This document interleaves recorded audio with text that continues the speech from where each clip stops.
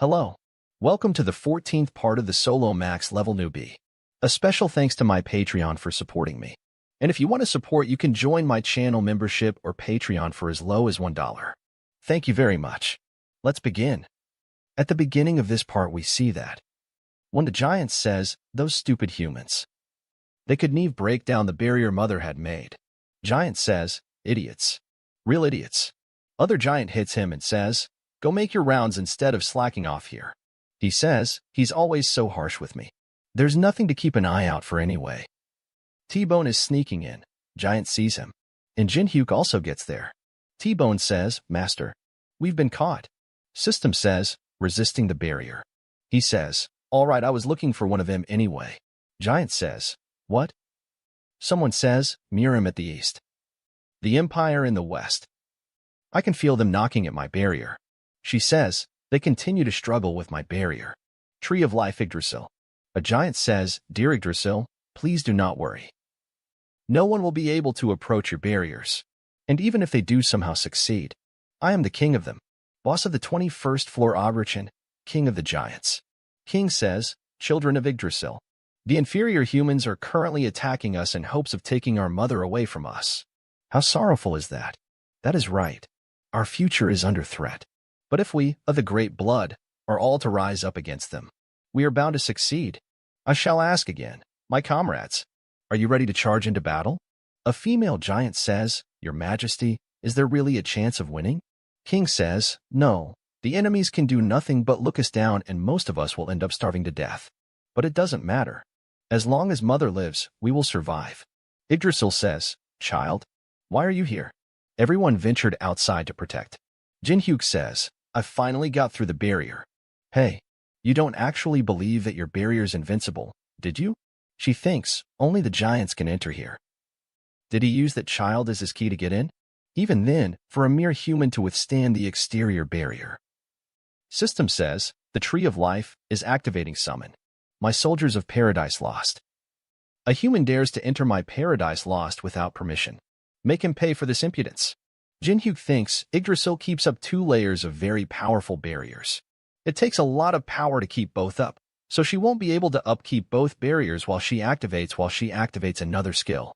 The reason the 2 barriers are so strong is if the exterior one is broken, she can activate the interior one for a double barrier. But that also means that when there is threat acting upon both barriers, Jin-hyuk activates the element of fire. He thinks she has to deactivate one of them. He says, "Make your choice, Yggdrasil." Jin-hyuk says, "Will you let the fortress walls down?" Jin-hyuk says, "Or will you die by my hand here?" She thinks, "Who is this insane human?" She says, "The Holy Empire underground graveyard catacombs. Twins are fighting," she says. "I thought this was the Holy Empire? Why are there so many undeads?" "I don't know. At least it's keeping us busy. The corpses of the holy knights buried here became undead soldiers. This is definitely not normal." Jin-hyuk receives the call from Teresa. She says, "As you said, there are some irregularities." She says, "Jin-hyuk, are you okay?" He says, "I'm okay. You can keep talking." She says, "Undead soldiers are appearing in the catacombs of the Holy Empire. It's as if the divine power that had been protecting this place is gone." Jin-hyuk says, "Get rid of all of the undead there and summon all of the holy knights. The demonic humans have already passed through the catacombs. They're faster than I imagined." The video call ends. One of the twins says, "Are you good?" What did he say? She thinks if Jin-hyuk reacted like that, it must mean that something really bad is happening. One of the undead attack him from behind. She grabs it from its neck and she says, "Change of plans. I'm going to absorb all of the demonic energy here. All of you, get out." Tree of Life is fighting against Jin-hyuk. She thinks, this invader baster is strong. The Tree of Life insect soldiers won't do. Agrichan, there is an invader in Paradise Lost. Come to me. If I don't turn on the inner barrier, my white jade might be in danger. King thinks, white jade. The essence of holding a mother's power. We cannot have that taken away. But if Mother deactivates the barrier here, the Empire and Miram bastards will all come crowding in. He says, "I will try to resolve this, Mother." East of the Giants' Fortress Miram Force. 3rd group charge. I don't want to die. They are able to get in and says, "Wait, what?" Nothing happened. I think the barrier is gone. I don't know what happened, but it seems like this is our chance. Show what you've learned. Chun rushed inside really fast, they say, Sword Saint. Chun Yu-sung. Miram Forces says, charge forward. The barrier is done. Giants are really surprised and says, I can't believe it. Mother's barrier is down. Chun Yu-sung gets inside and activates the soul-chasing sword. He attacks a lot of giants at once. Beck gets there and says, giants are known to withstand even the Aura Blade, but you did it pretty easily. You've improved quite a bit. Sword Saint. He thinks the castle walls should be taken over pretty quickly since the barrier is down. I assume it's the same for the Empire's side too. It can't be a coincidence that the barrier is gone. It's definitely him who did this. What the hell are you doing in there? Kong Jinhyuk. Yggdrasil activates the inner barrier. System says, gravity's effects will be increased tenfold. The coefficient of mana will be increased 4 times. Efficiency of movement will be decreased by 80%. The sense will be distorted.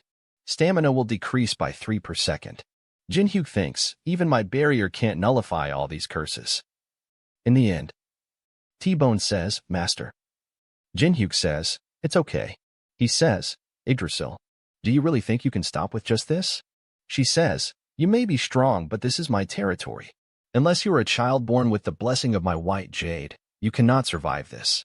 Jinhyuk says, I already had an idea that your inner barrier's really strong. But now that you've activated this to protect yourself, I'm sure you children are being massacred outside. Are you fine with that? She says, it hurts hard, but I have no other choice. It'll be worth it if I can eliminate you. Jinhyuk smiles and says, is that so? You said that no living creature can survive here unless they're your child. Are you sure about that? She says, I am the tree of life, Yggdrasil. All life within my territory falls under my authority. I like that answer. Jinhyuk activates Judgment of Anubis. System says, reduces the subject's state by 50% and restricts their usage of skills and unique ability for 1 minute. She thinks, what? My power suddenly. He says, a living being can never be free from your curses. That's why I brought him. Since he's already dead. System says, choosing T-Bone as the fighter. T-Bone is now a Grand Death Knight. T-Bone says, I can feel the power surging through me, Master. He says, T-Bone. Her body holds this thing called the White Jade. He says, yes. Jinhyuk says, what do you mean, yes? Go get it. T-Bone attacks her. She says, stop that thing. The curse won't work. He knew this would happen. T-Bone easily destroys her and grabs the White Jade. He says, I'll be as fast as possible, ma'am. T-Bone says, just stay still for a bit. King of Giants gets there and hits T-Bone. He says, mother now. She activates the outer barrier. Mira member says, slay all the giants and bring down the fortress. Everyone suddenly is unable to move. Giant says, mother has blessed us again with her divine love. Attack. We see Jinhyuk, he says. The inner barrier is gone. That must mean she reactivated it the moment Agrichan got here. But changing the barriers consumes a lot of energy. She won't be able to reactivate the inner barrier for a while. Is she that confident in Agrichan? Does she really think he can win against me without the inner barrier? He activates Eye of Gluttony. We see the full detail of Agrichan. Age, 133 years. Level, 80. STR, 30. DX, 48. STA, 75. Magic, 7. Stat points possessed, 0. Skills. He has many skills. Description. Orachun believes that Yggdrasil's giants should dominate the world. If you promise him the continuation of his kind, the possibility of a special reward dropping will be increased.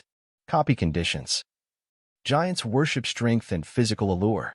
Overpower him without using a weapon. You will then be able to copy one of his skills. T-Bone says, Master, I will avenge. Jinhyuk says, no. He's mine, T-Bone. Someone says, Mirim and the Empire have both entered the gates. It seems like they're being overwhelmed by the barrier. We see some masked men doing something.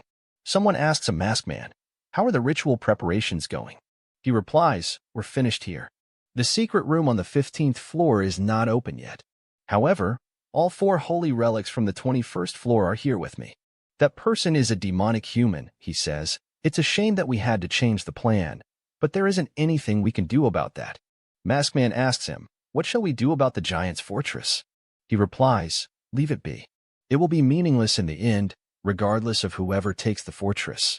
The 14th part of the solo max level newbie ends here. If you want to see more, please subscribe and like. And if you want to support me financially, you can join my channel membership or Patreon only for $1. Patreon and Discord links are in the description if you want to support me. And a special thanks to all my channel members for supporting me. Thanks for watching. Hello. Welcome to the 14th part of the solo max level newbie. A special thanks to my Patreon for supporting me. And if you want to support, you can join my channel membership or Patreon for as low as $1. Thank you very much. Let's begin. At the beginning of this part, we see that when the giant says, "Those stupid humans. They could never break down the barrier mother had made." Giant says, "Idiots. Real idiots." Other giant hits him and says, "Go make your rounds instead of slacking off here." He says, "He's always so harsh with me. There's nothing to keep an eye out for anyway." T-Bone is sneaking in. Giant sees him. And Jin-hyuk also gets there. T-Bone says, "Master, we've been caught." System says, "Resisting the barrier." He says, "All right, I was looking for one of them anyway." Giant says, "What?" Someone says, "Mirim at the east. The Empire in the west. I can feel them knocking at my barrier." She says, "They continue to struggle with my barrier." Tree of Life Yggdrasil. A giant says, "Dear Yggdrasil, please do not worry. No one will be able to approach your barriers. And even if they do somehow succeed, I am the king of them. Boss of the 21st floor Agrichan, king of the giants." King says, "Children of Yggdrasil, the inferior humans are currently attacking us in hopes of taking our mother away from us." How sorrowful is that? That is right. Our future is under threat. But if we, of the great blood, are all to rise up against them, we are bound to succeed. I shall ask again, my comrades, are you ready to charge into battle? A female giant says, "Your Majesty, is there really a chance of winning?" King says, "No, the enemies can do nothing but look us down and most of us will end up starving to death. But it doesn't matter. As long as Mother lives, we will survive." Yggdrasil says, "Child, why are you here?" Everyone ventured outside to protect. Jin-hyuk says, "I finally got through the barrier." "Hey, you don't actually believe that your barrier's invincible, did you?" She thinks, "Only the giants can enter here." Did he use that child as his key to get in? Even then, for a mere human to withstand the exterior barrier. System says, "The Tree of Life is activating summon. My soldiers of paradise lost. A human dares to enter my paradise lost without permission. Make him pay for this impudence." Jin-hyuk thinks Yggdrasil keeps up 2 layers of very powerful barriers. It takes a lot of power to keep both up, so she won't be able to upkeep both barriers while she activates another skill. The reason the 2 barriers are so strong is if the exterior one is broken, she can activate the interior one for a double barrier. But that also means that when there is threat acting upon both barriers, Jin-hyuk activates the element of fire. He thinks she has to deactivate one of them. He says, "Make your choice, Yggdrasil." Jin-hyuk says, "Will you let the fortress walls down?" Jin-hyuk says, "Or will you die by my hand here?" She thinks, "Who is this insane human?" She says, "The Holy Empire underground graveyard catacombs. Twins are fighting," she says. "I thought this was the Holy Empire? Why are there so many undeads?" "I don't know. At least it's keeping us busy. The corpses of the holy knights buried here became undead soldiers. This is definitely not normal." Jin-hyuk receives the call from Teresa. She says, "As you said, there are some irregularities." She says, "Jin-hyuk, are you okay?" He says, "I'm okay. You can keep talking." She says, "Undead soldiers are appearing in the catacombs of the Holy Empire. It's as if the divine power that had been protecting this place is gone." Jin-hyuk says, "Get rid of all of the undead there and summon all of the holy knights. The demonic humans have already passed through the catacombs. They're faster than I imagined." The video call ends. One of the twins says, "Are you good?" What did he say? She thinks if Jin-hyuk reacted like that, it must mean that something really bad is happening. One of the undead attack him from behind. She grabs it from its neck and she says, "Change of plans. I'm going to absorb all of the demonic energy here. All of you, get out." Tree of Life is fighting against Jin-hyuk. She thinks this invader baster is strong. The Tree of Life insect soldiers won't do. Agrichan, there is an invader in Paradise Lost. Come to me. If I don't turn on the inner barrier, my white jade might be in danger. King thinks, white jade. The essence of holding a mother's power. We cannot have that taken away. But if Mother deactivates the barrier here, the Empire and Murim bastards will all come crowding in. He says, I will try to resolve this, Mother. East of the Giants' Fortress Murim Force. Third group charge. I don't want to die. They are able to get in and says, wait, what?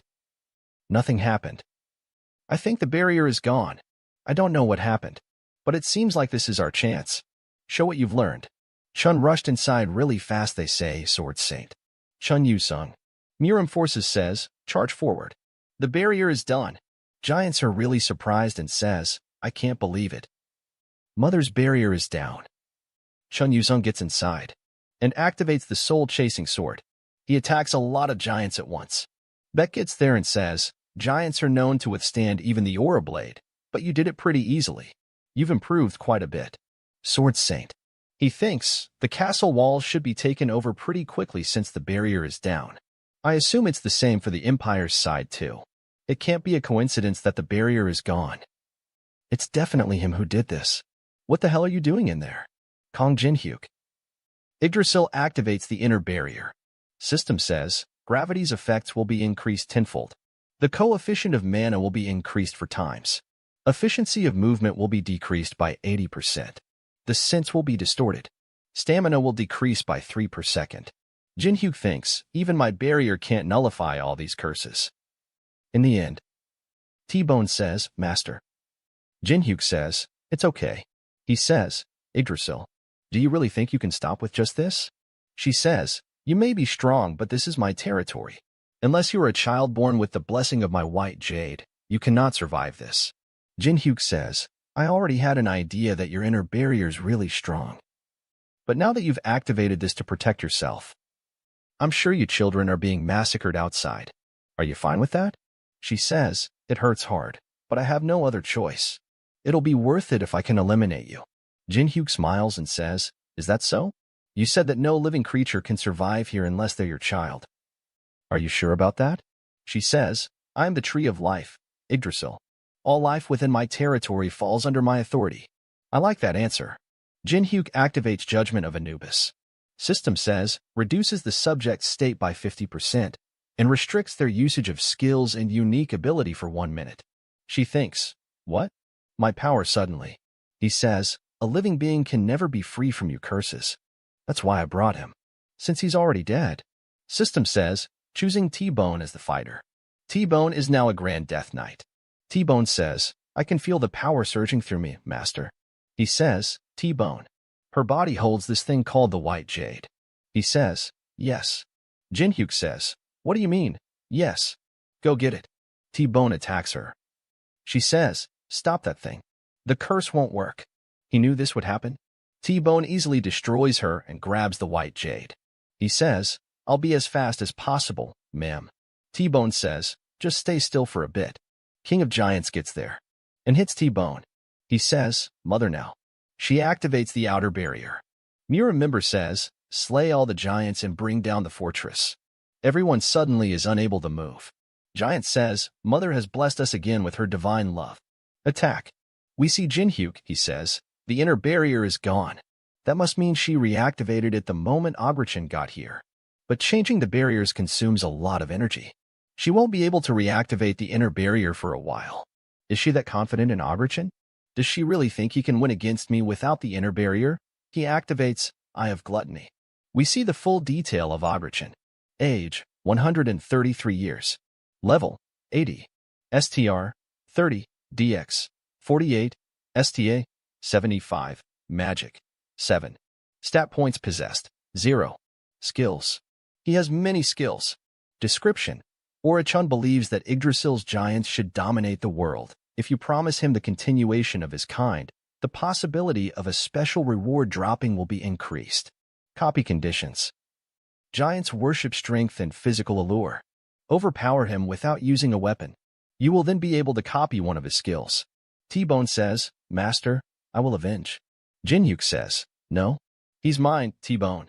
Someone says, Murim and the Empire have both entered the gates. It seems like they're being overwhelmed by the barrier. We see some masked men doing something. Someone asks a masked man, how are the ritual preparations going? He replies, we're finished here. The secret room on the 15th floor is not open yet. However, all 4 holy relics from the 21st floor are here with me. That person is a demonic human, he says. It's a shame that we had to change the plan, but there isn't anything we can do about that. Maskman asks him, what shall we do about the giant's fortress? He replies, leave it be.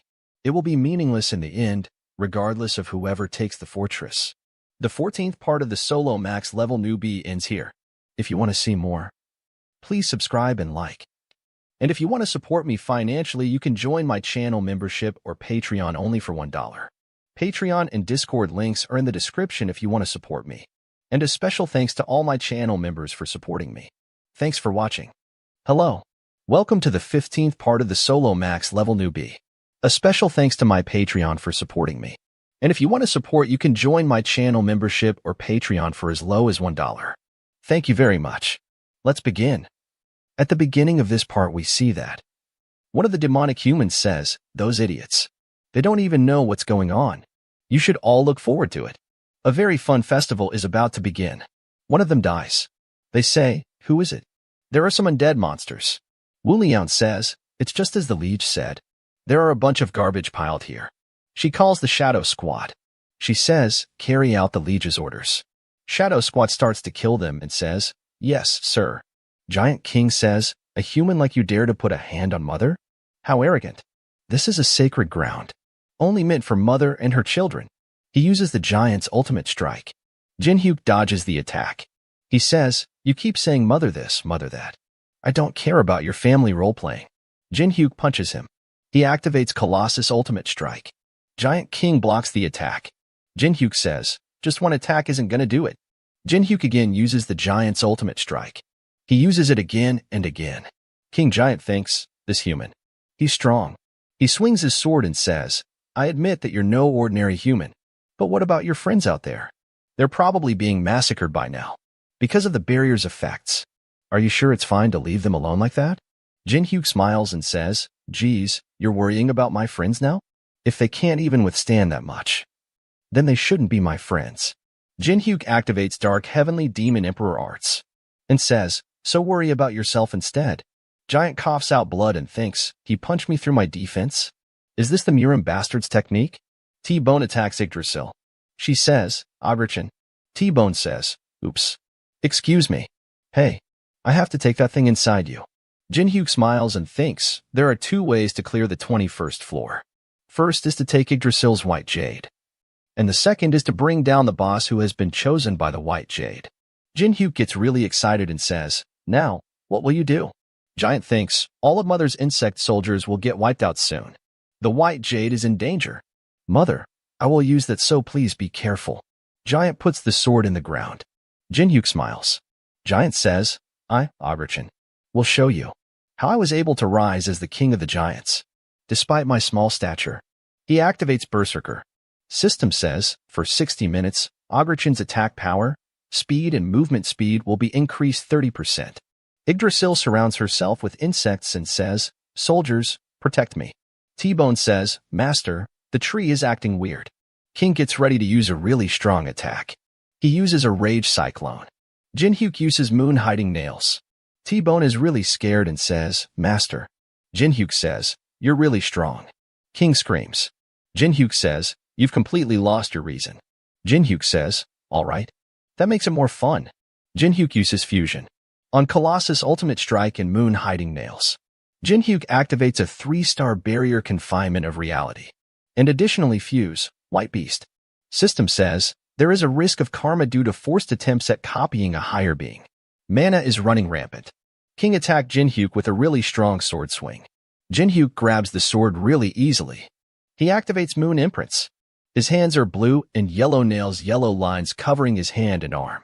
System says, Toongrave's right arm has successfully been created one. Due to the current level and stats, only 10% of the skill's full power can be activated. Strength stat has increased by 500%. Duration, 3 minutes 30 seconds. Jinhyuk smiles and says, I knew these things would come in handy someday. Yggdrasil is really surprised to see his power and thinks, I can't believe it. This aura is that of a higher floor being. How is it that a mere human can exude such an aura? Jinhyuk says, What a shame. Jin Hyuk throws the giant king and says, since you're the boss of this floor, I'll be nice and give you a fancy death. Everyone outside is really surprised. After that, we see that a really big punch hits the giant king. The giant king goes flying. Shun is really surprised. Jin Hyuk goes jumping really fast. Jin Hyuk appears right in front of the giant king really quickly. He uses Colossus Soldier. Tomb Grave. Jin Hyuk hits him with a lot of punches with monstrous strength. Overkill. After that, we see that Beak is really surprised. Alice sees that and says, this bastard. There are a lot of fireworks. She says, he loves to be a real show-off sometimes. Jin Hyuk hits the giant king with another really big punch. There a really big explosion happens. Shun is really surprised and thinks, Kong Jin Hyuk, what have you done? There is a big hole in the ground system, says, Berserk is being undone. King coughs out blood and says, what a one-sided fight. I'm almost ashamed to call myself the king. Jin Hyuk gets there, King says. You win. System says, you have defeated the 21st floor boss Ogrichin. Copy condition completely overpower Ogrichin. You have fulfilled the condition. You have successfully copied Berserk. Yggdrasil says, I wanted to make a paradise where no one could hurt my family. But this is how it ends. I assume you will kill all of my remaining children and use this as your base for the 21st floor conquest. I won't resist anymore. Please make it quick. Empire Soldier says, our mercenary has brought down the owner of the fortress. It's our victory. He thinks this fortress is infamous for being impregnable, but he took over the fortress on his own. I never expected this mercenary soldier to be this great. The Empire's mercenary soldier has subjugated the fortress. The fortress is now ours. Miura members says, we need to attack now, but we need time to recuperate. Shun says, you idiots. Jumping to conclusions. There's no way that bastard would do something that benefits others. Jin Hyuk says, all of you get out. The giant's fortress is mine. System says, the giant's fortress is now under the veteran company's possession. The Empire army is surprised. Jin Hyuk says, what are you staring at me like that for? Get out if you don't want to die. Troll King says, I'm now going to begin fixing up that rotten mind of yours. Repeat squatting up and down 20 times. As you go down, shout a clear. When you come up, yell, mind. I brought in Calical to make the giants cooperate. Calical, the Frost Blade tribe chief, knew how to train the minds of warriors. Thanks to the giants and Yggdrasil, we were able to reconstruct the fortress quickly. When I promised not to kill the giants and now to take away her white jade. Yggdrasil responded very cooperatively. Jin Hyuk says, nice. Coin earnings, calculated 32,554,632. He got 8 billion views. Jin Hyuk says, that's bringing in a lot of views. The video of the 21st floor brought in a massive amount of coins, making many great guilds feel that their positions of power were in danger. It brought in anxiety, that they can no longer be on top of everyone, just became one person. Anyway, the item Ogrichin dropped. Berserk Warrior's Greatsword. It's absolutely humongous. How am I even going to carry this around? He throws it away and says, you can use it for training T-Bone. Andrea gets there and says, you can carry the giant's greatsword that easily? You're amazing. Jin Hyuk says, Andrea, must have been difficult getting here. She says, not even it's my duty to respond to my master's summons. Jin Hyuk thinks, now that Andrea's here. And Alice is ready too. We just need to wait for Teresa to finish preparing for things. Then we'll be able to take control of the situation without any problems. Wu Liang gets there and says, my liege, I've delivered your message to the Empire and the Murim forces. Jin Hyuk says, good work. Wu Liang, how did they react? Wu Liang says, if you want to negotiate over the use of the fortress, then send a delegation to the fortress tomorrow. The Empire seems to think that they've been betrayed. Count Jovio is enraged. And as for the Murim, Shun Yusung looked very disgusted when he heard that he needed to be present at the negotiation. Jin Hyuk says, disgusted? That's funny. Jin Hyuk says that stalker bastards need to be taught a lesson. How dare he betray me and side with the Murim? Wu Liang thinks, I can never get used to that face. Wu Liang says, and one more thing. This is a relic we took from the demonic humans. We put it in the storage as you ordered. I'm not sure why you would want to keep such an ominous item. My liege. Jin Hyuk says, don't try to understand me. Sometimes knowledge makes things more complicated. Wu Liang says, but. Jin Hyuk says, no buts. I told you to just trust me. Good work. Wu Liang says, thank you, my liege. Alice says, Now that we've taken over the fortress, can we relax a bit? Andrea says, what about our training? I thought that was why I'm here. Jin-hyuk says, it's now over just because we took over this place. We're going to use this as our base to bring in people onto our side. But in order to do that, we need to protect this fortress. Alice says, what? Do you think that the Murim or the Empire guys are going to try to attack? After seeing how you took down this place on your own?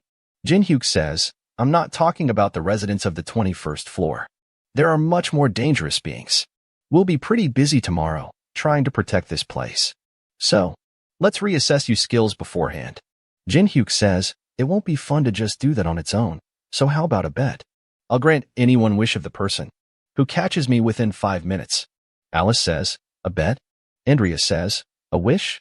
Jin-hyuk says, but if you can't catch me within 5 minutes, I'm going to choose your outfit for tomorrow. Alice and Andrea looks toward each other and smiles. Jin-hyuk says, ready? Timer gets activated. They all jump toward Jin-hyuk.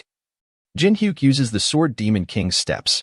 After that we see, the next morning, Murim and Empire member get there. Jin-hyuk says, you're right on time.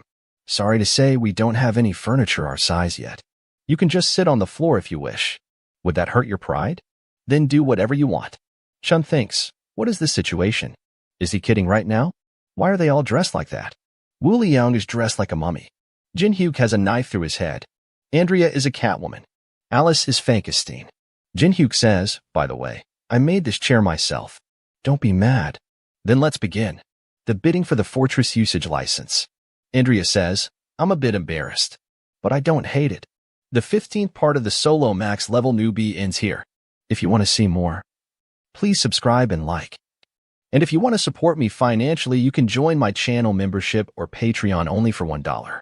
Patreon and Discord links are in the description if you want to support me. And a special thanks to all my Patreons for supporting me. Thanks for watching. Hello. Welcome to the 16th part of the solo max level newbie.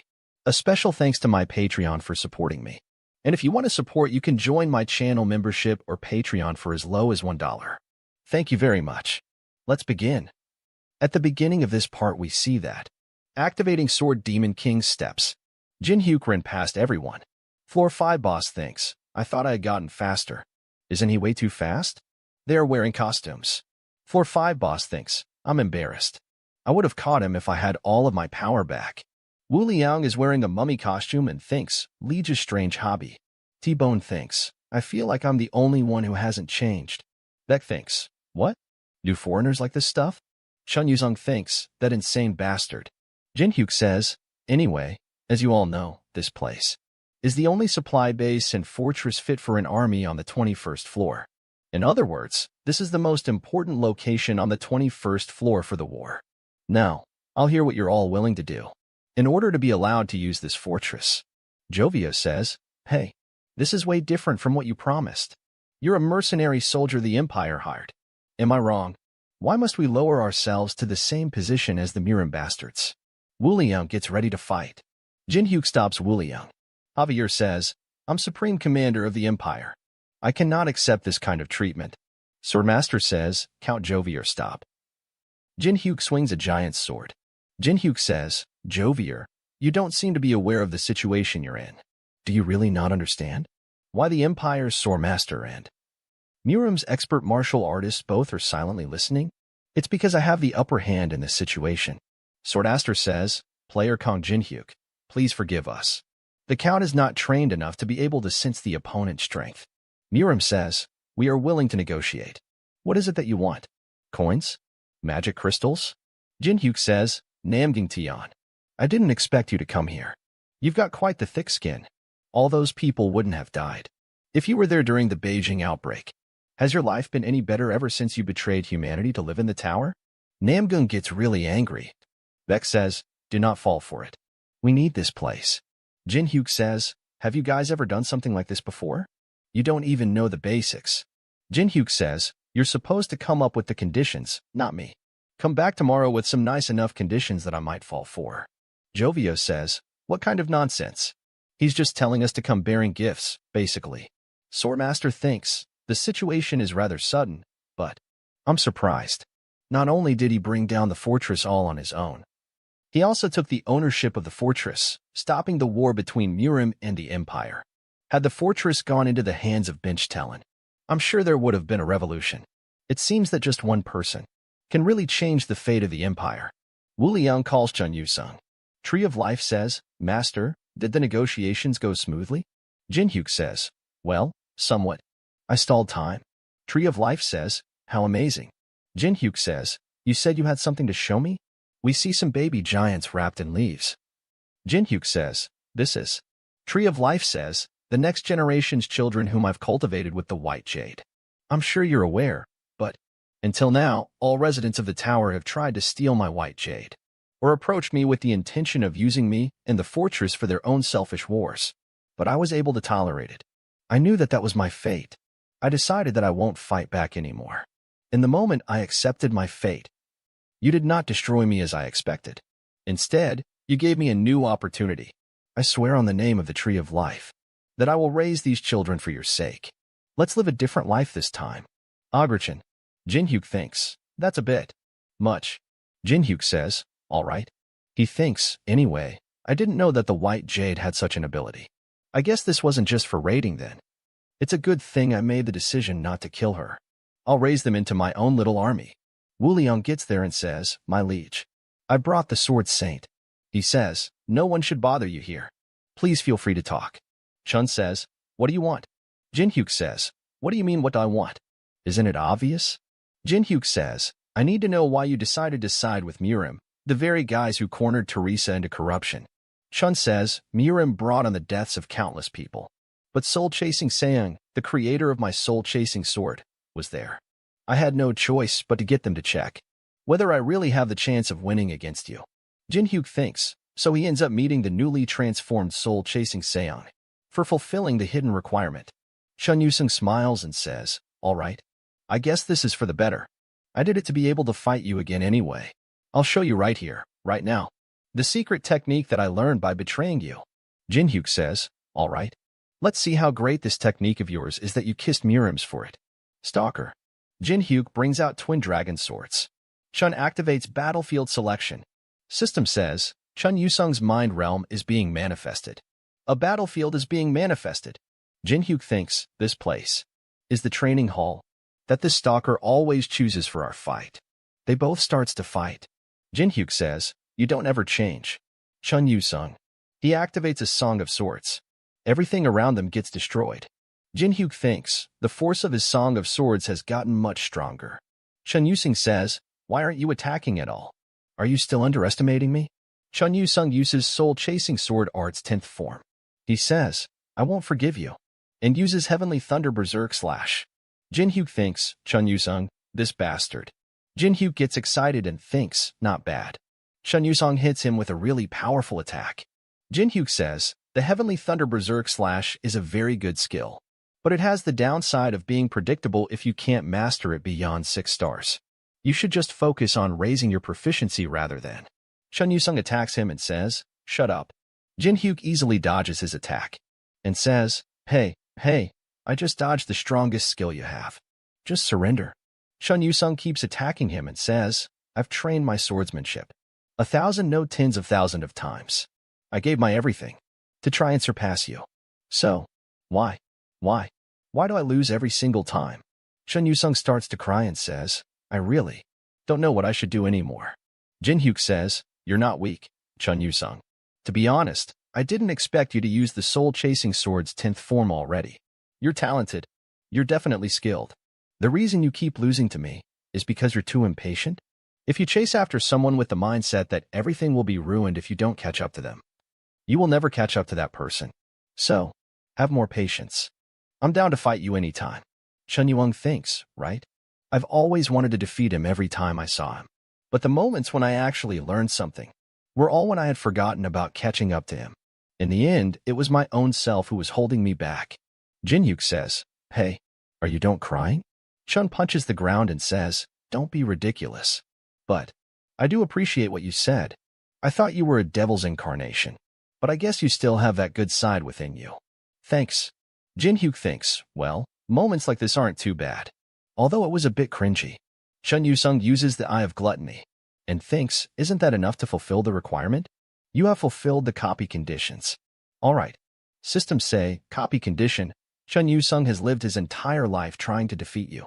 If you make him forget his goal and make him feel touched, you will be allowed to copy one of his skills. System says, addition is requested by a higher divinity. If you make the Sword Saint put on a unique costume, you will be allowed to copy one of the skills the Sword Saint will earn in the future. Jin-hyuk thinks, one more? Jin-hyuk calls Chun.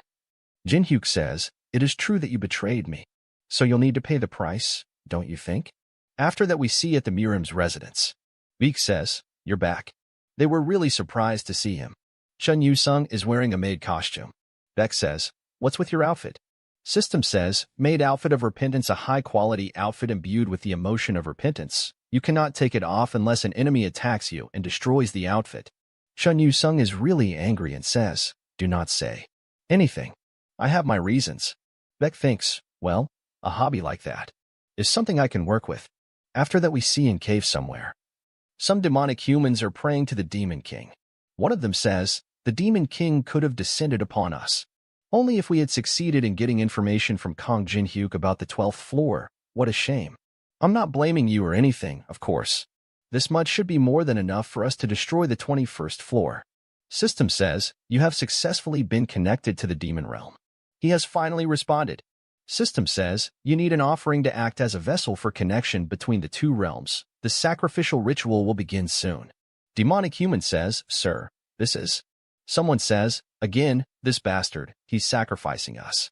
Gawain says, dear blood relatives of the great demon king god, please, take this entire place as yours. The path to open the gate to the demon realm is searching for a key. Pilgrim's Crown Thorn is reacting to the call. After that we see at Fortress a lot of stuff starts to happen. They say, what is this? An ambush? A rupture appears in the middle of the fortress. System says, the Pilgrim's Crown Thorn is now the vessel the rupture is opening. Two really big hands appear. Swordmaster and Beck are really surprised. Beck thinks, what is this insane demon chi? Alarm says, notifying all people within the fortress. A demon has appeared within the fortress. If you want to live, you should either run with all you've got, or fight with all you've got. Jin-hyuk says, that's it. All the soldiers says, it's in the west. Prepare for battle. The Empire must defend the fortress. We cannot let it be destroyed. T-Bone says, selling 5-star flame resistance potions. One of the soldiers says, what's this little skeleton doing over? Is this the fortress owner's pet? Tree of Life is right in front of the demon ready to fight. Jin-hyuk says, Yggdrasil, listen closely. High-ranking demons are going to be summoned here soon. I want you to bring the barrier back up. Focus it on the west. She activates the 3-star heat diminishing barrier, and also a 4-star frost barrier. She activates the 3-star gravity force barrier, and a 4-star movement restriction barrier, 6-star centralization barrier. All barriers' effects will be concentrated on a chosen region. Pilgrim's Crown Thorn says, that's right. Struggle with all you have. Pilgrim's Crown Thorn is resisting the barrier. Barriers have no effect on him. Pilgrim's Crown Thorn says, you struggle, and I will kill. The 16th part of the solo max level newbie ends here. If you want to see more, please subscribe and like. And if you want to support me financially, you can join my channel membership or Patreon only for $1. Patreon and Discord links are in the description if you want to support me. And a special thanks to all my Patreons for supporting me. Thanks for watching. Hello. Welcome to the 17th part of the solo max level newbie. If you want to support, you can join my channel membership or Patreon for as low as $1.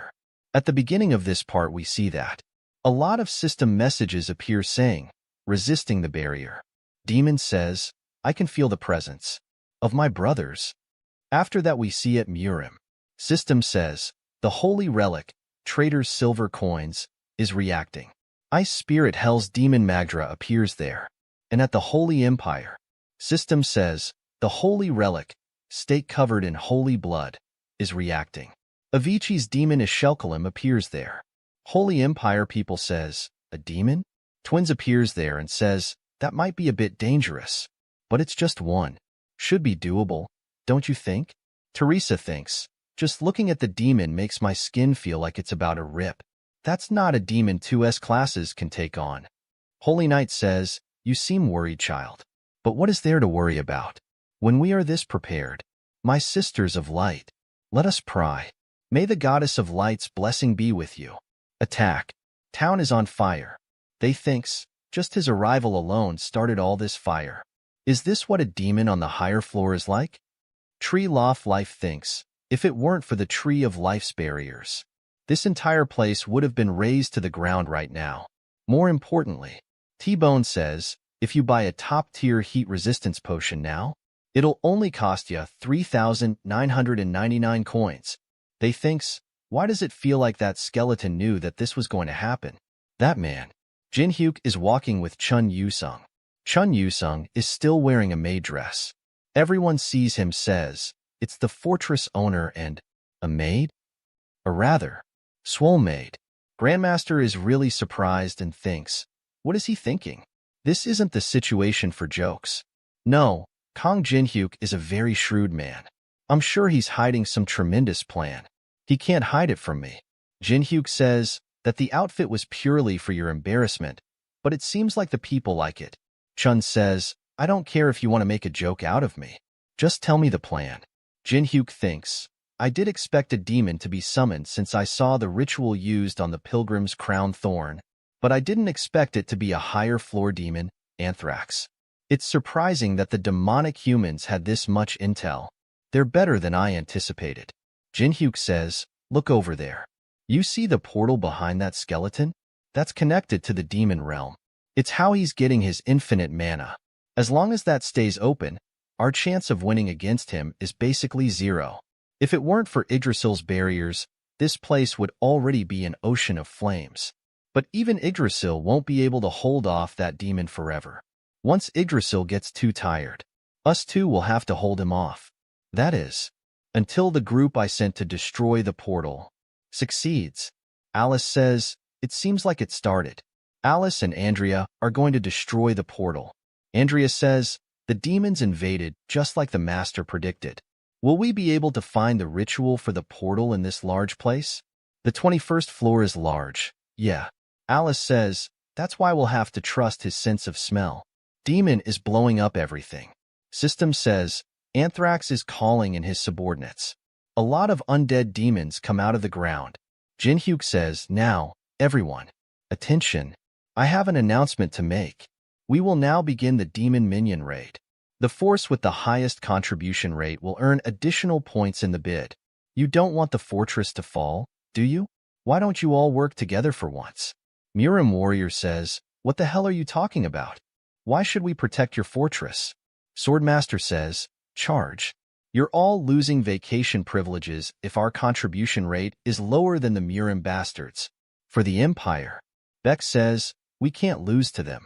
Show them the power of the Murim Alliance. They says, no way. You idiots, stop. You're being manipulated. They thinks, that's right. Forget that you're all enemies for now and fight alongside each other. The demons you kill after having been buffed by Yggdrasil and my potions. System says, EXP is being shared. Jin Hyuk thinks, will all come to me in the form of EXP. Chun starts to run. Jin Hyuk says, hey, where are you going? We don't need to do anything yet. If you're gonna go, take a potion at least. EXP, I mean, you'll get burned if you don't. Chun Yu-sung starts to fight. Demons uses fire attack. System says, activating the soul-chasing sword. Chun's dress gets destroyed. System says, the maid outfit of repentance has been destroyed. Chun smiles. Chun wears clothes. Jin Hyuk says, you were really determined, huh? You went through that yourself in the maid uniform? System says, flame resistance stat has increased 20%. Chun says, I wore it for long enough. And this has better defense stats. Jin Hyuk says, yeah, do what you want. Jin Hyuk thinks, I already took all the pictures. He says, I think we're gonna have to step in pretty soon. 21st floor Anhua province. One of them says, Namgung Tion, come back. A higher floor demon is destroying everything here. They say, shut up. I can't come back right now. She says, is there a higher floor demon in the fortress too? He says, yes. There are also demons here that I need to take care of. What? Kong Jin Hyuk? Are you telling me to be careful of some small nation players? Me? The very person chosen by Murim? Ridiculous. Why does everyone act like he's so special? Jinhyuk activate Eye of Gluttony. You can only open the copy conditions due to the immense power gap. Copy condition. The demon Anthrax is a blood relative of the great demon Gunthafer. If you can survive Anthrad's attack head-on, you will be allowed to copy one of his skills. Jinhyuk thinks, shit. If I take one of his attacks head-on in this state, I don't think I'll even have a hair follicle left. I'll have to close the portal first and weaken him as much as I can before trying that out. Tree of Life says, Master, I can't stop them anymore. System says, 4-star movement restriction barrier has been destroyed. Jinhyuk says, good work, Yggdrasil. Let's go, Chun Yusung. They says, fall back everyone. You'll die if you get swept up in that. Jinhyuk activate Glacier Formation. Glacier. Wait. Chun uses soul-chasing sword dance. Demon is tied with ice chains. Pitiful. Demon says, I'll burn you all. Chun thinks, damn it. I can't dodge this one. An old man appears and says, we're the Shadow Squad. He says, we're temporarily serving Master Kong Jinhyuk. Jinhyuk says, rescue people in need of help once things start getting messy. Whether they're from the Empire or Murim. He thinks, what do you mean, sorry? Just do as I say. Or do you want Alice to beat you up again? Yes, sir. Tree of Life says, no, that's where my children are. Jinhyuk says, activating a Grave of Swords. Jinhyuk thinks, the aura blade falls too short in capacity for this. Jinhyuk says, Salamander. Salamander appears and says, yes, sir. Fire Spirit Punch. Jinhyuk says, that's hot. System says, you have fulfilled the copy condition. You may copy one of Anthrax's skills. Jinhyuk thinks, I'll let the Stalker keep Anthrad occupied for now, while I recover my mana. Bloodthirst. Namgung Tion. Azure Sky Flying Swallow Blade. Jinhyuk says, this bastard. Jinhyuk uses the Shield of Perseus. Beck says, what are you doing, Namgung Tion? You're going to lose us the bidding rights. Shut up. Don't you get that this is all just a joke to him? This is our only chance while he's still weak from the demon's attack. The Elven Forest, Beijing Outbreak. The battle to choose forces. And now, this giant's fortress raid. He's always done something ridiculous to manipulate the situation to his advantage. I have finally realized that the demon that needs to die is you. He attacks Kong Jinhyuk. Young stops him and says, how dare you try to harm the liege in a situation like this? Have you lost your mind? He says, you must be a member of the demonic cult, seeing as you use shadow arts. Have you also been brainwashed by this bastard? More. I need to kill him right now. It's certain that he was the one that summoned this demon too.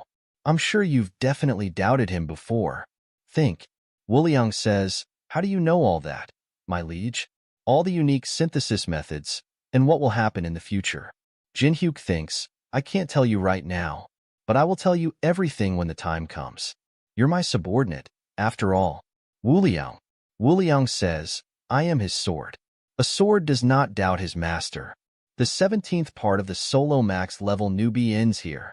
If you want to see more, please subscribe and like. And if you want to support me financially, you can join my channel membership or Patreon only for $1. Patreon and Discord links are in the description if you want to support me.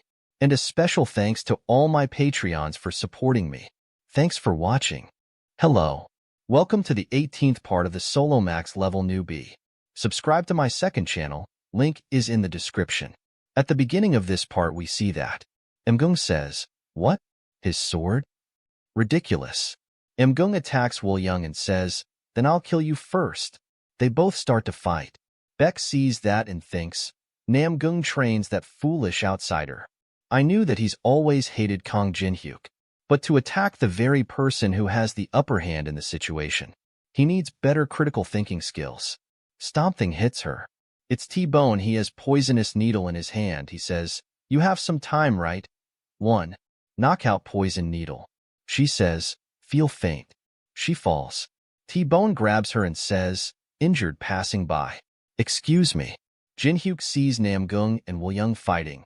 He thinks, I didn't expect to see Namgung Tion here. It's good that Wuliang's here to take care of him, but the real problem hasn't been resolved yet. I've managed to block off Anthrax's attack once, but it takes way too much mana to do that again. I have no choice but to endure until the portal's closed. Alice appears there and says, the unpleasant results of necromancy. I hate this kind of stuff. You can take care of it. Andrea. She thinks, Master gifted me a new life. When I was about to be sacrificed by the heretics. This is my chance to repay him. She uses Fanatic's judgment. Alice sees her and thinks, she must be excited for her first real fight. She stands right in front of the magic circle that summoned the demons. She says, a summoning seal created from human sacrifice and holy relics. It's pretty complex. Well, for human standards, that is. She activates technique destruction. System says, the link to the demon realm has been disconnected. One of the demons says, the connection's been cut, but it does not matter. Your loss is already decided. Twins are fighting against that demon. They say, I don't think I can fight anymore. Jinhyuk might scold us for dying. Demon swings his weapon with full power. Archbishop says, idiot. You can't get scolded if you're dead. She says, right? Archbishop activates the holy shield.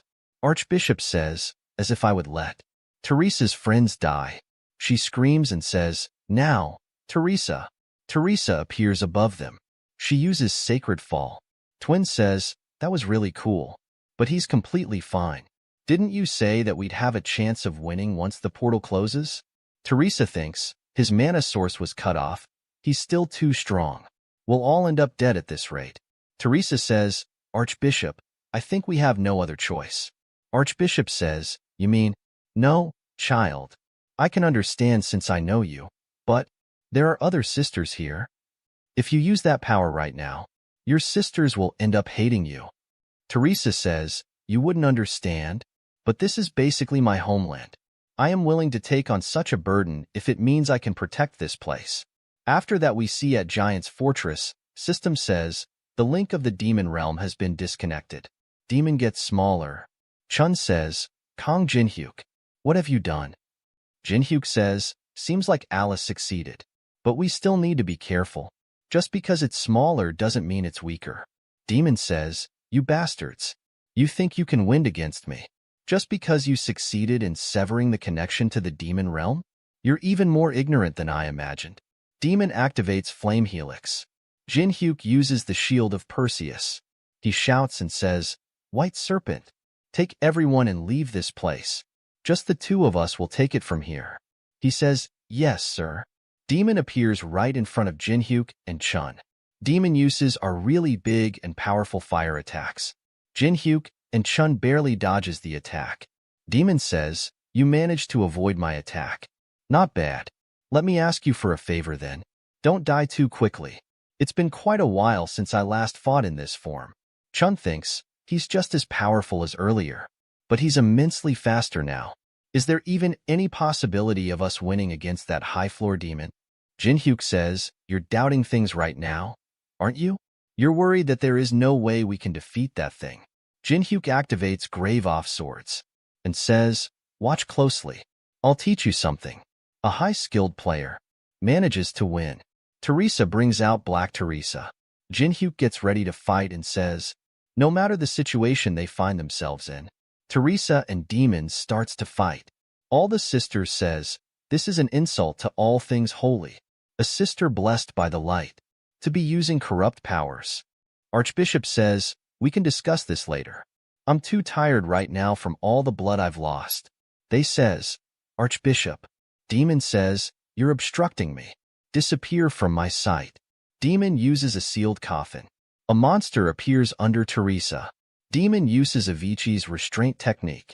Twins cuts the monster and say, nope, she's ours. She smiles and says, I'm not going to save you guys if you get in my way. Twin says, then we'll just die. Wuliang and Namgung are fighting. Wuliang coughs out blood. Namgung says, foolish. You should have known, the moment we clashed our swords, that you cannot win against me. How is that you can continue fighting for Kong Jinhyuk, knowing that you cannot win against me no matter what? Wuliang says, his liege is definitely a unique individual. He has hobbies I cannot understand, and he finds joy in making fun of others. But when I stand beside him, I feel like he will lead us to victory. Chun gets really excited to see him. Wuliang says, no matter how strong the opponent may be, that is why I can continue to fight, despite how strong you are compared to me. Demon thinks it's not as risky fighting him, but this human, he's very closely avoiding my attacks and eating away at my mana little by little. Jinhyuk uses soul bloodsucking. You have permanently earned 0.3 mana stat as an effect of soul bloodsucking. Demon thinks, does he think that he can win against me if he continues to eat away at my mana? How unpleasant. Anthrad is activating the Demon Realm barrier. A mind realm is being created. Hell of Eternal Flames. Anthrad, were you overjoyed thinking that your attacks were working? System says, Anthrad's stats have increased by 20%. The demon's subordinates are rising. This realm was created by my own will. This is where you will die. Jinhyuk and Chun starts to kill the monster around them. Chun thinks, damn it. At this rate, Jinhyuk says, Chun Yusung, create your own mind realm using battlefield selection. I'll do the same. Then it just collides with this realm, and I'll have wasted my mana. Jinhyuk says, just trust me. I have a plan. We can't win against him in this situation. We need to use the barrier he set up against him. Jinhyuk jumps and says, here I go. Chun says, he never explains anything, but I can't think of any other plan. Chun activates battlefield selection.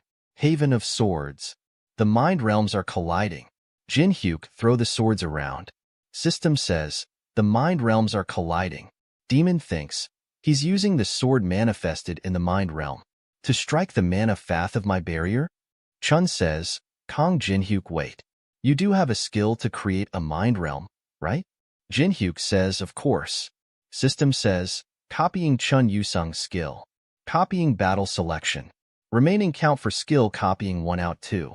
Jinhyuk activates. Battle selection. System says, the mind realms are colliding. Demon says, the mind realm stability depends on how much understanding the user has about the world. You dare think you can surpass me in the stability of the mind realm, when I am a being who has lived on the higher floors for thousands of years. Jinhyuk smiles and thinks, a demon that lives on the mere 40th floor. Dare to bring up tower experience? I'll show you. How arrogant what you just said was.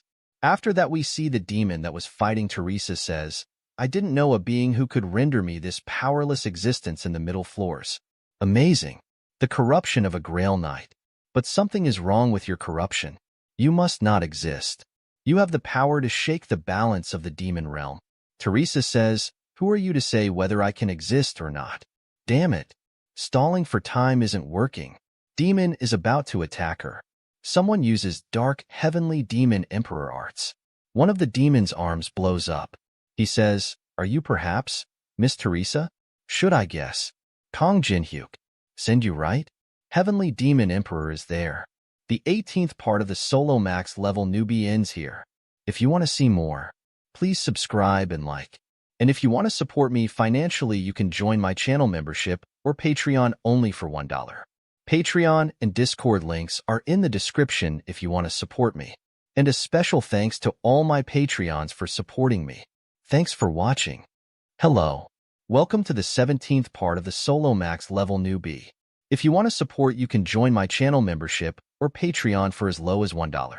At the beginning of this part, we see that a lot of system messages appear saying, resisting the barrier.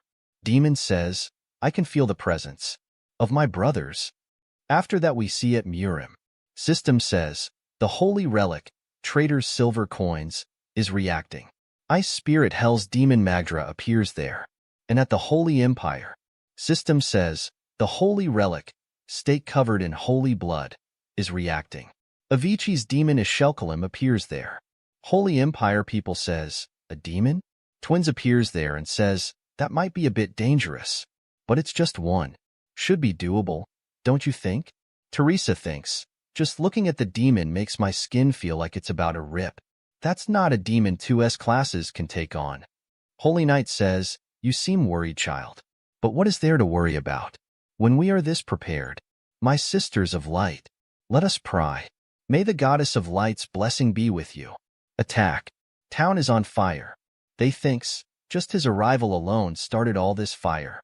Is this what a demon on the higher floor is like? Tree Loft Life thinks, if it weren't for the Tree of Life's barriers, this entire place would have been razed to the ground right now. More importantly, T-Bone says, if you buy a top-tier heat resistance potion now, it'll only cost you 3,999 coins. They thinks, why does it feel like that skeleton knew that this was going to happen? That man. Jin Hyuk is walking with Chun Yu-sung. Chun Yu-sung is still wearing a maid dress. Everyone sees him says, it's the fortress owner and a maid? Or rather, swole maid. Grandmaster is really surprised and thinks, what is he thinking? This isn't the situation for jokes. No, Kong Jin Hyuk is a very shrewd man. I'm sure he's hiding some tremendous plan. He can't hide it from me. Jin Hyuk says that the outfit was purely for your embarrassment, but it seems like the people like it. Chun says, I don't care if you want to make a joke out of me. Just tell me the plan. Jin Hyuk thinks, I did expect a demon to be summoned since I saw the ritual used on the pilgrim's crown thorn, but I didn't expect it to be a higher floor demon, Anthrax. It's surprising that the demonic humans had this much intel. They're better than I anticipated. Jin Hyuk says, look over there. You see the portal behind that skeleton? That's connected to the demon realm. It's how he's getting his infinite mana. As long as that stays open, our chance of winning against him is basically zero. If it weren't for Yggdrasil's barriers, this place would already be an ocean of flames. But even Yggdrasil won't be able to hold off that demon forever. Once Yggdrasil gets too tired, us two will have to hold him off. That is, until the group I sent to destroy the portal succeeds. Alice says, it seems like it started. Alice and Andrea are going to destroy the portal. Andrea says, the demons invaded just like the master predicted. Will we be able to find the ritual for the portal in this large place? The 21st floor is large. Yeah. Alice says, that's why we'll have to trust his sense of smell. Demon is blowing up everything. System says, Anthrax is calling in his subordinates. A lot of undead demons come out of the ground. Jin Hyuk says, now, everyone, attention. I have an announcement to make. We will now begin the demon minion raid.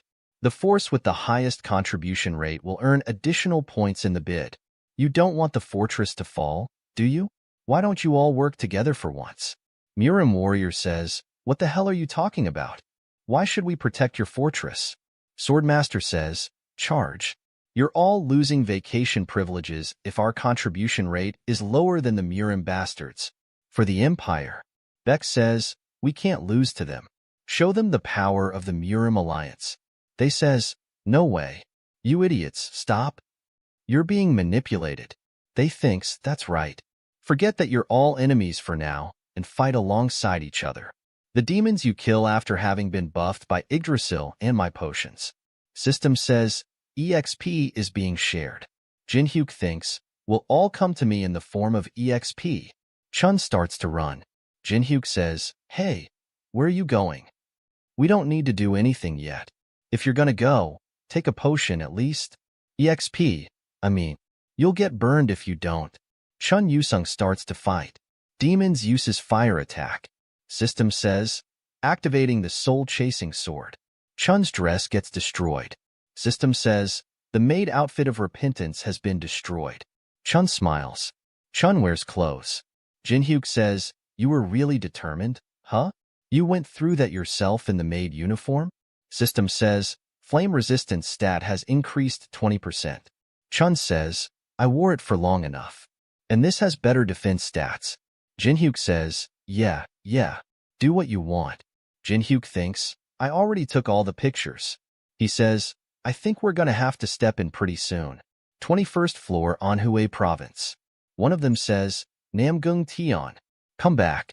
A higher floor demon is destroying everything here. They say, shut up. I can't come back right now. She says, is there a higher floor demon in the fortress too? He says, yes. There are also demons here that I need to take care of. What? Kong Jin Hyuk? Are you telling me to be careful of some small nation players? Me? The very person chosen by Murim? Ridiculous. Why does everyone act like he's so special? Jin Hyuk activate Eye of Gluttony. You can only open the copy conditions due to the immense power gap. Copy condition. The demon Anthrax is a blood relative of the great demon Gunthafer. If you can survive Anthrad's attack head-on, you will be allowed to copy one of his skills. Jinhyuk thinks, shit. If I take one of his attacks head-on in this state, I don't think I'll even have a hair follicle left. I'll have to close the portal first and weaken him as much as I can before trying that out. Tree of Life says, Master, I can't stop them anymore.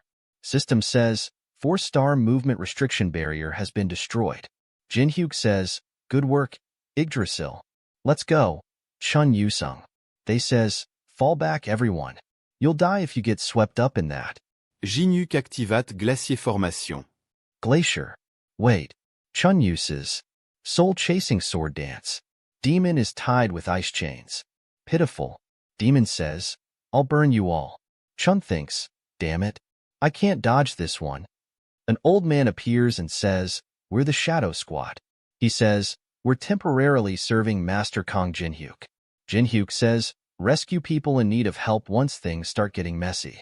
Whether they're from the Empire or Murim. He thinks, what do you mean, sorry?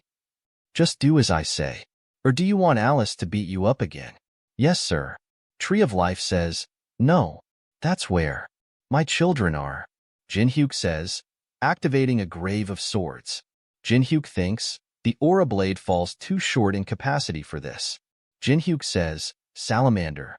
Salamander appears and says, yes, sir. Fire Spirit Punch. Jinhyuk says, that's hot. System says, you have fulfilled the copy condition. You may copy one of Anthrax's skills. Jinhyuk thinks, I'll let the Stalker keep Anthrad occupied for now, while I recover my mana. Bloodthirst. Namgung Tion. Azure Sky Flying Swallow Blade. Jinhyuk says, this bastard. Jinhyuk uses the Shield of Perseus. Beck says, what are you doing, Namgung Tion? You're going to lose us the bidding rights. Shut up. Don't you get that this is all just a joke to him? This is our only chance while he's still weak from the demon's attack. The Elven Forest, Beijing Outbreak. The battle to choose forces. And now, this giant's fortress raid. He's always done something ridiculous to manipulate the situation to his advantage. I have finally realized that the demon that needs to die is you. He attacks Kong Jinhyuk. Will Young stops him and says, how dare you try to harm the liege in a situation like this? Have you lost your mind? He says, you must be a member of the demonic cult, seeing as you use shadow arts. Have you also been brainwashed by this bastard? More. I need to kill him right now. It's certain that he was the one that summoned this demon too.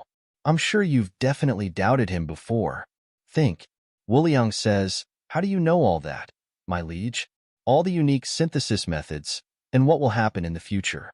Jinhyuk thinks, I can't tell you right now, but I will tell you everything when the time comes. You're my subordinate, after all. Wuliang.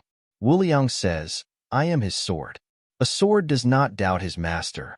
The 17th part of the Solo Max level Newbie ends here. If you want to see more, please subscribe and like. And if you want to support me financially, you can join my channel membership or Patreon only for $1. Patreon and Discord links are in the description if you want to support me. And a special thanks to all my Patreons for supporting me. Thanks for watching. In the start of this chapter, we see that the Benchtelen is very angry. He thinks, I was going to take over the fortress and bring down the Emperor with the increased influence. All my plans were ruined, just because of some outsider. This is pissing me off. Nirasha asks him to calm down. She says, just find a different way to reach your goals. Benchtelen, I've only ever snuck in here. It's weird to be here by invitation. Abraham and the Pinheimer bow down and say, Your Majesty Reinhardt. Reinhardt says, good work. My sword masters. Dear heroes, you have defeated 4 demons. I will bestow upon you 3 Heavens Designation Stones as promised. The Heavens Designation Stone allows you to communicate with the higher divine beings in the tower. Originally, only those with royal blood are allowed to possess this item. But keep in mind that this is only a medium for communication. In order to speak with the divine beings, you need to have the right qualities. Those who are chosen become the owners of the designated stone. Those who are not chosen can never use it. Teresa notices something and says, there's one more missing other than our 3 designation stones. Jinhyuk says, that's probably because it was already used. The founding emperor, Reinhard I, who had been recognized by the divine beings for immense power and adept ability to rule.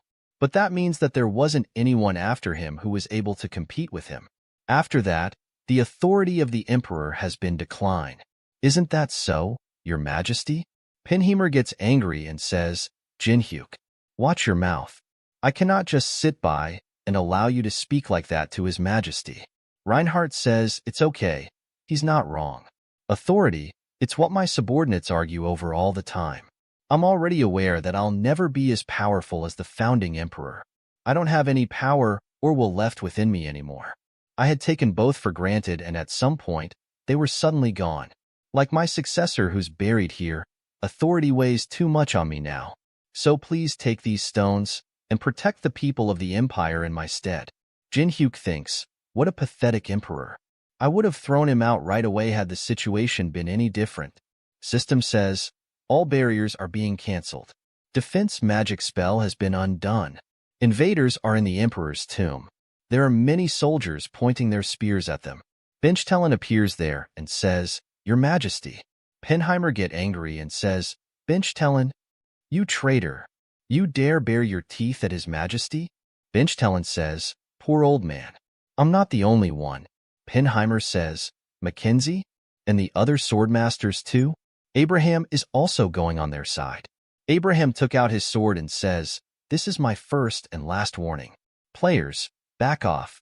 This has nothing to do with you. Jinhyuk smiles and says, I can't do that. I haven't received all my rewards yet. Benchtelen asks them not to waste any time and attack right away. Abraham gives them warning again. Nirasha appears there. She says, you must be conflicted about harming the saviors of your empire. Then we'll take care of them.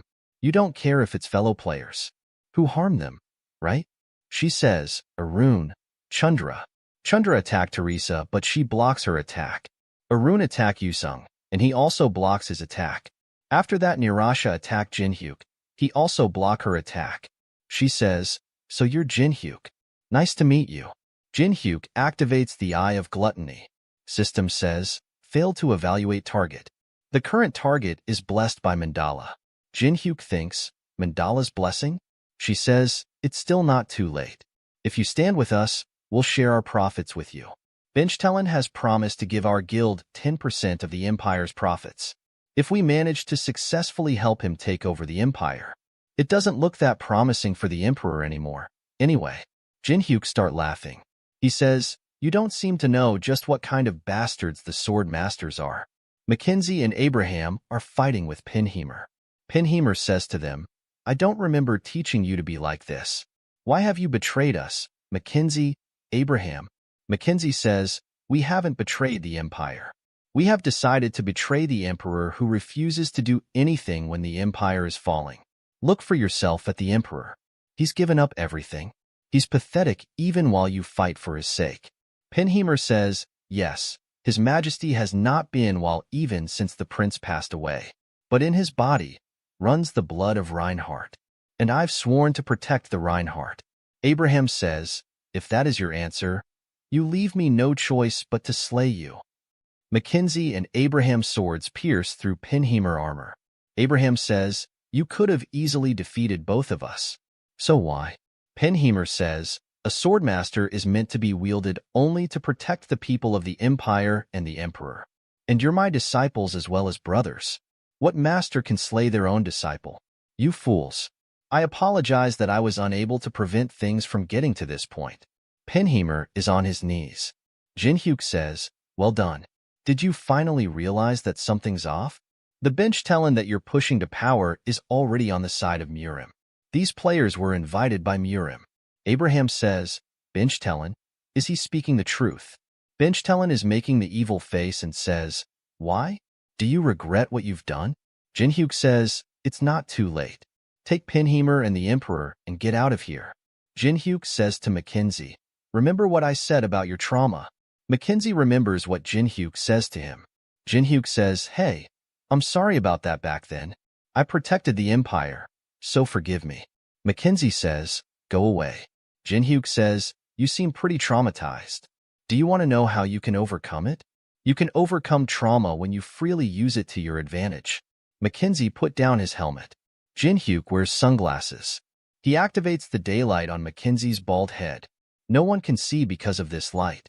Yusung says, so this is why he handed these out to us. They took the Emperor and Pinheimer and ran away from there. Binchtelen ordered his men to catch them. Jin-hyuk says to her, finally, we can talk on our own.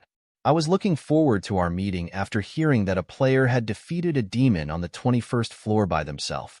But you're not really all that. Now that it's just the two of us, why don't you show me your true power, Nirasha? She says, all right, I'll show you my true powers. She activates the unison of body and mind. God of Destruction, Shiva, interlinked.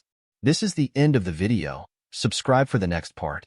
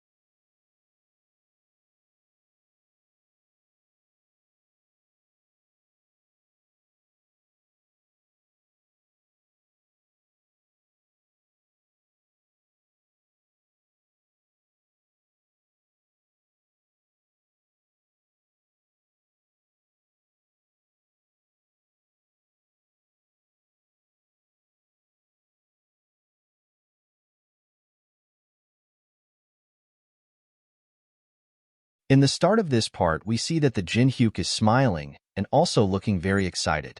Nirasha is powering up. A picture of God appears behind her, and she is getting surrounded by yellow aura. She interlinked herself with the God of Destruction Shiva. Jin-hyuk is still smiling and trying to hold himself. He thought to himself and wondered how she has Mandala's blessing. She has this because she was piggybacking the God of Destruction Shiva. Power up is completed. She is looking very dangerous with a monstrous smile on her face. She is looking very powerful. She says to Jin-hyuk with a smile and yellow eyes, aren't you well aware that the Emperor of the Empire is over 4? They managed to avoid their downfall this time thanks to you. We see that the Yusung, Teresa, Abraham who is carrying the Emperor, and Mackenzie who is carrying the Pinheimer are running from the Binchtelen soldiers. Yusung throws a coin at the treasure which results in activating the traps for the gravediggers. The traps consist of arrows and iron ball with spikes. Arun and Chandra are struggling in dodging them. Nirasha continues her talk saying that it's only a temporary solution. Jin-hyuk, do you really think that there are still people out there who will support the Emperor who has done nothing for the Empire for a long time? She asks him while smiling that they should not waste their energy here and join hands. Jin-hyuk smiles and says that you're right. I assume there are only Pinheimer and a few of his close personnel who are willing to support the Emperor at this point in time. That's why I went around convincing a few people. We see the Archbishop, twins, and other sisters waiting for them. Injured Pinheimer looks at the Archbishop with a sad face and asks her, "Why are you here?"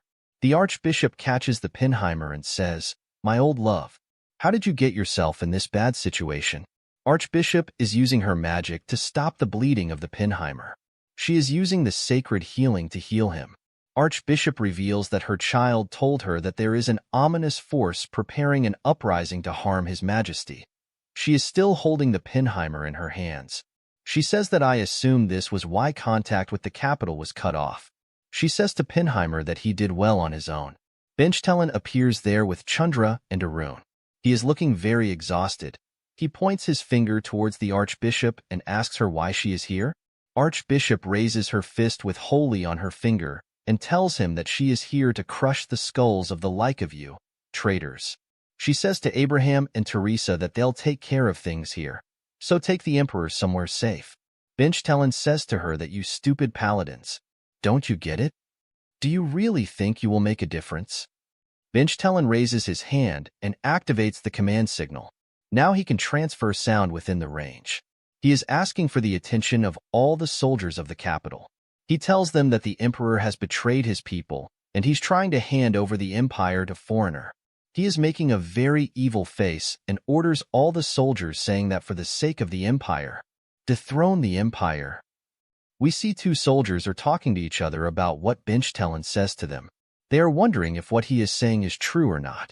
They see Mackenzie, Teresa, and Abraham running with the Emperor. Soldier sees them and asks the other soldier, "What should we do?" Soldier starts running before them and says, "Catch him." We see one soldier get attacked by the Archbishop very badly. He coughed out blood from his mouth and nose. She makes an angry face with smoke coming out from her fist. She says that Benchtelen is making this quite annoying for them. Archbishop hits close her fist and orders the other sisters that they should not kill unless it is necessary and just beat the soldiers enough to knock them out. May the blessing of light with you. Arun and Chandra are also there. Chandra tells Arun while running that the things are getting complex. Arun says that they'll catch the Emperor. Someone stop them. We see that the twins are there.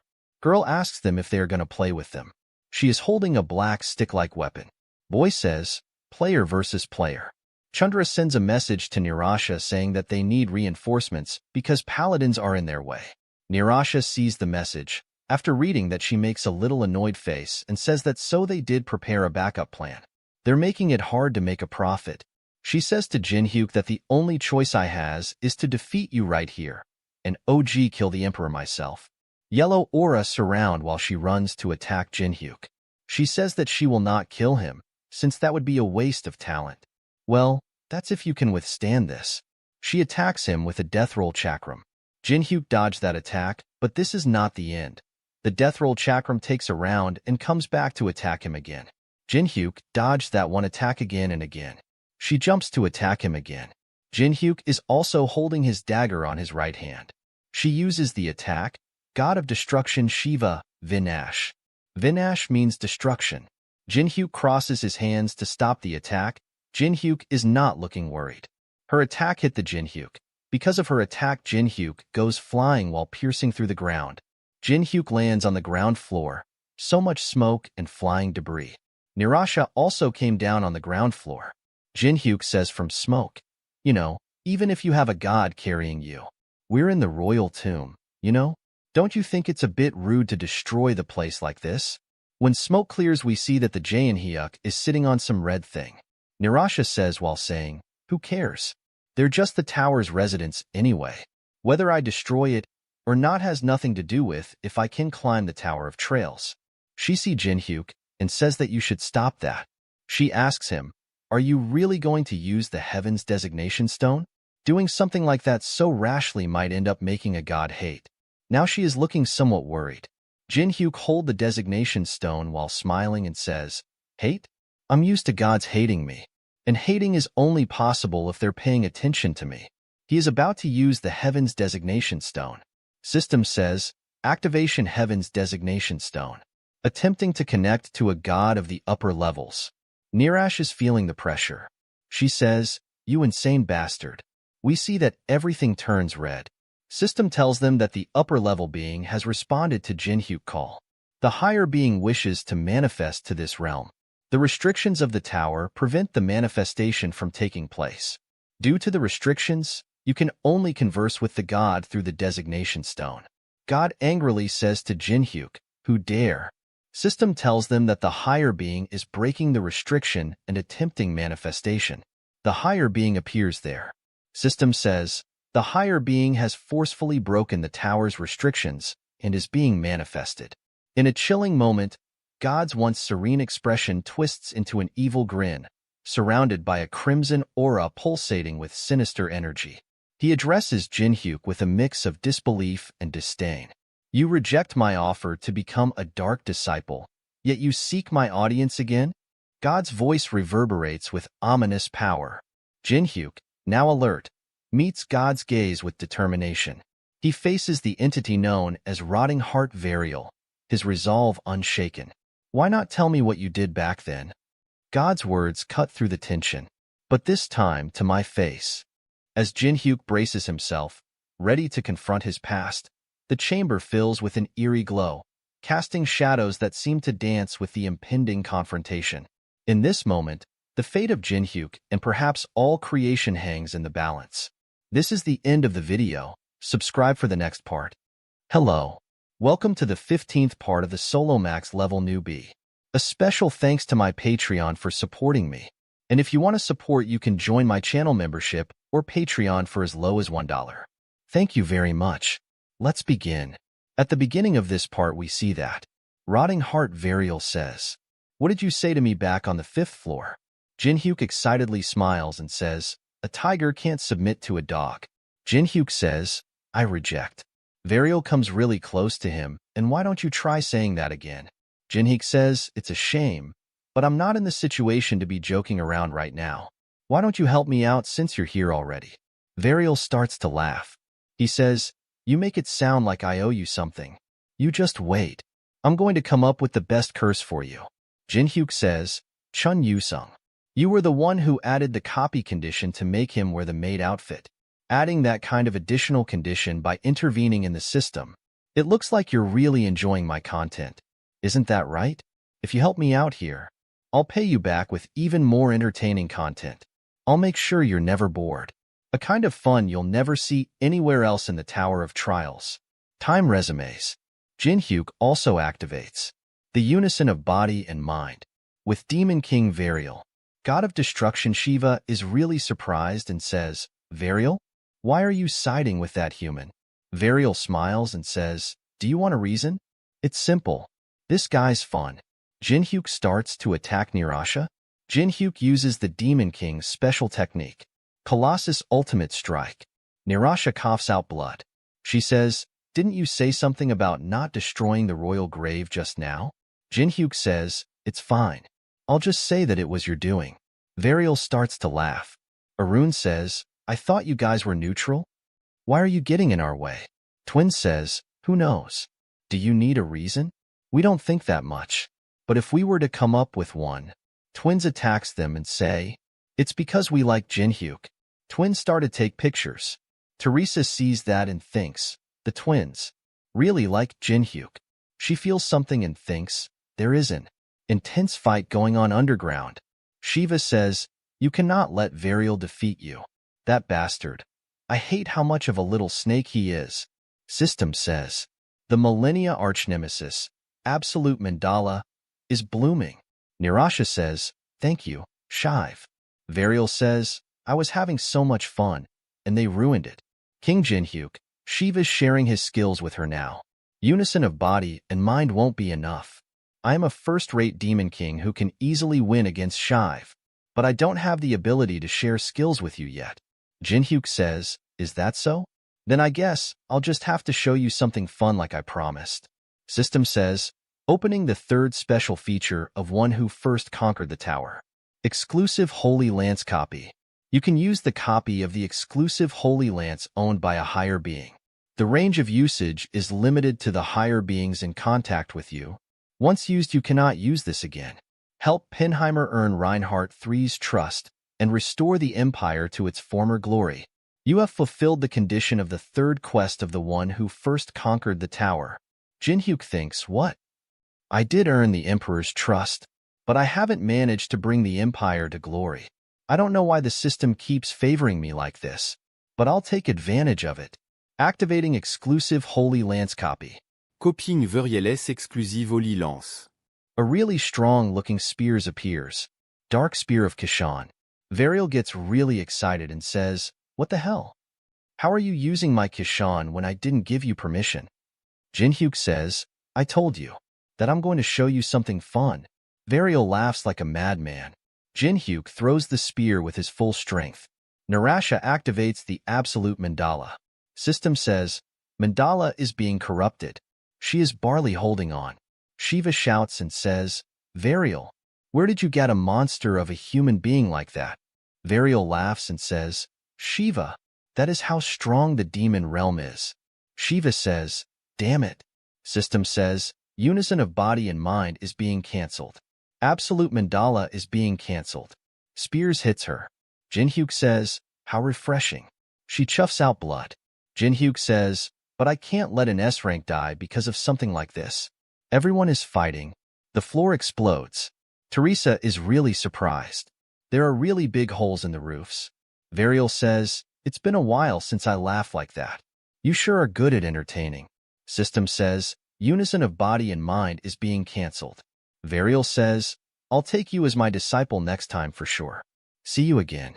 Narasha says, it's your win. I surrender. But do you think you'll be able to stop the revolution just because you won against me?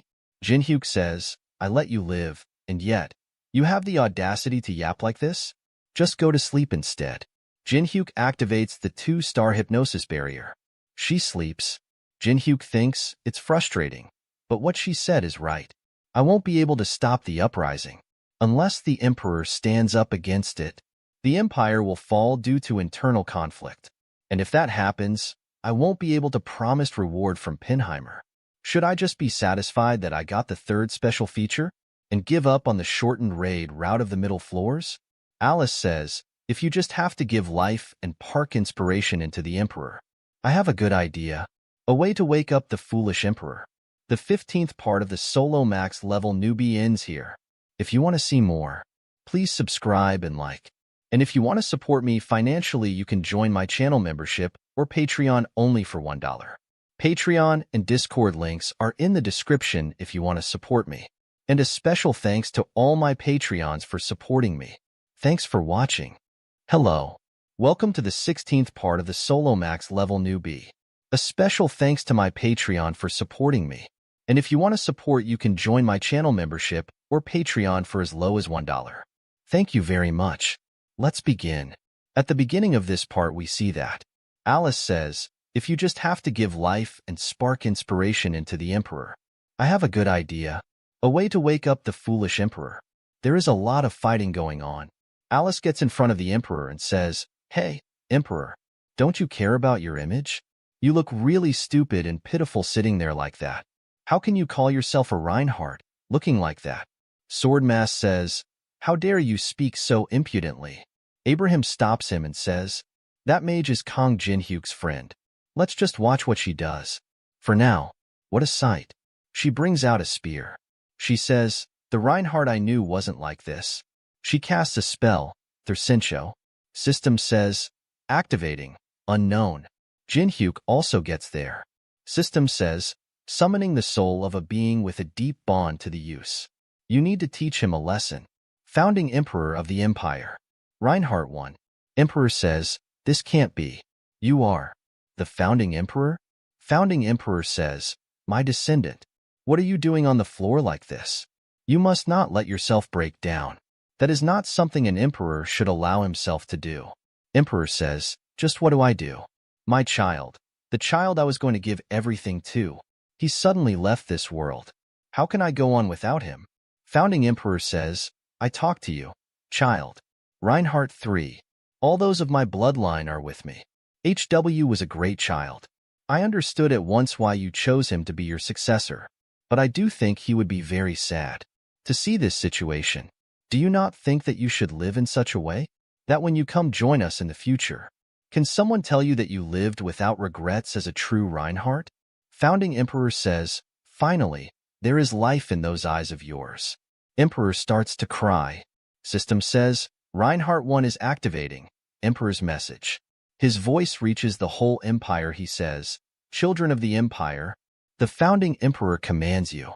Throw down your weapons and stop fighting. Everyone throws down the weapon. Benchtelen says, My body's moving on its own. Paladin smashes his head on the ground and says, Empire traitor, Benchtelen. This is the end of the uprising. Founding Emperor says, I'm sure my descendant can take things on from here. Thank you for calling me here. Master. She says, You recognize me despite the mask. Founding Emperor kneels down in front of the Alice and says, You must have escaped the Hall of Depraved. It's with a heavy heart that I must leave you again. Alice says, It's okay. Do not worry about me. I've already found someone I can trust and depend on. The uprising that had swept over the Empire's capital came to an end. Benchtelen and his group were sentenced to death for instigating the uprising, but thanks to the Emperor's mercy, they were taken to a rehabilitation facility run by Savannah.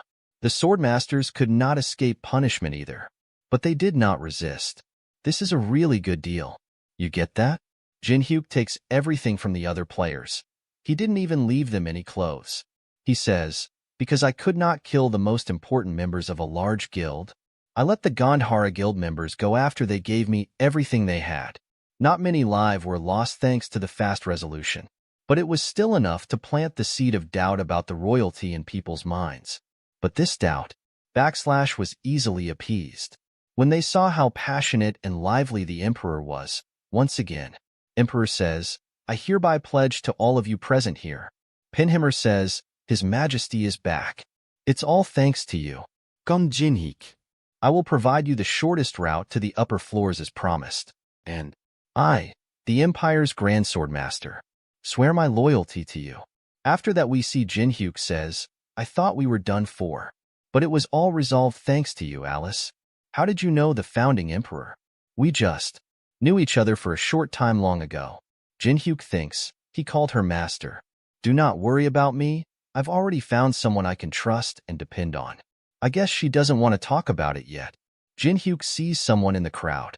He says, Alice, stay here for a bit. Alice says, Why? Where are you going off to this time? This is a gift. Drink it. They start to run. She says, Thanks. No. No. Jinhyuk activates a brand of tribulation. Did you really think that you could escape me? Jinhyuk says, It's been a while. Ophelia. The 16th part of the solo max level newbie ends here. If you want to see more, please subscribe and like. And if you want to support me financially, you can join my channel membership or Patreon only for $1. Patreon and Discord links are in the description if you want to support me. And a special thanks to all my Patreons for supporting me. Thanks for watching. Hello. Welcome to the 17th part of the solo max level newbie. A special thanks to my Patreon for supporting me. And if you want to support, you can join my channel membership or Patreon for as low as $1. Thank you very much. Let's begin. At the beginning of this part, we see a flashback where Ophelia is surrounded by some people. She gets slapped on the face. They says, Bertillon and Michael, who have both lived for the sake of the honor and prosperity of the Decus' household, have died in battle. Why is it that only you came back alive, Ophelia? Did you perhaps beg for your life? To a human? Go to the 21st floor and find a way to locate Bamong, and do not return until you have found it, or die on your own quietly. After that we see that she is about to kill herself. The brand of tribulation gets activated. She screams with pain. System says, a slave's life is the owner's possession. Suicide is not allowed. Damn it. I can't even return home, and I don't even have control over my own life. She starts to cry and says, Please, can't you just kill me? Jinhyuk says, Nah. If I wanted you to die, I would have brought Alice here. And don't act like you're the victim here. You can't die. You need to work for me for the rest of your life. She says, Damn it. I'm a noble being. Jinhyuk thinks, sounds like. The vampire guys are still trying to look for Bamong. Jinhyuk says, Ophelia, go back and tell them that you found a way to locate Bamong. He says, the best holy relic for hunting dragons. The Dragon Slayer's sword, Bamong. Blamen is sealed deep within some dungeon on the 21st floor, along with the corpse of the poisonous dragon that still exudes a lethal poison. However, it is very hard for a normal player or a tower resident to find the entrance to this dungeon. The dungeon's entrance location changes randomly without any given pattern. Then there is only one thing to do. Jinhyuk sees some following. The follower gets scared. Jinhyuk uses the Eye of Gluttony. His name is Furtsis Dantalion. A copy condition window appears saying, Copy conditions. Furtsis is a tower explorer spreading news around the floors. In order to copy on of his skills, you need to fulfill both conditions. Grant Furtsis the favor that he will ask of you soon. Show him how well you treat your companions. Jinhyuk thinks, it's to use the Great Tower Explorer Furtsis. Jinhyuk says, you can stop acting. Explorer Furtsis, you've been watching me ever since I got here. Furtsis says, you know me? Just tell me instead of stalking me. What do you want from me? Furtsis brings out a box and says, this is the piece I had been working on. The tower's ranks measure the abilities of everyone active within the Tower of Trials to rank them. To be honest, I want to put you on this list. Ever since I heard about you, I've been wanting to collect your data and put you on this list. But this damn tower's players don't even have a system in place. How savage is that? If I can finish this tower's ranking, I will be able to have the players' data all nicely organized. He's still obsessed with numbers. I guess he's similar to Rick in that sense. The tower's rankings. Is this what I'm supposed to help him with to fulfill the copy conditions? If you can just sign here, agreeing to giving up all of your and your company's personal information. Jinhyuk says, wait, I'll sign right away. If you'll just do me a quick favor. He says, of course. Give and take. What can I do for you? It's really simple. Jinhyuk says, please find the entrance to the dungeon that has the Dragon Slayer's sword, Bamong. I know you can do it. Furtsis says, but the Empire has banned entry to that place, so it's. Jinhyuk says, then I'm not sure about giving you my information. It's not like I really care about this ranking stuff. Jinhyuk gets up and says, you don't want to do anything for me, but you want to take my personal information, as well as all of my people too? Furtsis says, no, that's. Jinhyuk says, what kind of nonsensical negotiation is this? I'm leaving. Let's never meet again. Furtsis says, Mr. Kong Jinhyuk, please be more sympathetic. I'm just an individual explorer, so if I make an enemy out of a force as great as the Empire, I'll be in great danger. Jinhyuk says, is that really something to worry about? What not just keep it a secret? We ever gone to the Bamong dungeon? After that we see back on Earth Black Crow Guild building. A girl says, F my life. When am I gonna get through all these applications? I'm just a minor. There's nothing we can do about it, as long as the Guildmaster's 21st floor raid video is pulling in all these views.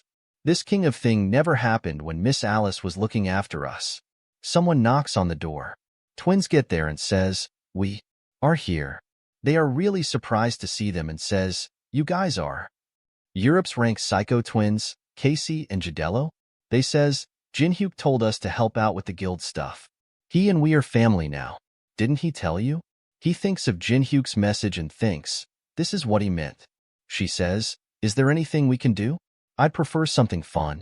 After that we see there are a lot of hunter outside the building. Twins get there and says, attention. There were way too many applicants, so the first round of testing will be held right here. In order to pass, you need to stay conscious until the very end. Ready? Everyone is really surprised. Twins jump and attack them. They say, begin. Applicant says, why are the psycho twins here? Manager Kim thinks, S-rank sure are dependable. This is something Miss Alice would have done in the past. I hope you're doing all right, Miss Alice. After that we see Jinhyuk says, are you sure it's here? They are standing in front of a warehouse-type building, and Furtsis says, it might be suspicious, but I'm certain this is where the entrance is. I can clearly see it. The means with which the entrance is formed. Furtsis activates entry pass. System says, forcibly open any entrance you are not permitted to enter. Penalty: you will not be able to obtain items or EXP. Dungeon gate opens. Jinhyuk thinks, if it weren't for him, I would need really complex tracking magic as well as an item of the Emperor's. As expected of Furtsis, he says, let's go. I've always wondered what kind of dungeon this was. Vampires also get there. And she says, you've done well, Ophelia. She orders her army of vampires to chase after him. Furtsis is really surprised to see inside and says, oh my god, there are the Chronicles of Siegfried, the legendary dragon slayer, and the owner of the dragon slayer sword, Bamong. It's all written in Detain in this ancient language. Some traps get activated. Water spirit and earth spirit are defending against the traps. Furtsis says about how he killed the poison dragon Fafnir with the dragon slayer sword. Amazing. It's amazing. Furtsis says, if it weren't for you spirits, we wouldn't have been able to read this because of all the traps. But I thought that spirits don't get into contract with humans. So how did you manage to do that? Jinhyuk says, I opened the locks to their hearts with genuine and warm love. Isn't that right, guys? All the spirits says, of course. Jinhyuk says, don't even forget that if either Furtsis or I get hurt, even a tiny bit, you're all going to be punished by Goguma. Spirits are hitting the T-bone and says, hey, I can see your feet. What's up with that? We're moving so fast that we can't see our own feet, and you dare to take it slow? Jinhyuk thinks, I guess that didn't fulfill the copy condition. System says, copy conditions. Show him how well you treat your companions incomplete. Jinhyuk activates the first ever fire. There are a lot of arrows sticking out of the T-bone, and spirits are on the ground. Jinhyuk says, so this is the poison dragon Fafnir, and the dragon slayer sword, Bamong? Jinhyuk says, well, don't blocking all those traps for our 3 hours. Have this, and rest for a bit. Furtsis says, my. Jinhyuk, also don't get too close to Fafnir. It died while spewing poison that contained resentment for Siegfried. That poison is so lethal that no one can survive getting close to it. Don't worry, I already knew that. Even if I do manage to pass the poison, I'll have to be chosen by Bamong to be able to use it. Furtsis says, you know everything about this tower, huh? Do you perhaps want to join me on my journeys? Jinhyuk says, so you're a tower explorer, huh? Jinhyuk thinks, I bet it would be fun to go exploring with you. I'm sure it'd be impossible to find someone who is unbiased and greedless when it comes to anything in this tower of trials. However, Jinhyuk's, it's an interesting offer, but made at a bad time. Vampires get there and, Jinhyuk says, we have some uninvited guests. Furtsis is really scared to see them. Vampire leader sees the sword and says, finally, we've found the dragon slayer sword, Bamong. She says, Ophelia, you have done well. You have earned the right to return home. Ophelia says, thank you. Jinhyuk says, here come the mosquitoes of Decasis. You must have used quite a bit of money to get all of you down here. We always have ample sacrifice for the tower. We have looked all over for the dragon slayer sword. To the point even worked with an inferior demonic human. But to think that all I had to do was follow you to find it. It's quite unbelievable. Jinhyuk says, you wanted Bamong that bad? But what a shame. Even you wouldn't be able to withstand such a strong poison. I do not care about the poison. I already know how to deal with it. Don't forget to capture the explorer too. He seems pretty useful. It would be nice to have him as our permanent search dog.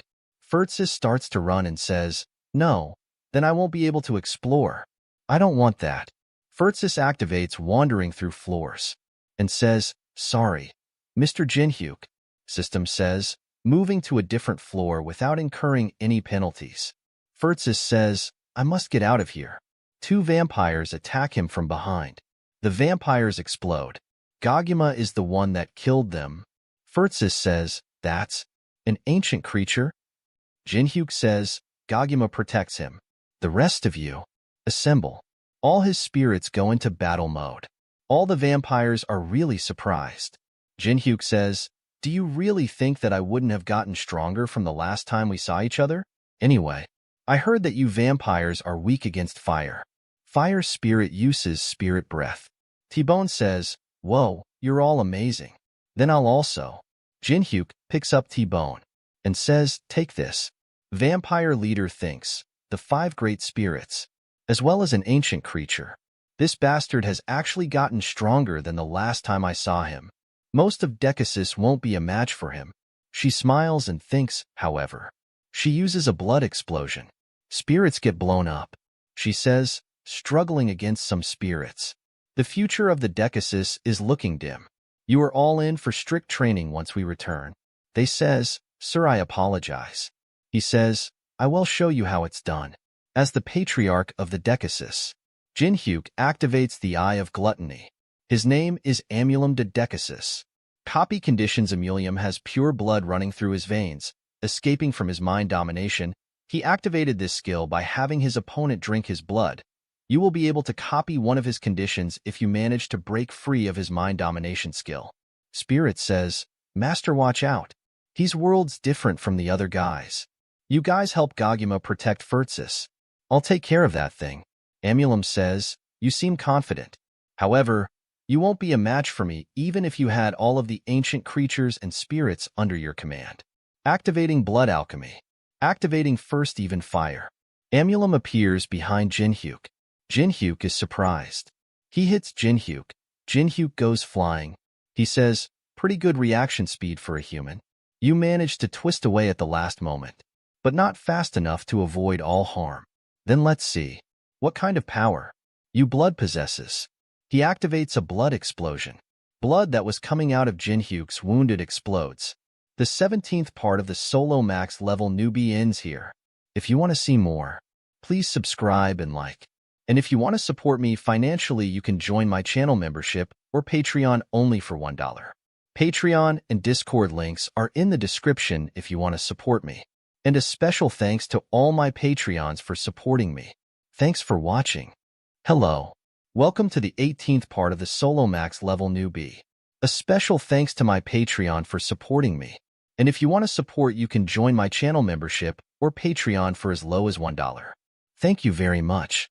Let's begin. At the beginning of this part, we see that Amulim says, then, let's see what kind of power your blood possesses. He activates a blood explosion. Blood on Jinhyuk's cheek explodes. A big blood explosion happens. A lot of rubbles goes flying. Amulim sees something. Jinhyuk is standing in the middle of the smoke. Jinhyuk is unharmed and says, good thing I dodged that in time. I would have been holding hands with the Reaper had I not. Amulim is really surprised and thinks, what? I've never seen it explode like that before. Is there something about his blood other than the sweet smell it has? Jinhyuk removes his jacket and says, hey, are you trying to kill me? I thought you wanted to get the Dragon Slayer's sword. Amulim says, it's none of your business about how I obtained the Dragon Slayer's sword. However, I have a different reason for coming to see you. The criminal who I sealed a long time ago, who's currently hiding in your ring. I've come to take Alice back. Jinhyuk says, a criminal? I don't know what you're talking about. Amulim angry and says, are you taking me for a fool right now? I saw you manifest Alice on the 7th floor. Jinhyuk is acting like a dumb boy. He says, I can't hear well because of that explosion earlier. Some blood drops appears around Jinhyuk. Amulim says, cut the bullshit, or I will kill you. Summon the vampire you're hiding. Right now? Jinhyuk says, I can finally hear. I can call forth my vampire. Jinhyuk says, come on out. Don't be shy. Ophelia gets there. Amulim is surprised and says, Ophelia? Why did you just step up? She is really scared. We see a flashback where Amulim says, is that true, Ophelia? That Kong Jinhyuk is searching for Bamong on the 21st floor? She says, yes, sir. I saw it with my own 2 eyes. I've checked that he's employed a mysterious explorer who can find the Bamong. He says, oh, I see. Well done, go rest. This might be your chance to recover your honor. Someone comes there and says, Ophelia. Her brank of tribulation gets activated. She hears someone say, bring it back, Ophelia. The forgotten holy relic of the Decasis household, the apostate's bracelet. Amulim is really surprised and thinks, why is that on her wrist? System says, attempting to undo the seal on the apostate's bracelet. Apostata's bracelet has been confirmed. User's identity as the bloodline of the Decasis household has been confirmed. Time remaining until unlocking the seal. 10 minutes. Amulum tries to grab the apostate's bracelet and says, "What are you doing, Ophelia?" Jinhyuk activates a band of tribulation. She bring out her sword. System says, "Do not let anyone else take the apostate's bracelet until the seal is broken no matter what. Attack anyone who tries to take it away from you." She attacks Amulum and screams no. Amulum blocks her attack. She says, "I apologize, sir. I didn't do that on purpose." Amulum is really angry and says, "You dare put your hand on me, the patriarch?" She is crying and thinks, "I'm dead." He jumps toward her to attack and says, "Ophelia, so you have chosen to betray us." Amulum is really angry and uses a really powerful attack. A really big explosion happens. Jinhyuk activates the Sword Demon King's steps and saves her. She says, "Why did you save me?" Jinhyuk says, "I told you. You need to serve me for eternity. The seal's not broken yet either." Jinhyuk throws her away. Jinhyuk smiles and says, "So, what will you do now, Amulum? Ophelia wants to be my subordinate. You should have taken better care of your subordinates when you had the chance." Amulum is really angry and a lot of blood is floating around him. He says, "I will make sure that you can never speak another arrogant statement again." Amulum appears in front of Jinhyuk, ready to kick him. Jinhyuk is standing still without moving an inch. Amulum used transfer to appears in front of Jinhyuk really fast. Jinhyuk goes flying and hit the roof. Amulum uses blood alchemy. Bloodhound. Jinhyuk activates the tomb's right arm. Jinhyuk destroyed his attack with a punch. Amulum jumps toward him and uses blood explosion. Jinhyuk activates the Sword Demon King's steps. They both start to fight, hitting each other with powerful attacks. Ophelia is barely hanging on because the shockwaves are too strong. She is really surprised and thinks, "This cannot be. This battle is on a whole other dimension than the one against Michael." Ancient Dragon appears there, and the fire spirit is also fighting the other vampires. She says, "You want me to go there and wait for my turn?" Amulum is sliding Jinhyuk against the wall. Amulum says, "You have certainly surprised me. I didn't expect that you would be able to use the Tombird's right arm. However, no matter how much you try, the most you can do is leave a small scratch." Amulum had a scratch on his face. Jinhyuk says, "You're greatly misunderstanding one thing, Amulum." He says, "Misunderstanding? That little scratch that you have is all I need to do." "Is all I need to do." T-Bone says, "Master, it's complete." Amulum is really surprised and says, "Wait, this is..." System says, "The tower's suppression power has been weakened. The upper limit of power will be unlocked up to 20%. Jinhyuk activates a 4-star barrier, present world restraints, breaking the seal of the apostate's bracelet. Ophelia takes off the bracelet and thinks, "Whatever. At this point, there is no home for me to return to anymore." She throws the bracelet toward Jinhyuk. Jinhyuk catches it. System says, "You need the user's blood in order to break the seal spell." Jinhyuk drops his blood on the bracelet. Amulum is really angry and says, "Die." He uses a blood explosion. System says, "The owner of the blood has been confirmed. The Decasus seal over Alice von Ataraxia has been broken." She appears in middle of them. She says, "I am Alice von Ataraxia, the head of the Ataraxias. In the name of the matriarch, I shall punish you for your past sins." After that, we see a flashback where Alice says, "You're going to lure the Decasus now?" She is biting her nails and says, "While I like the idea of getting revenge, I don't have my full power back yet. And I shouldn't say this, but you're not strong enough to win against him yet." Jinhyuk puts his hand on her head and says, "This is a good chance for you, Alice. Consider it a rare opportunity to lure them to the middle floors for quiet elimination." She says, "But this plan puts you in danger." Jinhyuk smiles and says, "Don't worry, I've made arrangements for that. Plus, didn't I promise you that I would make sure to help you get your revenge?" She is standing in front of Jinhyuk. Jinhyuk is bleeding from his head and he says, "Why are you looking at me like that? Go, get your revenge." She gets really excited and says, "Right? I should." All the vampires are really scared to see her and says, "It's Ataraxia. The Empress of Pure Blood of Ataraxia has undone the seal." Amulum kills the scared vampires and says, "How dare you traitors speak her noble name? You all deserve death." Amulum is really frustrated and angry. Have used a blood bullet. She easily blocks the bullets. Amulum activates blood alchemy. A blood sword appears in his hand. He attacks Alice. Alice easily blocks his attack. She activates blood road. She says, "It's been a while, Amulum, but I still find it hard to believe that when all the patriarchs turned their backs on me, because I disagreed with the proposal to expand your influence, you still sided with me throughout the whole thing, and that after doing all that, you betrayed me." Amulum coughs out blood. She is really angry and says, "I cannot forgive you." Amulum activates an exclusive skill, Red Coffin. System says, confining the target with barriers of blood.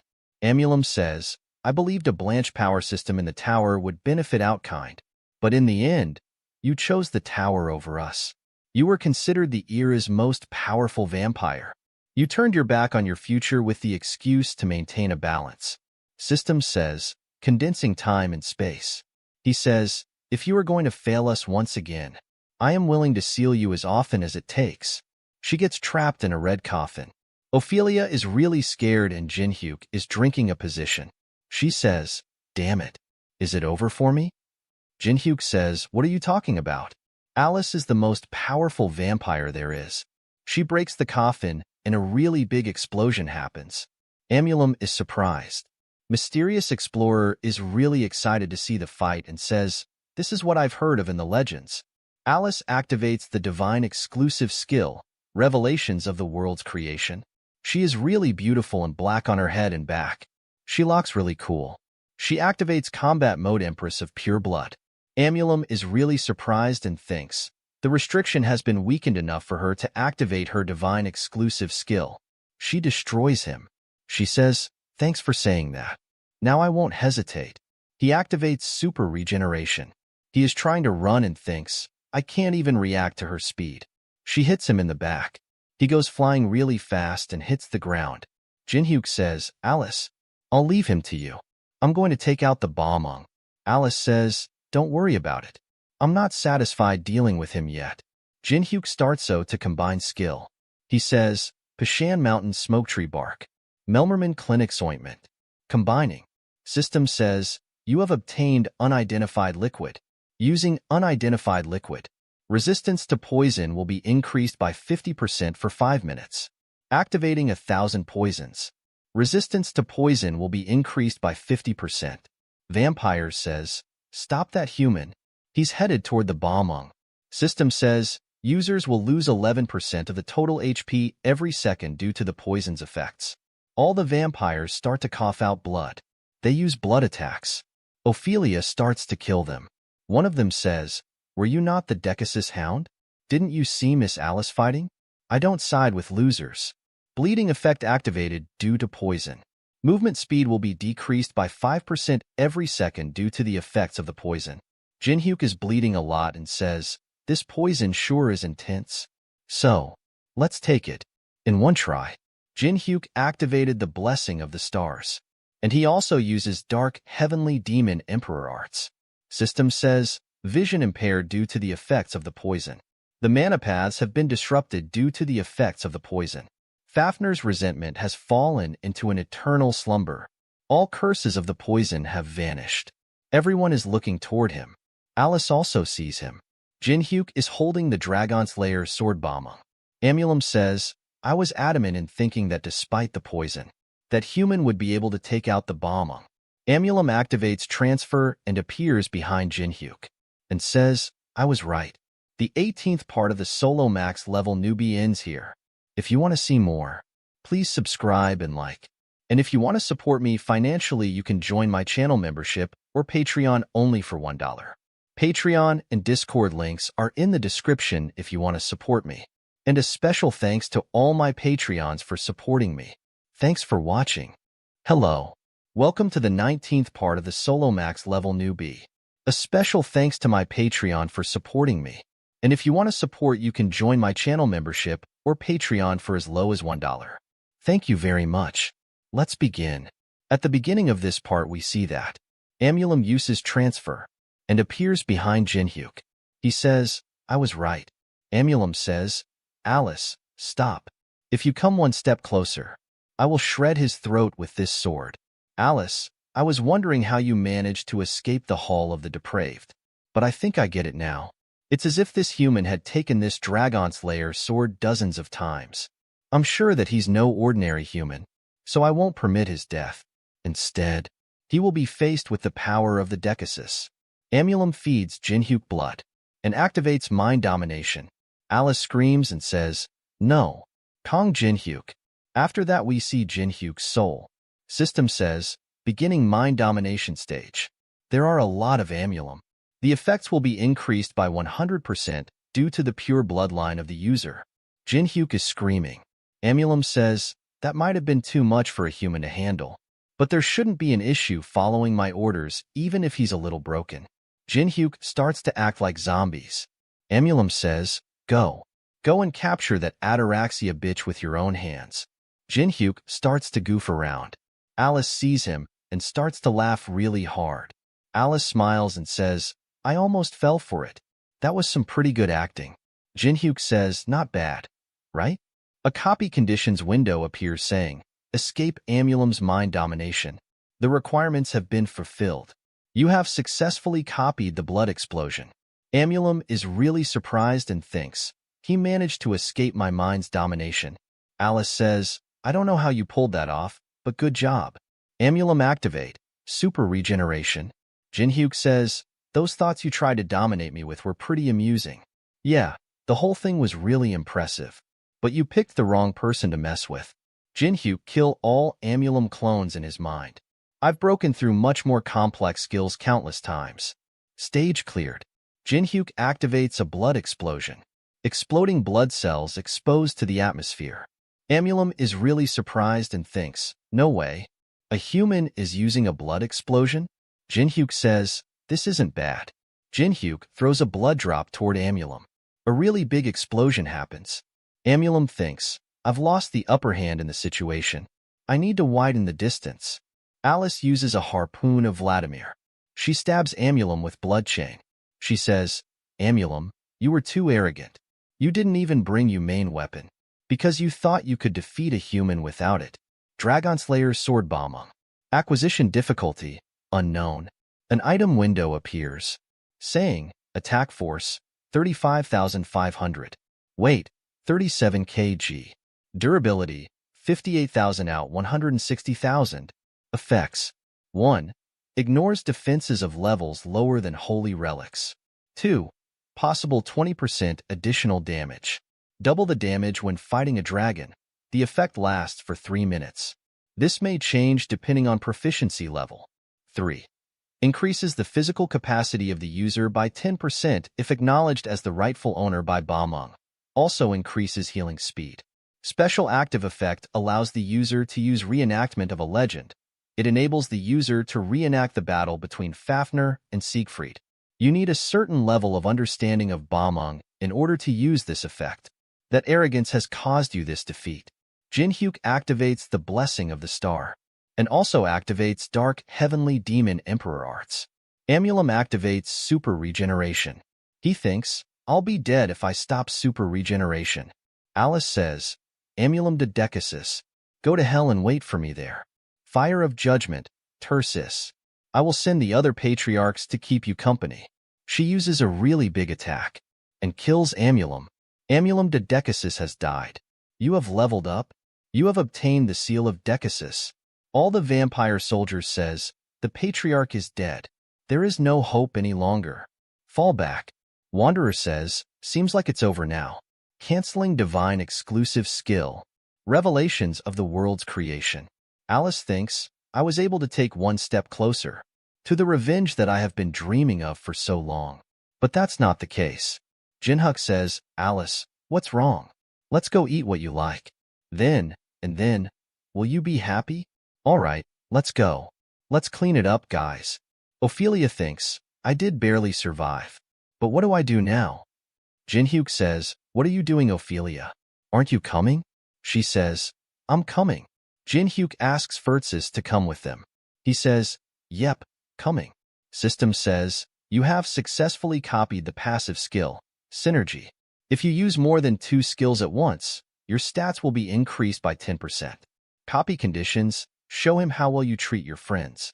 The conditions have been fulfilled. After that, we see at the Tower of Trial's higher floors vampire territory. A chair gets burned. Everyone is really surprised and says, "How can this be?" For the chair of the Decasus household to have burst into flames. Has Amulum died? I warned you that he is not someone you should underestimate. Goblin Manager appears there and says, the experience and the information he holds makes it seem like he's omniscient. Everything he does blows your expectations.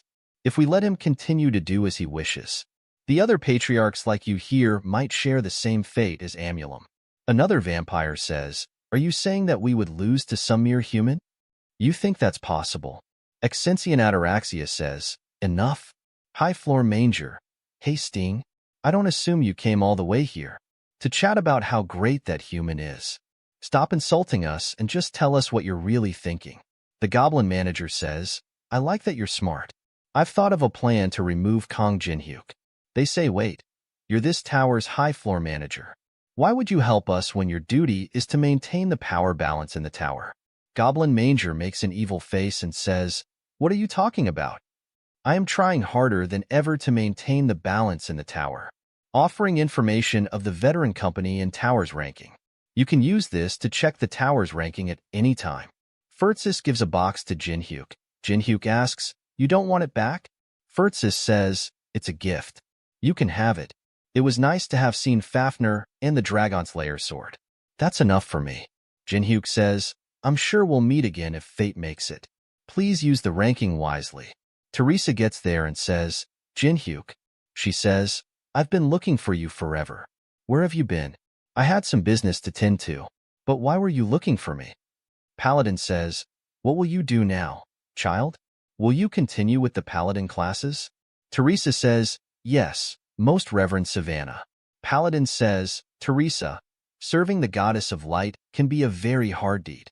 You'll be able to earn significantly strong powers if you got your second class, but you will need to give up many things in life. Paladin says, the most painful thing is that you cannot form a family. For us, who have chosen a life of restriction to upkeep the holy duties, we can only live off of the memories of passionate times. Teresa thinks, but I have no other choice if I want to become stronger. System says, due to the Archbishop's authority, Teresa de Laurentia will be honorably discharged from the forces of the Holy Empire. You will not receive any penalties. You will be freed from all duties of the Holy Empire. Teresa says, Most Reverend Savannah. Paladin says, perhaps I have made it to this position for this day. Go to the side of the person you wish to be with. System says, Teresa de Laurentia has joined the veteran company. Jinhyuk thinks, it must have been tough for her to quit since she's a paladin. Did that archbishop help her? She says, Jinhyuk, to celebrate my entrance into the company, can you? You're so frustrating. Black Teresa comes out and says, I'm inviting you to my house, so let's have a party to celebrate. Why can't you say something so simple? Jinhyuk says, all right. Jinhyuk says, I did hear that Teresa came from a noble family, but Alice says, not bad. Not bad at all. Laurentia household mansion. I didn't know she was this rich. You're early. Teresa says, welcome. It must have been hard getting here. Nice to see you all. Andrea, Wu Liang, Alice, Bellis. And she is? Right, you never would have seen her before. She's our new employee. Ophelia. Teresa says, really? Nice to meet you. Ophelia thinks, what is with this human? She really can't recognize me even though I just changed my ear shape? I'm sure it was tiring to get here. I welcome you to the Laurentia household. Teresa's father, Dustin de Laurentia. Jinhyuk says, nice to meet you. I'm Kong Jinhyuk. Dustin says, nice to meet you. I'm Dustin. Dustin says, the hero who saved Europe. I've heard lots about you from my daughter. And for her to be fighting alongside someone like you, I'm very relieved as her father. Then, let's talk business. When do you plan on saving my daughter by getting serious with her? Teresa says, everyone, I need to talk to my father about the food. Please feel free to look around until the others get here. He thinks, soon, Chun Yusung and the 4 slaves arrived. The stalker always complains, but he's pretty submissive. Bellis educated the people from the Tower of Trials about what they should be vigilant of in this outside world. I told Alice to teach them, but she had him take on the role instead. I didn't call the twins, but they came anyway. Taemin and Yanawa were the last to arrive. Jinhyuk says, "Attention, everyone. All of you here are a part of the veteran company, whether you like it or not. You should all take this opportunity to get to know each other." Jinhyuk says, "Now, we'll begin the first ever veteran company workshop." Everyone is enjoying the party. Teresa asks, "Where did Jinhyuk go?" Jinhyuk is walking outside and thinks, "Looks like everyone's getting along well. This is the perfect time for me to check out the reward I got from Amulum." Seal of Decasis. Jinhyuk opens the Decasis household's treasury. You will randomly receive one of the treasures of the storage. You have obtained a masterpiece where silence seeps. Only those who have completed a certain percentage of lost language can see the true value of this painting. Are you telling me this is what I get by random chance? Even if my luck stat is high, this is a bit fishy. Lost language was mentioned in the second benefit for one who first conquered the tower. He thinks of the system saying, if you uncover every lost language hidden within the tower's depths long ago, you can learn about the nameless barriers. Locations where you can find the lost languages will be shown upon your first class advancement. Did I really get this painting by pure chance? It's as if someone is helping me to complete the lost language. So, you finally realized, Kong Jinhyuk. The 19th part of the solo max level newbie ends here.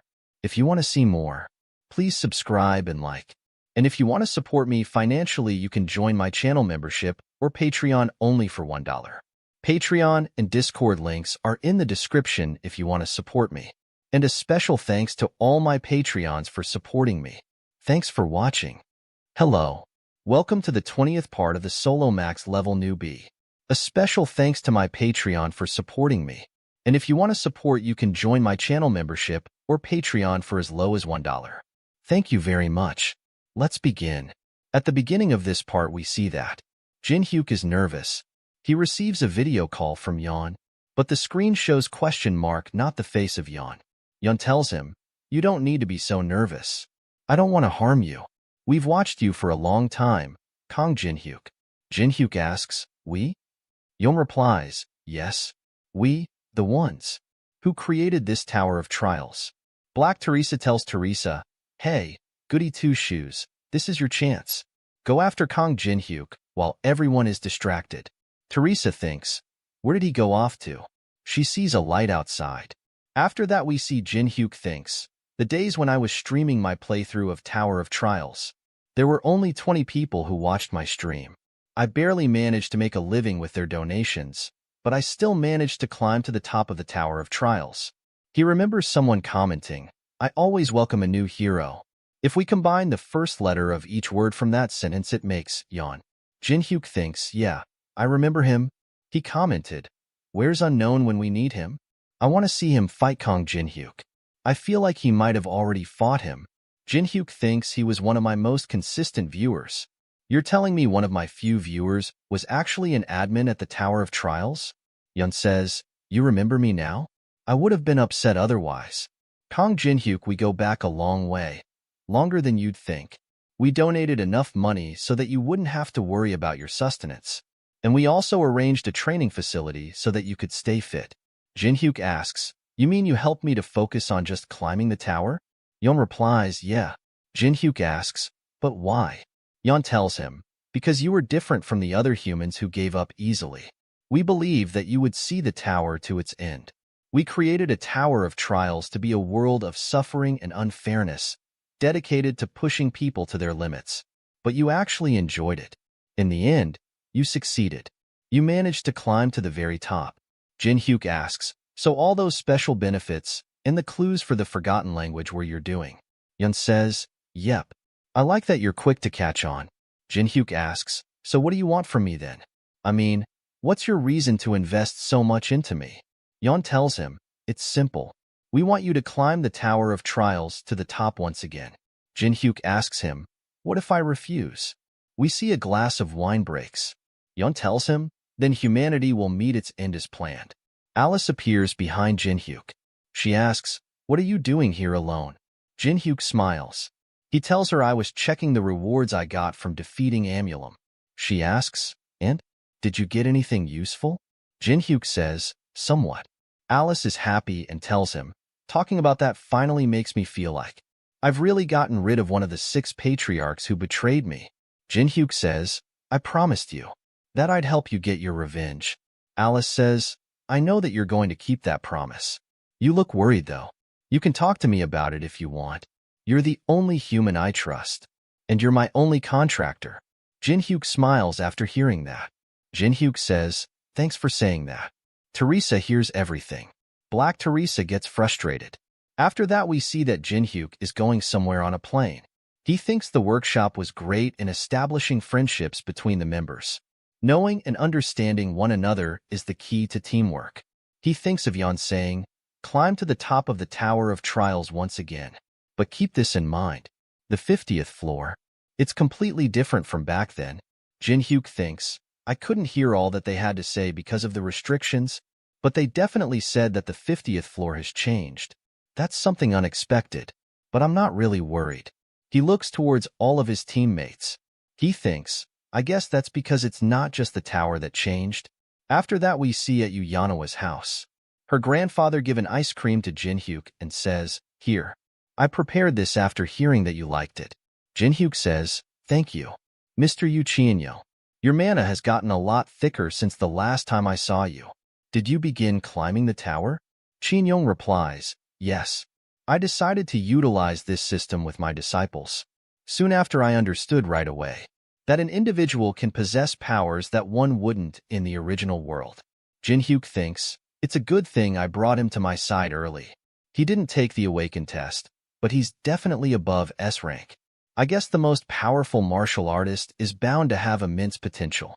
He kind of reminds me of Gramps, the Dark Emperor.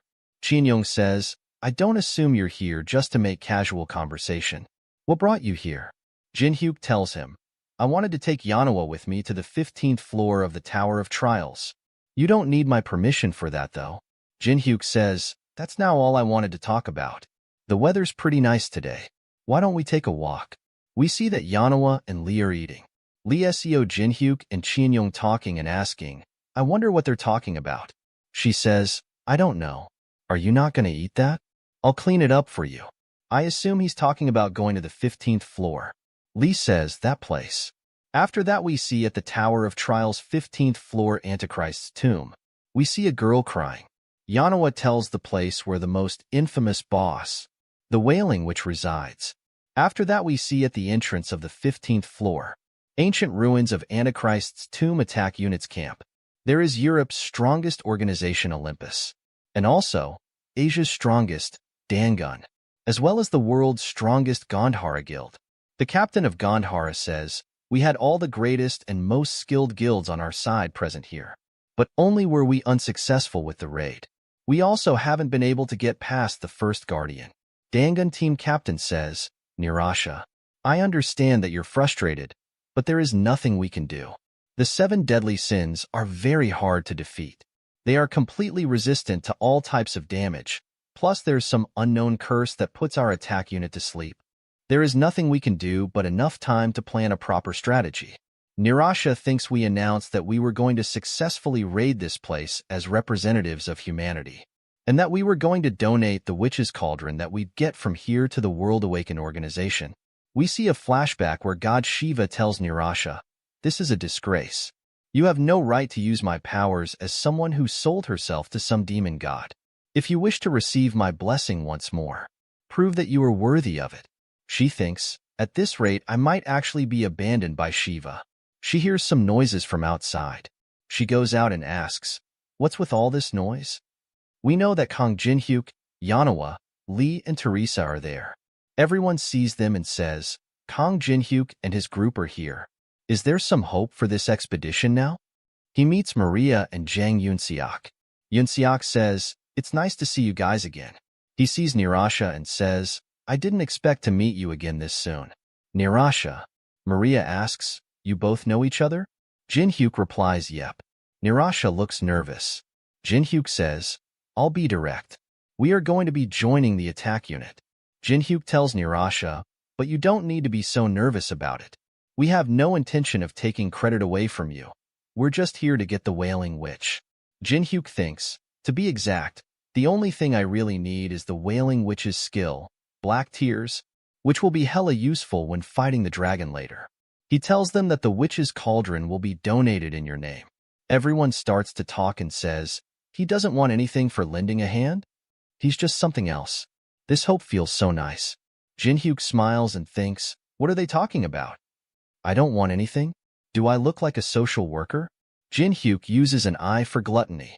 It's basically a buffet for me. She sees the status window of Maria. She is level 61. A copy condition appears saying, copy conditions, Maria is grateful that you saved her life. Show off your magic skills to earn her admiration and respect. You will be able to copy Hellfire if you succeed. Jin-hyuk smiles and thinks, perfectly. Teresa thinks, this time, I will stay by Jin-hyuk's side. Jin-hyuk calls. She says, yes. He tells her, please stay in the back lines this time. I'm taking Maria to the front. She is so sad. Jin-hyuk gets closer to her and says, Teresa, I have my reasons. Listen closely.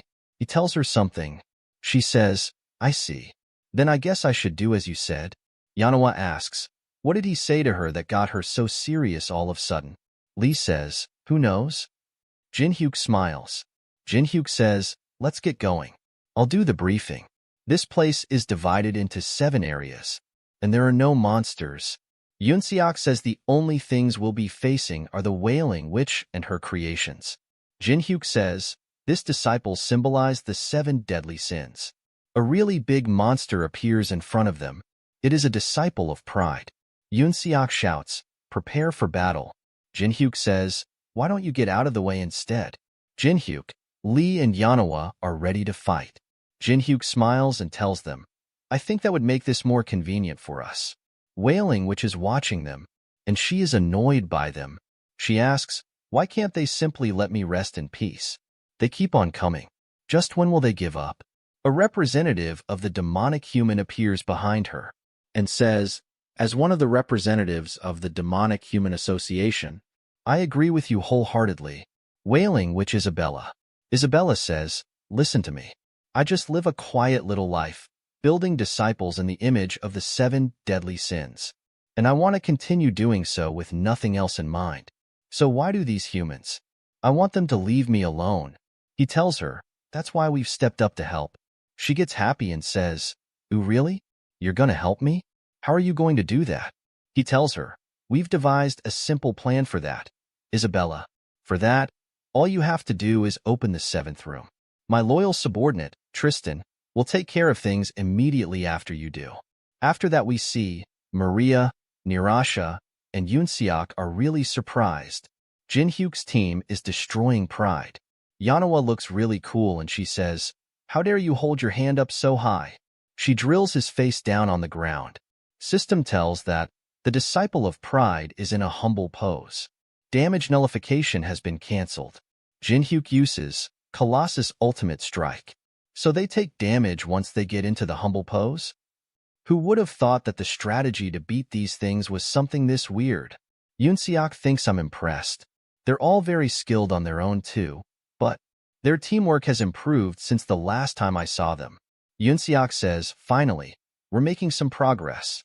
Although it does hurt my ego a little bit.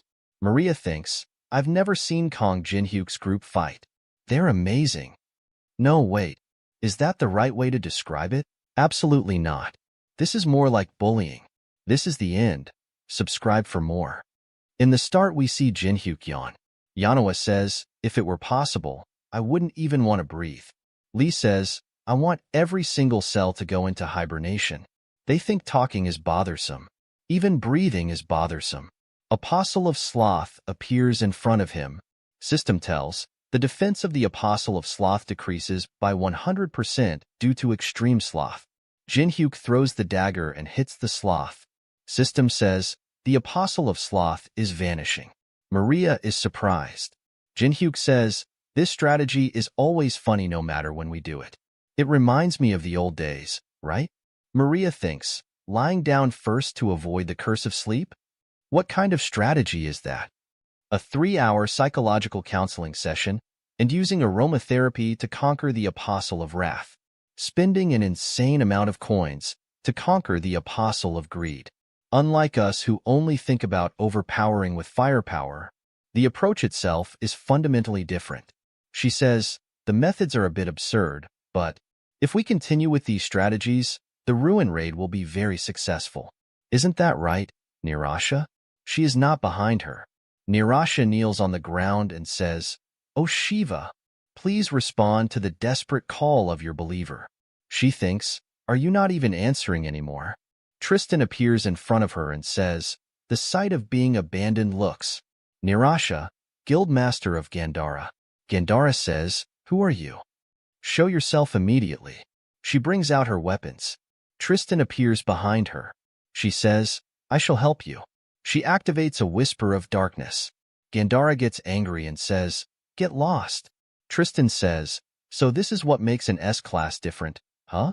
Resisting my mind control skill. He thinks, of all times. Now when you can't use mandala, you face a mental attack. Tristan asks, are you trying to use a mental barrier? What should we do about this? Tristan uses a whisper of darkness. Tristan says, you have been abandoned by your deity, so you must be defenseless. After that we see, conquering the Apostle of Lust is something I never want to do again. Yes, every time, I feel like. I can't even put it into words. If Sister Teresa were here, she would have fainted. Jinhyuk says, why are you getting so serious? As long as it's cleared, it's fine. It's only Maria, and I told her to wear a blindfold. She's not wearing it properly. Yanawa says, damn it, Maria. How much did you see? Lady Maria. He thinks, now, only 2 apostles. And the ruined boss, wailing which is left. Maria says, Mr. Kong Jinhyuk, do you have any comments? Maria says, no, it's not that. I haven't seen Nirasha for a while. After that we see Yoonseok and his team are collecting magic stones. One of them says, the rear of the attack squad is quite nice. Just need to take care of the magic stones and move them. Another hunter says, with so many magic stones coming out like this, honestly, if I sneak one, it wouldn't be noticeable, right? Yoonseok hits them in the head and tell them, stop talking nonsense and keep carrying the magic stones. They say, Team Leader Jang Yoonseok. Yoonseok thinks it's a notorious ruin raid, but it feels peaceful enough to joke around. Sometimes, this kind of atmosphere isn't bad. Nirasha appears there. He asks her, what brings you here instead of leading the vanguard? Yoonseok says, Lady Nirasha? She uses, activating resonance. She breaks a wall. The only path to vanguard gets blocked. Yoonseok says, Lady Nirasha, what on earth are you doing? As the representative of the Dangun Guild, I formally protest. She attacks Yoonseok. One of them calls Maria and says, we have a problem. Lady Nirasha collapsed the passage. And now she has started attacking everyone. Team leader Jang Yoonseok has fallen to Nirasha. Maria says, what? Start treating him and send him to the rear. He tells her, but he said he's the only one who can stop Arasha. And he's holding his ground. Maria tells Jinhyuk and the others, damn it, we need to go back and open the passage. Jinhyuk says, no, it's too late. We have a visitor. Wailing Witch and Tristan gets there. Jinhyuk thinks, this sinister energy. It's definitely the Wailing Witch. Isabella. Isabella tells Tristan, well done, Mina. You really stirred things up from the inside, just like you said. The 7th room is yours as promised. And you lot.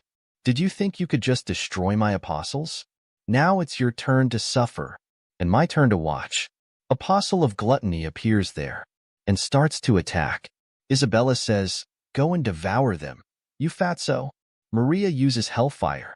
Maria thinks, it's not working. Yanawa appears in front of her and says, sis, magic doesn't work on this one. Maria says, so, we have to use another bizarre strategy this time? Jinhyuk says, yes, that's right. Among the apostle strategies, this one's the Mo5os bizarre. Do you see those things hanging around its neck? They look withered and hard to recognize at first glance. But those are the corpses of monsters that used to live in this ruin. And we have to eat those to deal damage to it. Maria is really surprised. Maria thinks, what do you mean, eat? Isabella laughs and says, yes, go and devour everything. It's a punishment for trespassing into my home. Jinhyuk activates. Eyes of Gluttony. Isabella is 469 years old. System tells Jinhyuk, Isabella is a being who has lived cruising her own birth. If you can reverse to the moment of her birth and welcome her warmly, you can copy one of her skills. Jinhyuk thinks, good, this won't be difficult. Isabella says, oh, right? I forgot to tell you. I sent jealousy and the demons to the rear. The other hunters ask, why is the apostle jealous here? They starts to run away. Demonic humans say so much to clean up. This place must be clean for the descent of the demon lord, right? Maria gets a video call from the other hunters. They tell her that the demons and the apostles of jealousy are sweeping through the rear. A demon appears right beside Jinhyuk and tells him, hey, it's not too late. Jinhyuk asks, how did you get down to the 15th floor? Demon tells him, I used some tricks to talk to you. Don't worry, only you can see and hear me. How about it? If you become my dark apostle, I'll give you the power to resolve this situation instantly. Right now, you seem to be in a very troublesome situation, right? Attacks don't work on the apostle. Jinhyuk smiles and asks, did you think I was in a crisis? Demon is confused. Demon humans attack and get counter. Black Teresa appears in front of him. Jinhyuk tells the demon I already have the strongest support ready. Demonic human smiles and says, ambush for ambush. To think Kong Jinhyuk prepared such a gift. We see a flashback where Jinhyuk tells Teresa, the demon who summoned the demons into the Holy Empire will come here. That foul energy is emanating from everywhere. I'm informing you because I know what the Holy Empire means to you, Miss Teresa. She says, Gawain, I can't forgive him. Because of him, many sisters of the Holy Empire had to lose their lives. Black Teresa tells Teresa, those ungrateful sisters, who point fingers at us right after we save their lives. Teresa says, don't say that. They don't know our situation. She says, fine. Let's say that's true. So, what do you want to do? Teresa says, capture Gawain and hand him over to the Awakener Association. Black Teresa asks, will that demon apologize and reflect on his actions? The Holy Empire means nothing to the Awakener Association. They won't even prosecute him. Kill him. He must pay for touching what you hold dear. This is infuriating. She traps the Tressa in a cage and says, reflect on your actions there. I can't take this anymore. Gawain uses necromancy. Teresa kills all the summoned monsters easily. Gawain smiles and says, oh no, you might actually kill me. Is it even right for a saint to kill someone? Black Teresa knee kicks him in the stomach and grabs him from the hairs. She asks, where? All I see are insects. She is beating Gawain to a pulp. Jealousy is after other hunters. Chinyong is reading something and says, let's see. The note Jinhyuk gave me. I can't read these tiny letters. He throws the glasses and note. He kicks the jealousy in the face. She smiles and says, as long as you and our Yanhua solve everything, just keep hitting them and it'll work out somehow. Black Teresa looks really evil and still punching Gawain in the face. Maria sees that and thinks, you anticipated the ambush and hid reinforcements? Amazing. Demon starts to laugh really hard and says, as expected of you. To think you prepared for the ambush. Demon asks, so what are we going to do with that fatty apostle?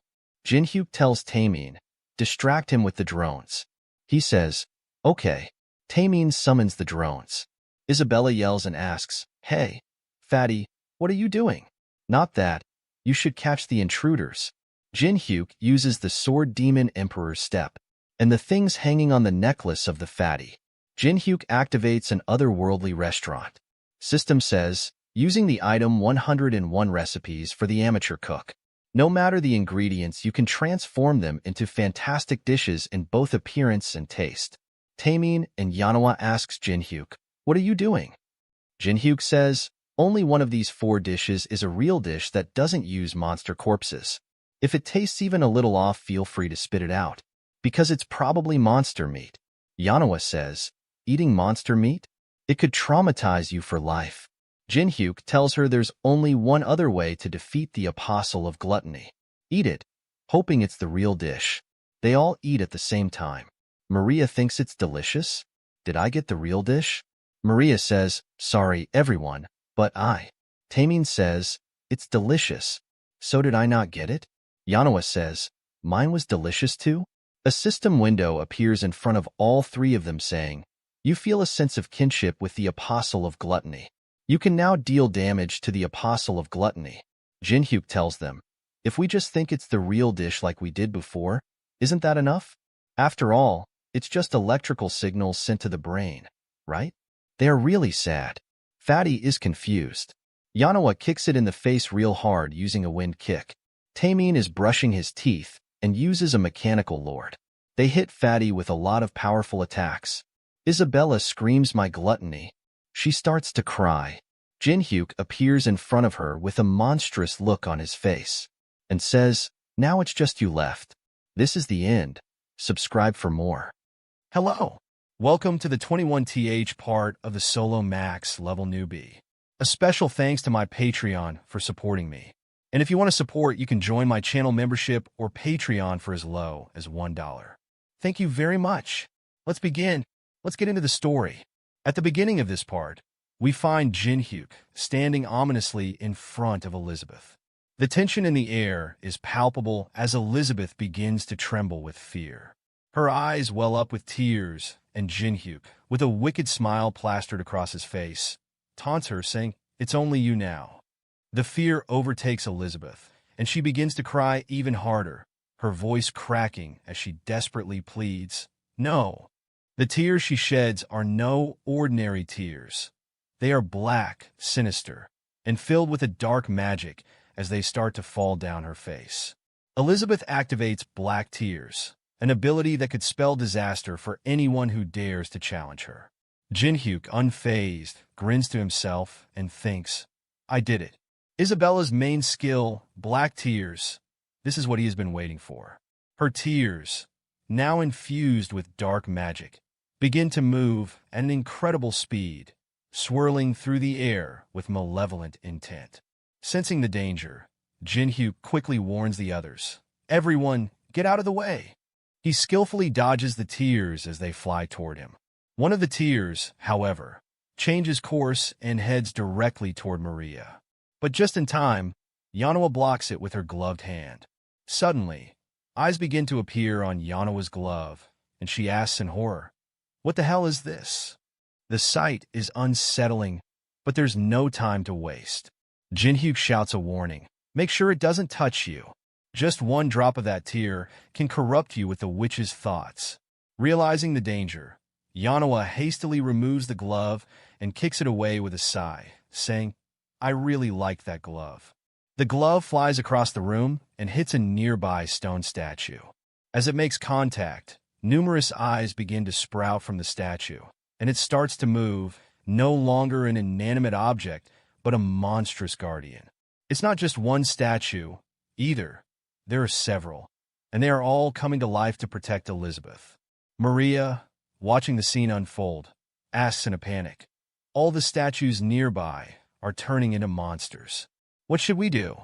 Jinhyuk, maintaining his calm demeanor, simply smiles and says, nothing. He knows that Isabella is at her limit.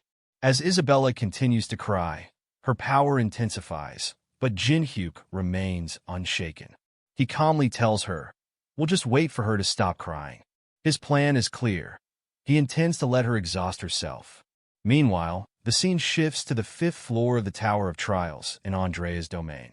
There stands a statue of Jinhyuk and the 5th floor boss, surrounded by a crowd of people praying devoutly. One of them comments, this used to be just a rotting, abandoned building of heretics, but it's starting to take shape as a proper base. It's all thanks to you and Mr. Jinhyuk. Yet, despite the growing sense of order and devotion, Alice, who is overseeing the situation, does not look pleased. Noticing her mood, someone asks, what's wrong? Is something bothering you, master? Alice sighs and admits, I should have gone with him to the 5th floor. The concern is evident in her voice. In an attempt to reassure her, the person replies, wouldn't he be fine? Teresa went with him. The story then takes us to Black Teresa and Alice sharing drinks. drowning whatever worries they might have. Black Teresa, slightly tipsy, says, "I can't drink anymore."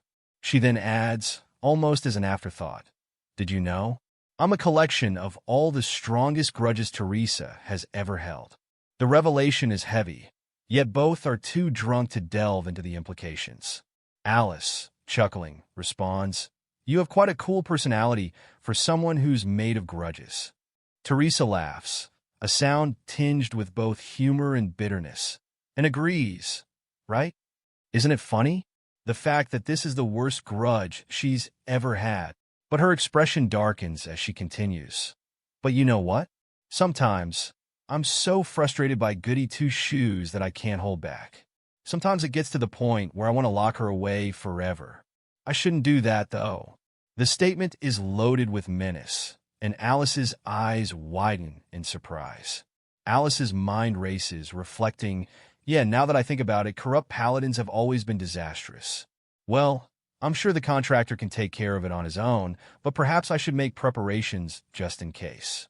The uncertainty gnaws at her, but she tries to push it aside. Alice then turns to the boss of the 5th floor and says, "I've made you worry." "It's nothing, relax." The boss, reassured, replies, "Yes, master." The scene shifts again to the 15th floor, where we see Black Teresa in a full-blown frenzy, unleashing her rage on a demonic human who had come to assist Elizabeth. She's a terrifying sight, her strength far surpassing what the demonic human's data had suggested. He had underestimated her, and now he was paying the price. As she beats him mercilessly, she laughs maniacally. Yes, that's right. She's enjoying this far too much, almost reveling in the destruction. The demonic human, desperate and in pain, thinks to himself, "My data showed that she wasn't at this level. So how is she this strong?" Realizing he has no other option, he begs, "I surrender. Please, have mercy." Teresa's response is chilling. With a sinister smile, she asks, "Mercy? That's for soft bastards." She throws him violently toward a pillar and ties him up, ignoring his pleas. He shouts, "Wait, I said I surrender." But Teresa is beyond reason. She activates Witch Hunt, Witch Burning Ritual, a powerful spell that conjures flames so intense they burn the demonic human as if he were a witch on trial. The fire rages, consuming him, and Teresa watches with a sadistic grin. "What do I do now?"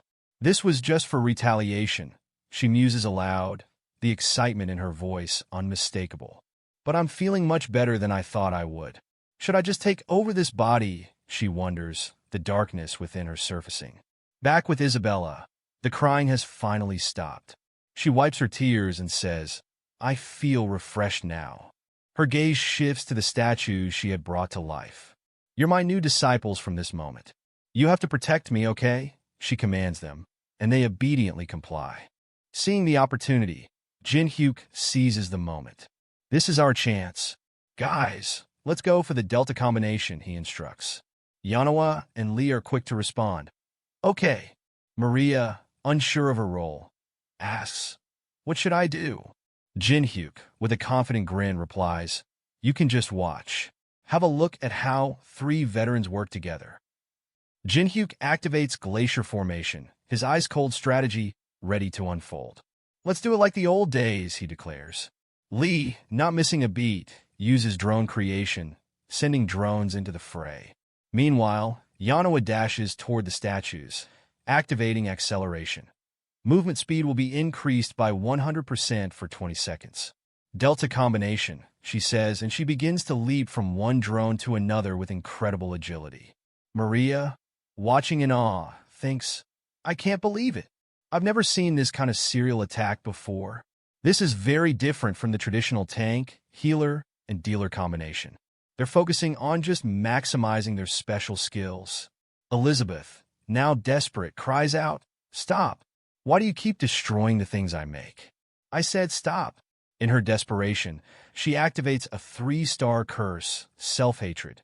The barrier has been undone, and Jinhyuk, ever the strategist, smirks. "I know how annoying your curse barriers can be. Did you think I'd let you activate one? Not even in your dreams." He then activates Moon Imprint, enhancing the power of his barriers.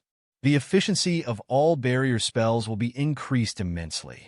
You can now activate barriers with a very small amount of mana, he explains, and with a final flourish, he calls forth his most powerful spell yet, a 9-star barrier, Ultimate Layer Barrier Zodiac, Scorpion. A gigantic scorpion materializes, its presence looming large and menacing. Elizabeth, overwhelmed by the sight, cries even harder, her desperation reaching a new peak. This is the end. Subscribe for the next part. Welcome to the 22nd part of the Solo Max level Newbie. Join my Patreon if you want to support me. At the start we see, she activates a 4-star defense barrier. As the barrier forms around her, he thinks, the two's magic is so powerful that it puts my title as the strongest mage to shame. He doesn't even possess a mage-related class, but he's activated more than 20 barriers at once. And now he's combining them into one form. I'm almost embarrassed as a mage. This whole thing, it's amazing. As Jinhyuk marvels at the display of magic, a copy condition window appears before him. Copy conditions. Maria is grateful that you saved her life. Show off your magic skills to earn her admiration and respect. The conditions are fulfilled almost instantly. You have successfully copied Hellfire. Suddenly, a flashback begins. We see Isabella, the Wailing Witch, holding clay dolls representing the 7 deadly sins: pride, greed, envy, wrath, gluttony, lust, and sloth. Jinhyuk's voice echoes through the scene, saying, "It's about time you were freed from your obsession with the 7 deadly sins and found peace." Isabella, the Wailing Witch. As the flashback ends, all of Isabella's barriers shatter. Jinhyuk reflects, the Wailing Witch, a genius who came across the 7 deadly sins and became insanely obsessed with them during her magic research. She's rather pitiful for someone who has mastered something so dark. He then activates First Ever Fire, a potent spell. Another copy condition window appears, saying copy condition. Isabella has lived her entire life cursing herself. If you can time travel back to when she was an infant and greet her warmly, you will be allowed to copy one of her skills. The conditions are fulfilled once more. You have successfully copied Black Tears. Jinhyuk, now empowered by his newly acquired abilities, thinks to himself, I'll make sure to make good use of the skill that you created, Isabella. Maria, still catching her breath, says, it's over. Jinhyuk nods and replies, let's find a way back. We need to check if they handled their part well. The scene shifts, and we see Teresa brutally beating other hunters. She looks down at them with disdain and says, is this all you've got despite being a guild master? Chi-Yong rushes forward, grabbing her arm in desperation. Miss, stop. She's going to die if you don't, he pleads. Teresa, without hesitation, hits Chi-Yong with her elbow, sending him flying. Shut it, she snaps, her voice dripping with anger. Stupid actions like that have left that man in such a state. As she turns back to her victim, another hunter lies injured nearby. Teresa's rage only grows as she begins to beat the woman again. If you had beaten her up from the start like this, how nice and convenient would it have been? She sneers, her voice filled with malice. Drawing her swords, she coldly declares, it's actually true. Someone who's dumb enough to become a victim of manipulation should just die. Chi-Yong, still reeling from the blow, thinks in panic, no.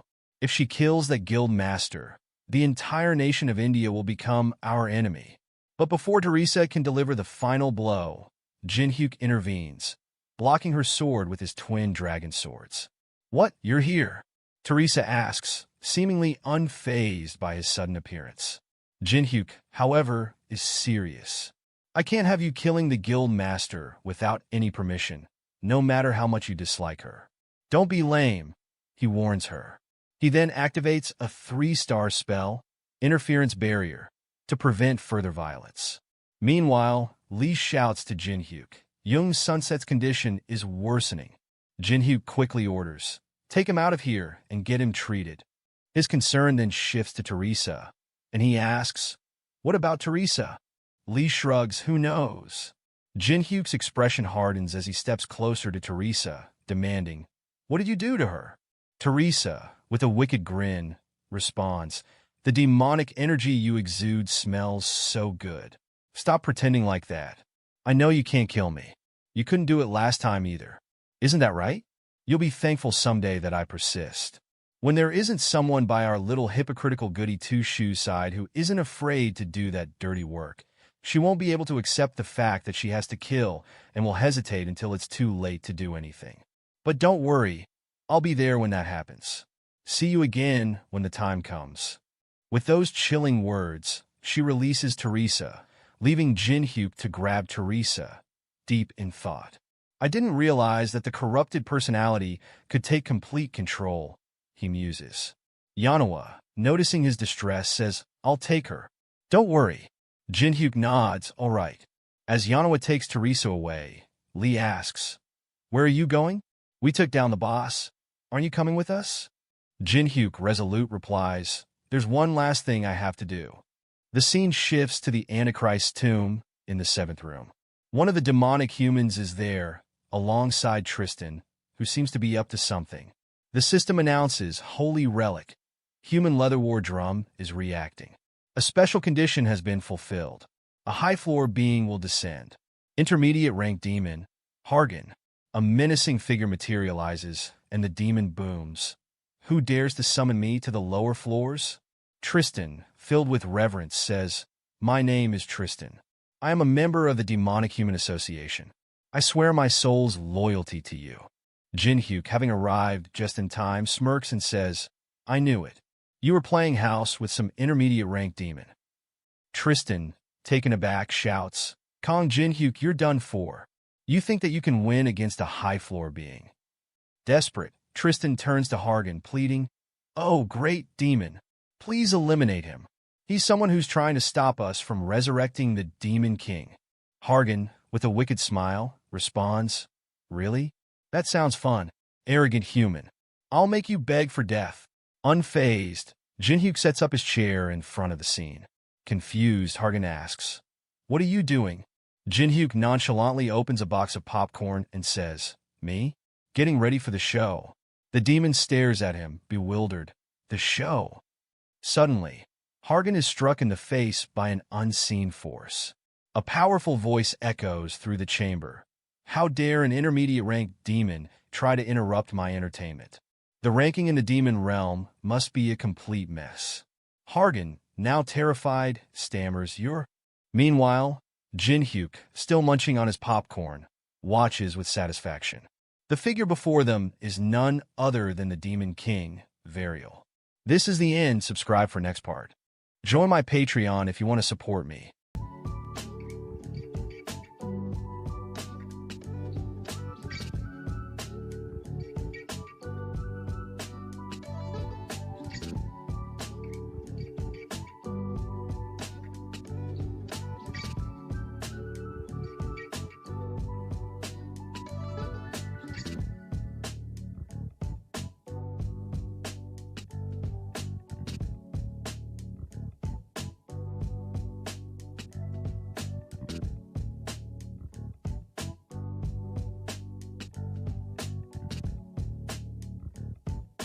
Hello. Welcome to the 23rd part of the Solo Max level Newbie. A special thanks to my Patreon for supporting me. And if you want to support, you can join my channel membership or Patreon for as low as $1. Thank you very much. Let's begin. Hargan, trembling, says, I apologize, Varial. That was my mistake. Varial, with a stern look, replies, So you know who I am? I was going to kill you, but I guess that won't be necessary. Now then, tell me what you did wrong. Hargan, panicking, stammers, I wasn't able to notice that you were watching. Varial scoffs, So you don't even know what you did wrong. I enjoy watching what this human does. How dare you try to interrupt my fun? Hargan, groveling, says, I'm sorry. Tristan, watching in disbelief, thinks, the Demonic Human Association is doing everything we can to try and meet the Demon King just once. But Kong Jin-hyuk is already liked by the Demon King, and on a level where he's being watched. Varial dismisses Hargan with a wave of his hand. Now screw off. I'll make you disappear if I see you again. Hargan, grateful to be spared, quickly says, Thank you very much, before vanishing. Varial turns to Jin-hyuk, his tone lighter. See that? An intermediate rank demon is nothing, even if I'm in this form. So why don't you become my dark disciple? Jinhyuk, unimpressed, responds, I can fight off an intermediate rank demon myself without even moving. Varial laughs. You're really saying no to a demon king? Well, in the end, before Varial can finish, a system warning message appears. Tower of Trials is beginning suppression. Varial curses under his breath. Dang it. That was fast. I'll keep watch. Just let me know if you ever change your mind. Jinhyuk, with a casual wave, says, yeah. As Varial disappears, Jinhyuk turns his attention to Tristan, who is still frozen in fear. And what shall I do with you? Jinhyuk says, his voice cold. I keep having to come up with solutions wherever you guys go because of your troublemaking. It's getting really annoying. The scene shifts to Nirasha waking up. Chandra, by her side, says, You're up, Miss Nirasha. Nirasha, still groggy, asks, What happened, Chandra? Chandra hesitates before replying. Well, on the TV, Maria's voice fills the room. The attack squad successfully raided the 15th floor's ancient ruins and decided to donate the holy relic, Witch's Cauldron, to the World Awaken organization. The organization announced that they would use the relic to help intermediate players obtain stronger equipment. During the raid, there were lots of obstacles, such as an invasion from the demonic humans and the team leader getting hurt. But we were able to make it through thanks to player Kong Jinhyuk's help. Nirasha, suddenly remembering, clenches her fists. Damn it. It's all coming back to me now. Chandra, trying to lighten the mood, says, I was saved by that damn bastard. Just like them. Meanwhile, at Yunoa's residence, Jinhyuk lays out a spread of items, saying, These are the rewards I took instead of giving them to the attack squad. You guys did great. Take as much as you want. Lee, eyes wide with excitement, exclaims, Hell yeah. Thanks. Yunoa, a bit more reserved, asks, Is it okay for you to give this all to us? Did you take the best for yourself already, or what? Jinhyuk, thinking to himself, it doesn't matter if they take all that. Just getting the skills Black Tears and Hellfire was better than any of those items. As the others sift through the loot, Jinhyuk notices Teresa standing in the doorway. Everyone's gone.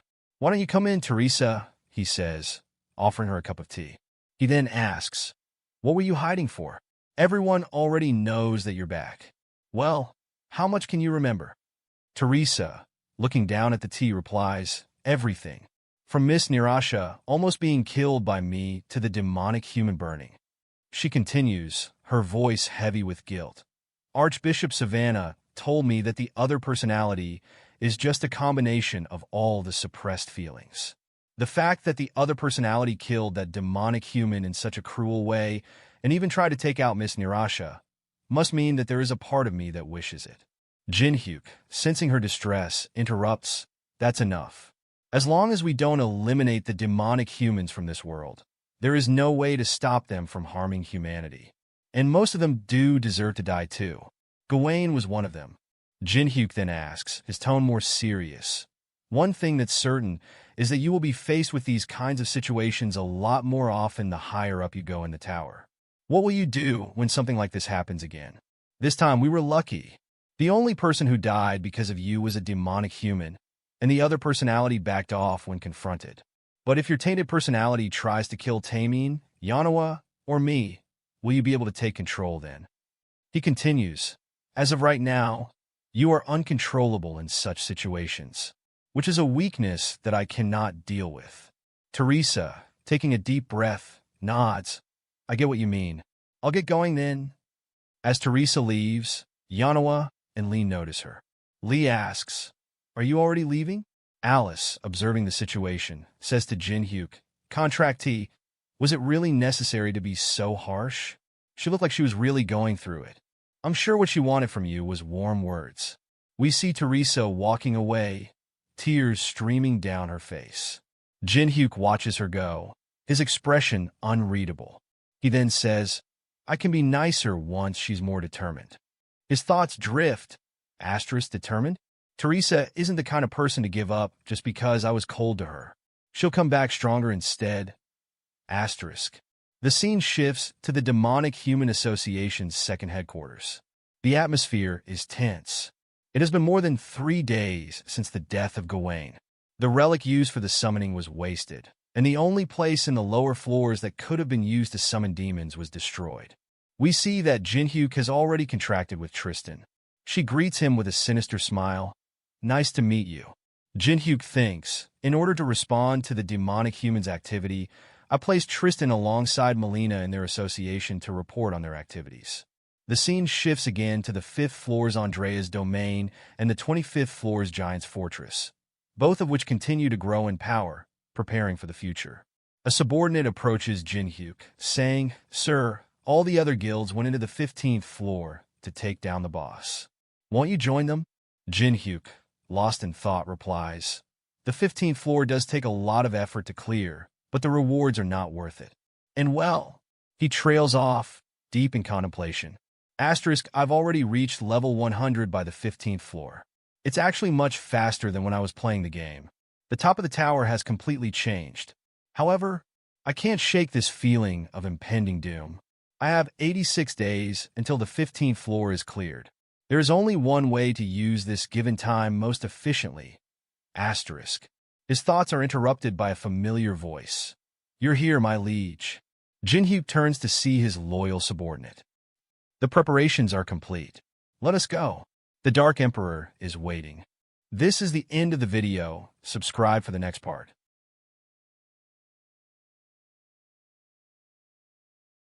Hello everyone. Welcome to the 24th part of Solo Max Level Newbie. A big thank you to my Patreon supporters, your support means the world to me. If anyone else would like to contribute, you can join my channel membership or Patreon for as low as $1. Every bit helps, and I'm grateful for each of you. Now, let's dive into the story. The part begins with a haunting image of a broken moon, casting an eerie light over the scene. A voice echoes, "Is everyone here?" Then I'll start. This is the regular conference of the higher floor managers of the Tower of Trials. The atmosphere is tense as the managers convene to discuss pressing matters. The first topic is dire. A small-scale war has broken out between the divinities of North Europe and Egypt on the higher floors. Many residents under their protection have died, and the balance of the floors has been destabilized. The gravity of the situation is clear, and the stress of it all is evident as one manager groans, "Damn it, we're going to have a ton of documents to process because of this mess." Another manager, less sympathetic, retorts, "Hey, don't complain. You're not the only one working here." The bickering is cut short as one of the leaders reminds them all of their primary duty. Let's keep this in mind. We, the higher floor managers, are here to protect the rules of the Tower of Trials. Our task is to ensure that the 7 crowns, necessary to reach the last floor, go to a worthy person. We do not intervene in anything else beyond that. Isn't that right, Hastings? Hastings, a mysterious figure with a calm demeanor, replies, "Of course." But the meeting takes a more serious turn as another manager raises a concern. "I was informed that there have been traces of ancient beings' mana on the 50th floor. What's with that? Aren't you in charge of them?" The room falls silent as everyone processes the implications.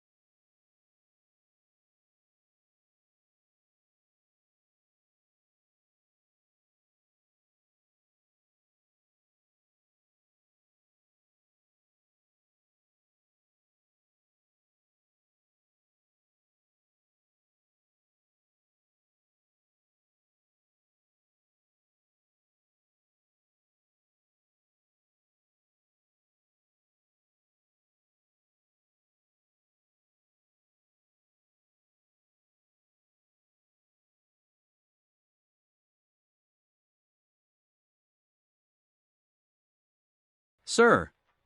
As they move along, Alice observes, you seem pretty used to writing this kind of stuff. Wu Liang, with a hint of pride, responds, yes, I've written something similar before.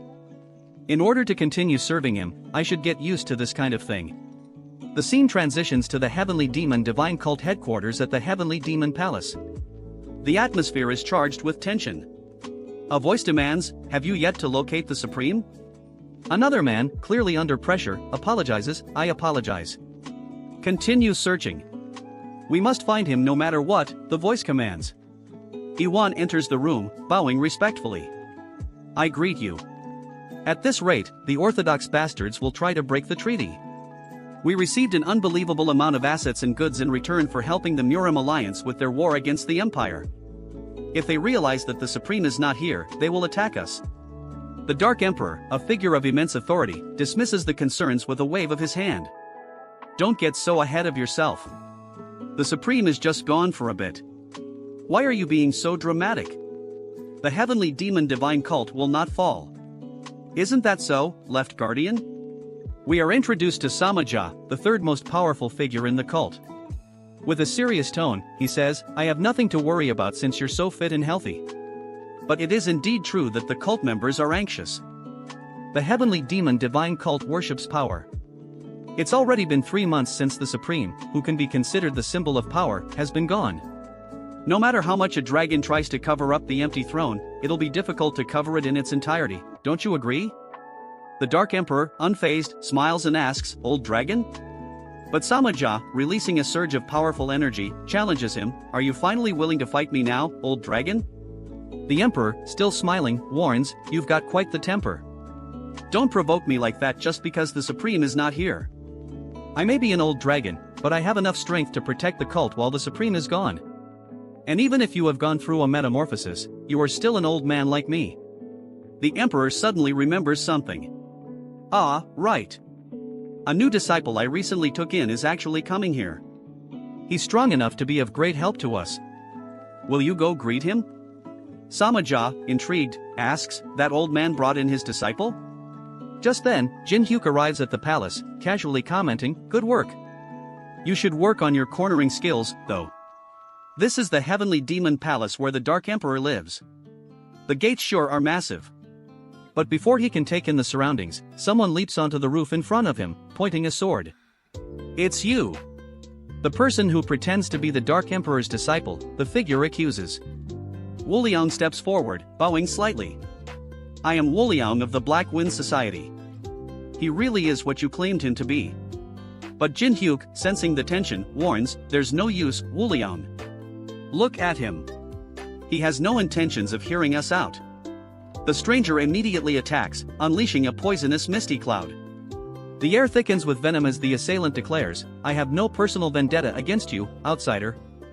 I am just following the order of the higher-ups. Do not resent me. He follows up with poison cloud murder, aiming to overwhelm Jin Hyuk with the deadly gas.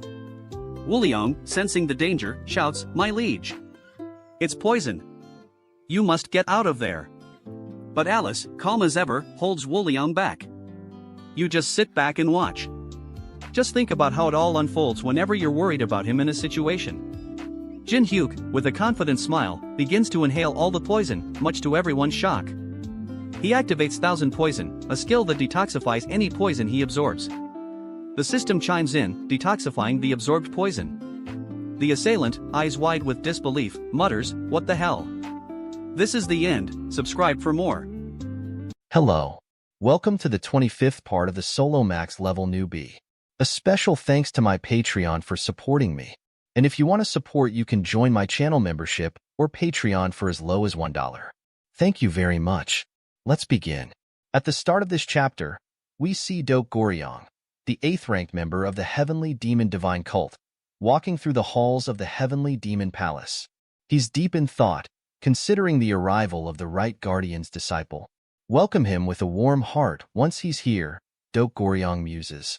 Since Pagak, who inherited all of my poison arts, is gone, the Right Guardian's disciple should arrive poisoned and be practically half dead. What a poor man. It's just fate to meet a good master. Suddenly, the doors burst open with a loud kick, and Jin Hyuk enters. tossing Paygak's body in front of him. Gek, get it together. Jinhyuk commands.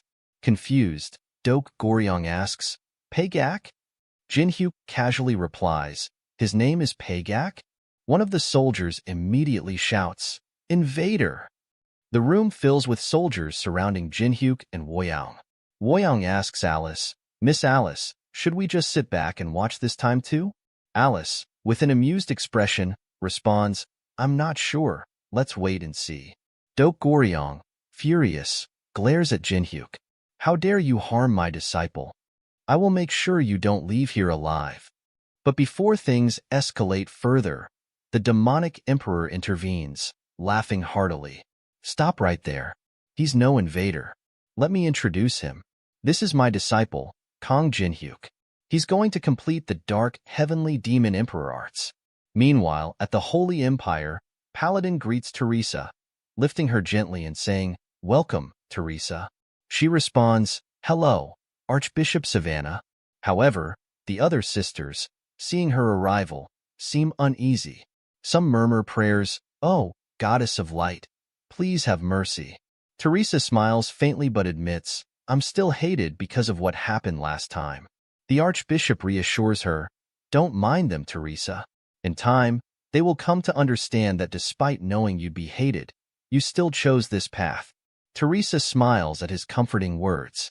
Suddenly, an individual arrives, causing the Archbishop to grow visibly angry.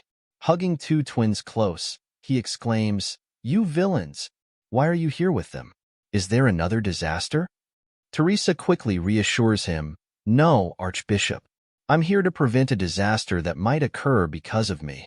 The Archbishop guides her to a special sanctuary, saying, Here, Teresa, this is the perfect place for you to train without being interrupted.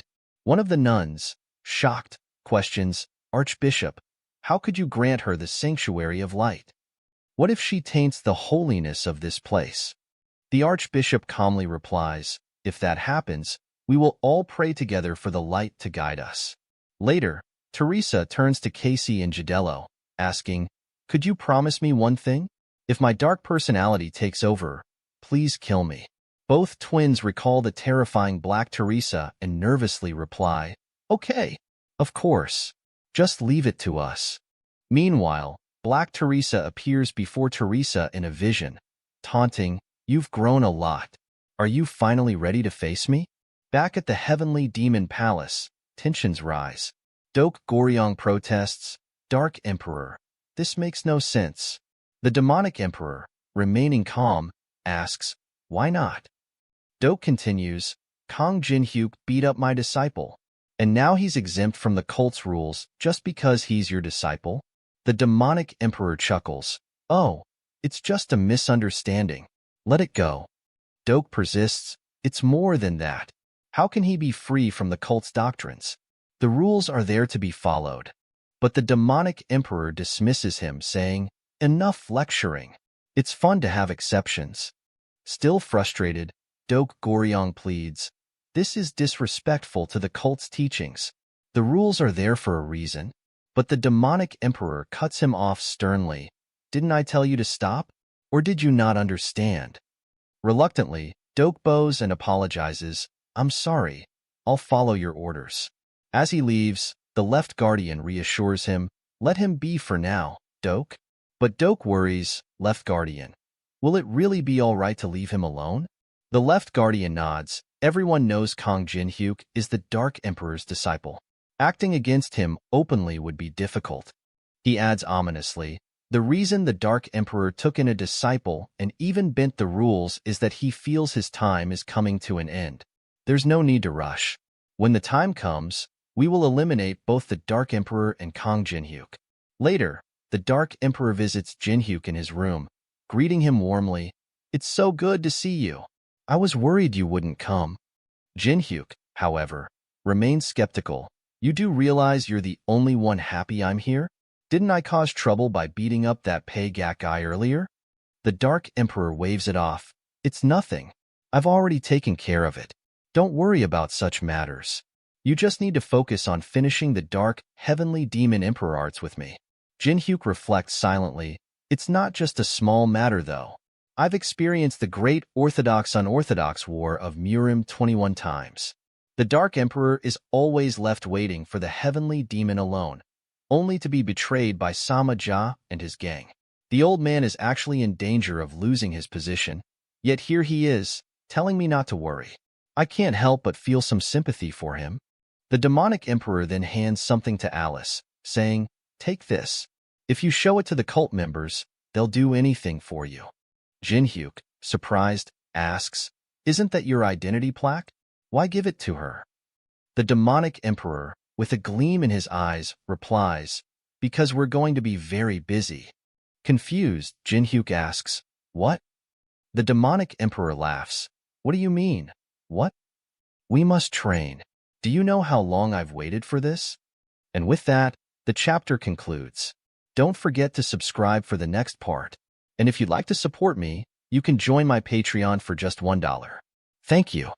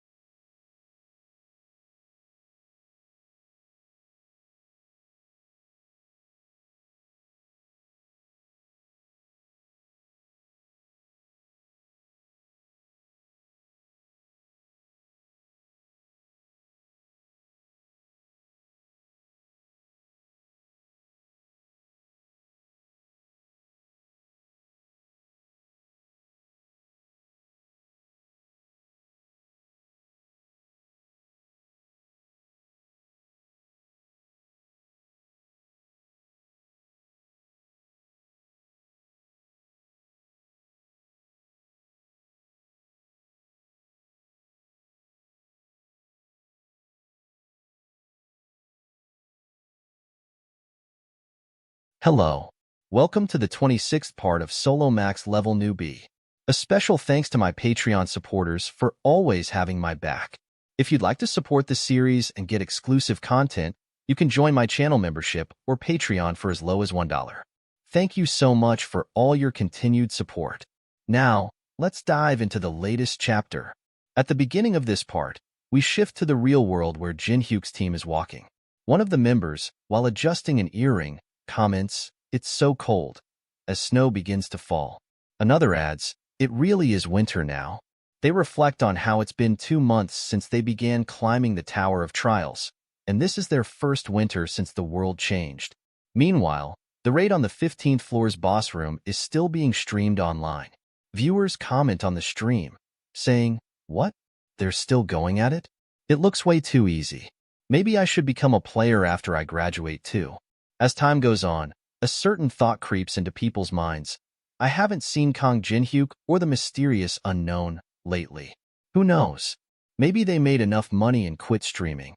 The growing consensus is that this seemingly dull piece would continue for a while. The scene transitions to the association president's office, where someone prepares to leave, saying, "I'll get going then." After they depart, the association president muses, "It's quiet. Too quiet." Next, we're transported to a scenic waterfall in the Murim world, where Alice and Woo Young are present. Woo Young, ever the gentleman, brings some warm tea to Alice. She thanks him and starts sipping, but her attention soon shifts to Jinhyuk, who is sitting under the waterfall, enduring its powerful force. Alice observes, "Isn't it strange to see him like that?" Woo Young, confused, asks, "What do you mean?" Alice explains, "He's always found some roundabout way to achieve his goals, but now look, he's training to fight." Just then, the Dark Emperor appears and enthusiastically exclaims, "Here it comes." Massive logs are thrown into the water, adding to Jinhyuk's struggle. The Dark Emperor grins and advises, "I'm sure you already know, but mastering the Dark Heavenly Demon Emperor arts requires pushing your body to its absolute limits. You must endure the pain." As the logs threaten to crash down on Jinhyuk, the system displays a message. Complete the Dark Emperor's training 699 out of 1,000. One of the logs strikes Jinhyuk, and he reflects, I had forgotten why the Dark Emperor never had a disciple. A flashback reveals the Dark Emperor telling him, "You see that mountain over there? Make sure it's gone by next week. And these weights?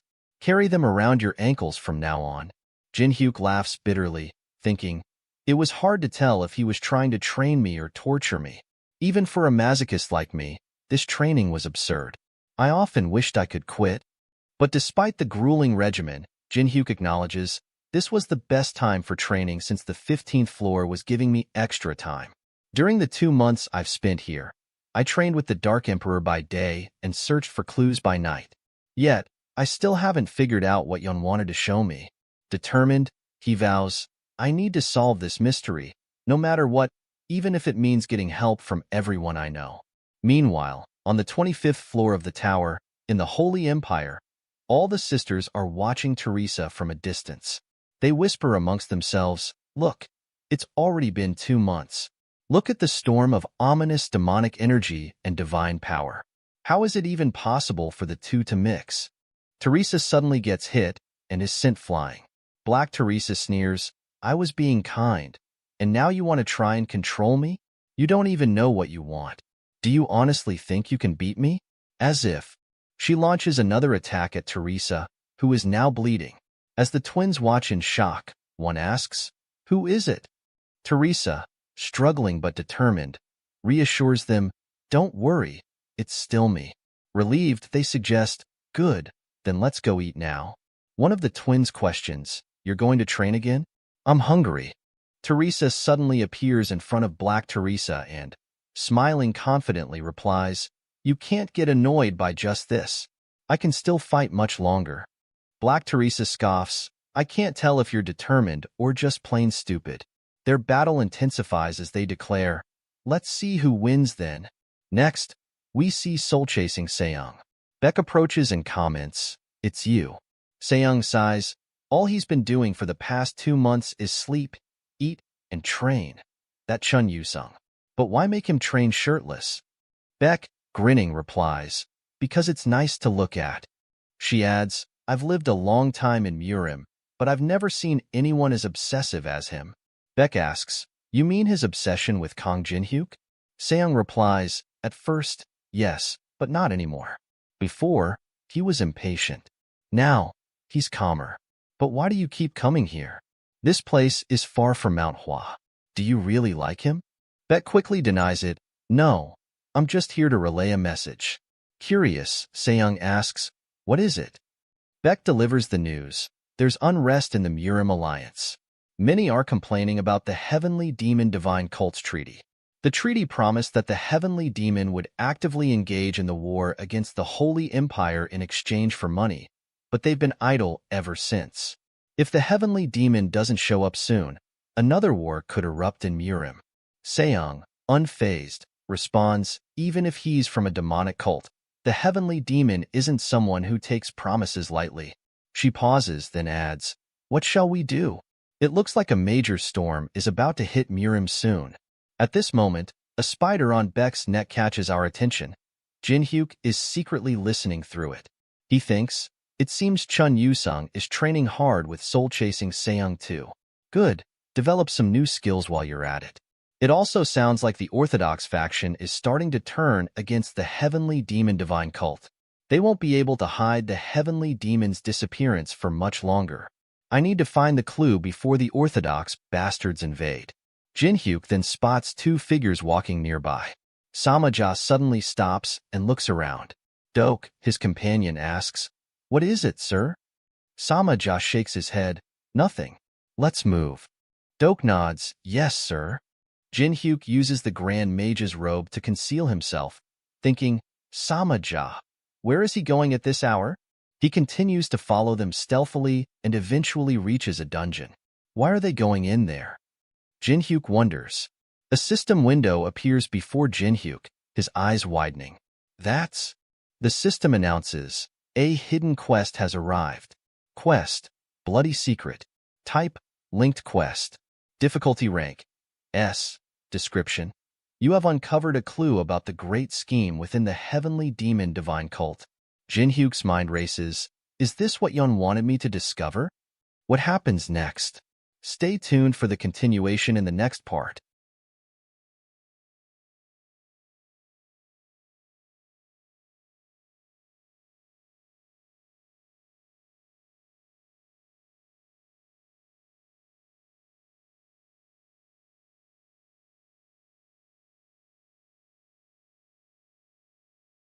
Hello. Welcome to the 24th part of Solo Max Level Newbie. A special thanks to my Patreon supporters for their ongoing support. If you'd like to support as well, you can join my channel membership or Patreon for as little as $1. Thank you very much. Let's begin. At the beginning of this part, a system window appears in front of Jinhyuk. He thinks, what is this? The system says, a hidden quest has arrived. Bloody secret. Type, linked quest. Difficulty, rank S. Description. You have found a clue about the great scheme unfolding in the heavenly demon divine cult. Jinhyuk wonders, is this what Yun wanted me to discover? This incident could trigger the Middle Floor's war. You need additional clues to proceed in this quest. Jinhyuk smiles to himself, thinking, found it. The next day, the Dark Emperor approaches Jinhyuk and asks, what? You want to visit the prison? Do you even realize what kind of place that is? Jinhyuk responds confidently, oh, I know. It's a terrifying place, one where only someone like the heavenly demon or someone of your rank can enter. After all, it's where the worst criminals of the heavenly demon divine cult are held, right? The Dark Emperor narrows his eyes. So, you're well aware of what goes on there. Then why do you want to go? Are you trying to avoid training? Jinhyuk quickly replies, no. How could I even dream of doing that? I was just wondering if something was hidden there because I've seen Samaja visiting that place every night. The Dark Emperor is taken aback. What? Samaja goes there? After that, we find ourselves in front of a cave. The Dark Emperor arrives, and the guards salute him. We greet the dragon of heavenly authority, Dark Emperor. The Dark Emperor responds, you're all doing a great job. I'm bringing my disciple here for some training. The guards reply, yes, sir. Jinhyuk observes the guards and thinks, they seem pretty panicked. I bet they're in cahoots with Samaja. It's only a matter of time before he knows we're here. Inside the cave, the Dark Emperor warns Jinhyuk, be careful. Suddenly, some monsters appear, and the Dark Emperor explains, these are Dakibi, monsters that thrive in this cave due to its nature. Their purpose is to stop people from entering or leaving. They feed on the demonic energy in this area, and there are plenty of them around. A bunch of annoying creatures. He holds up a charm and adds, of course, they won't bother us as long as I have this. The system shows the Dakibi charm, which prevents the monsters from attacking. The Dark Emperor turns to Jinhyuk and asks, now, tell me, why did you really want to come here? And why are you watching Samaja so closely? Jinhyuk, trying to be honest, says, it's just that I was worried about you. I saw how much Samaja seems to dislike you, and I couldn't ignore how suspicious he was acting. The Dark Emperor smiles faintly and says, is that so? Well, even a fool could tell that we don't get along. But I'm more worried that you'll neglect your training because of this distraction. Suddenly, the system warns them. Dakibi charm has been destroyed. The monsters start getting ready to attack. The Dark Emperor says, what Samaja is up to might be important, but I don't want you to slack off on your training. Kill them all with your bare hands. He sits down, prepared to watch Jinhyuk fight. Jinhyuk grumbles to himself, this old man. He never changes.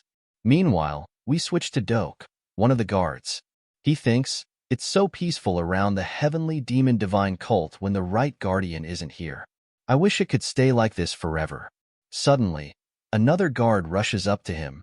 Panicked, sir, the right guardian and his disciple have just entered the prison.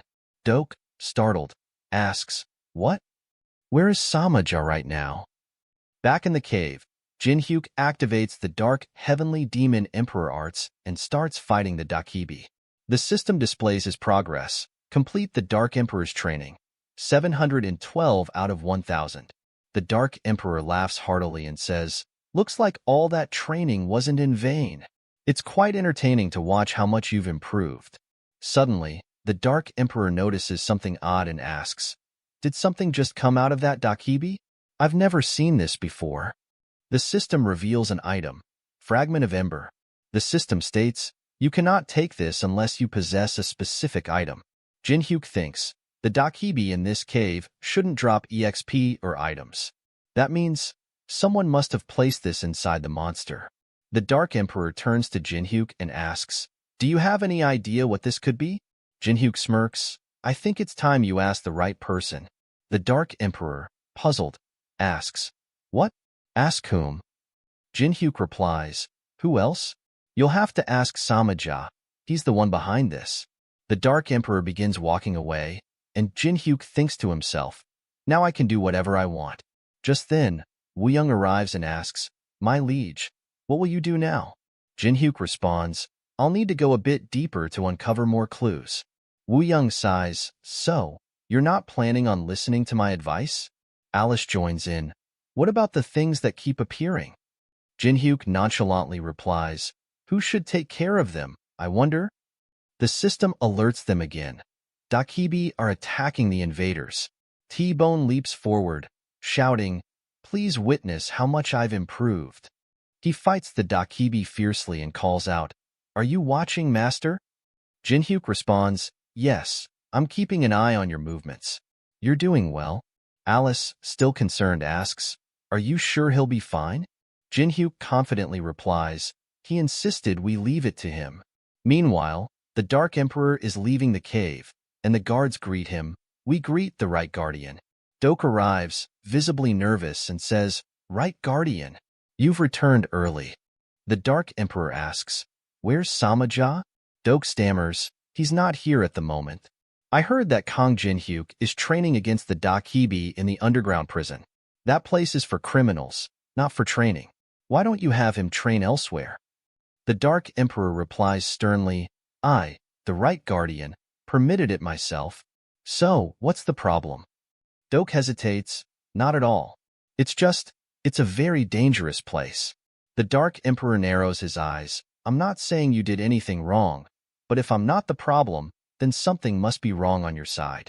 Doke, confused, replies, sorry. The Dark Emperor presses on.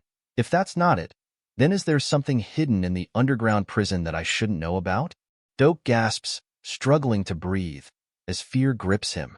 Suddenly, Samaja arrives, casually saying, you left this behind. I heard you treasure it. Shouldn't you be more careful? Doke, still in shock, quickly replies, yes, and rushes off.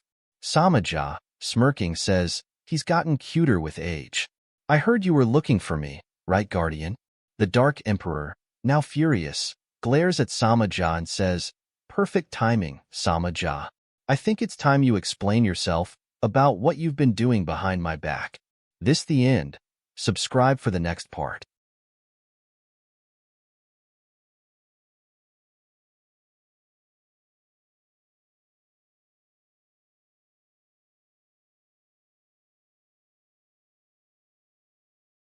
At the beginning of this part, we see that the Dark Emperor is furious. He clenches his fists, his voice booming as he says, great timing, Samaja. I think it's time you explain yourself. What have you been doing behind my back? His words hang in the air like a heavy storm about to break. The tension in the atmosphere is palpable, as everyone feels the weight of his anger. Meanwhile, Doke comes rushing in, shouting, Chaihong, hurry! Chaihong jumps, startled by the sudden urgency. She is ranked 10th in power in the heavenly demon divine cult, known as the Flame Dragon Artist. You scared me, she exclaims, looking at Doke with confusion. Doke continues, come with me right now. Hurry, there's no time.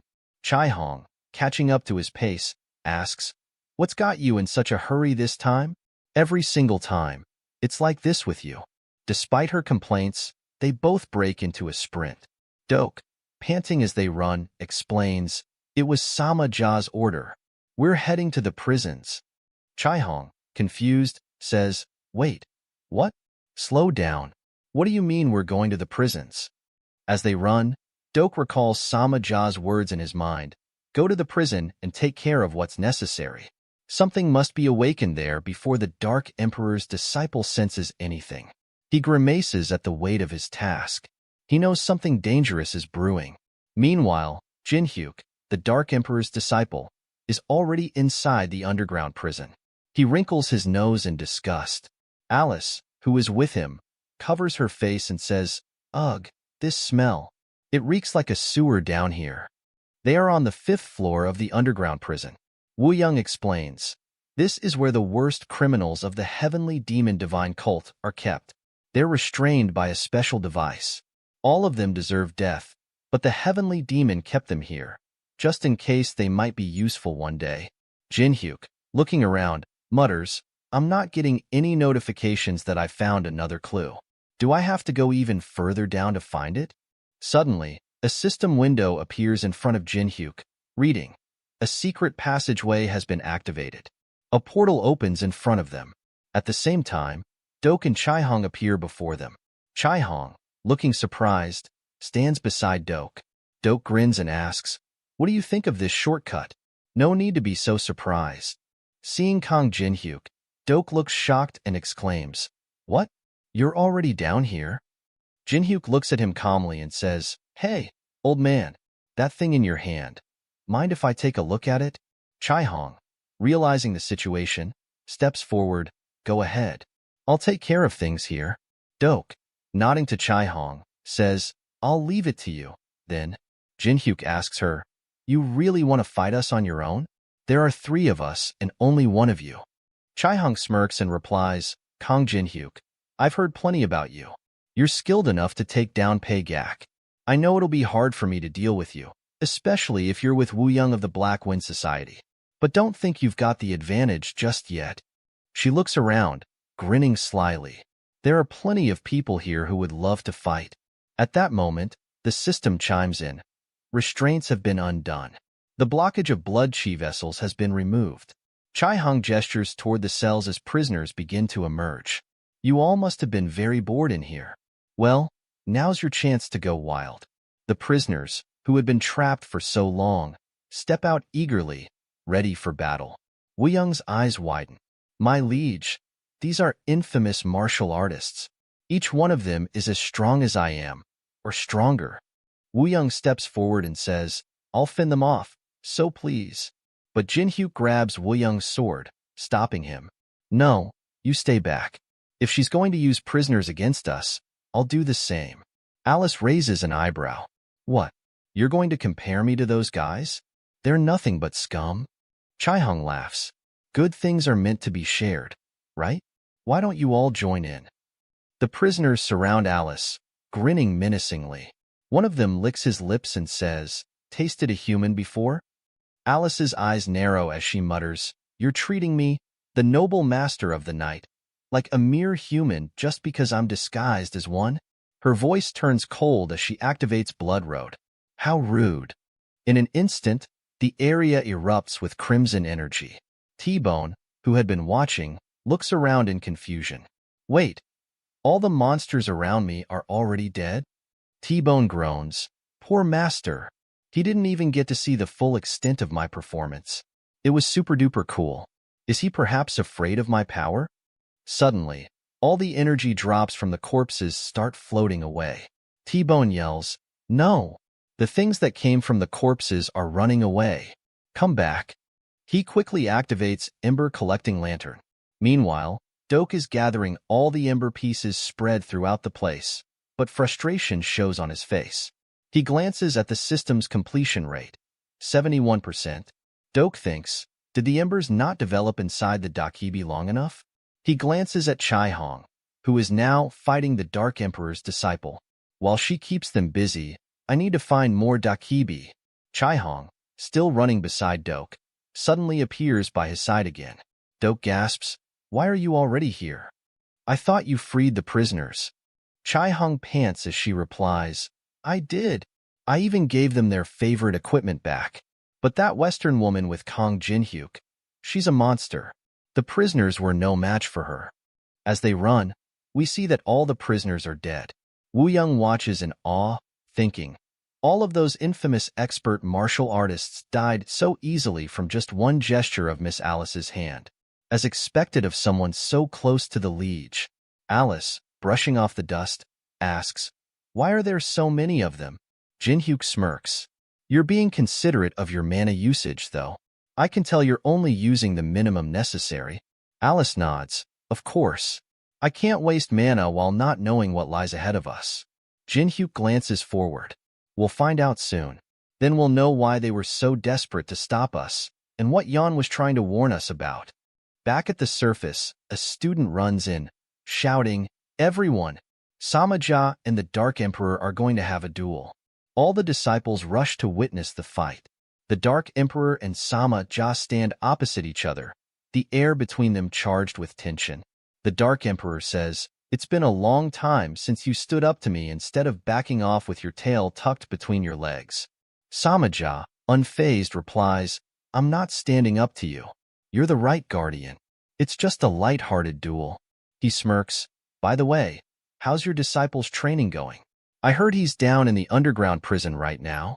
Before Samaja can say anything else, the Dark Emperor leaps toward him with terrifying speed. The spectators can barely hold their ground from the shockwave. The Dark Emperor demands, "What are you doing in the underground prison? Confess right now, or I'll make you answer with my fists." Samaja, dodging his blow, chuckles. "Your personality is as fiery as ever, but I can't reveal my surprise just yet. All my efforts would be wasted if I tell you before it's ready." Meanwhile, Chai Hung stares ahead, wide-eyed, and mutters, "Dok Goryong. What in the world? What kind of demon is this?" Before them, a gigantic demon looms, casting a dark shadow over them. This is the end. Subscribe for the next part. At the beginning of this part, we see the Dark Emperor and Samaja engaged in an intense battle in the arena. The air crackles with energy as the disciples of the heavenly demon divine cult gather around, watching in awe. Samaja, with a sly smile, speaks over the noise of the clash. "Do you recall the disaster we had to fend off a few months ago?" he asks, dodging one of the Dark Emperor's powerful strikes. "Its memories are still vivid for me," he continues. "We fought an incredibly powerful demon. It took us 3 days and nights at the cliff of the heavenly mountain to finally defeat it." The Dark Emperor narrows his eyes, listening as he recalls the event too. "I remember how the demon fell from the ridge right after the final blow," Samaja adds. "If it weren't for the heavenly demon's intervention, we would have both been killed."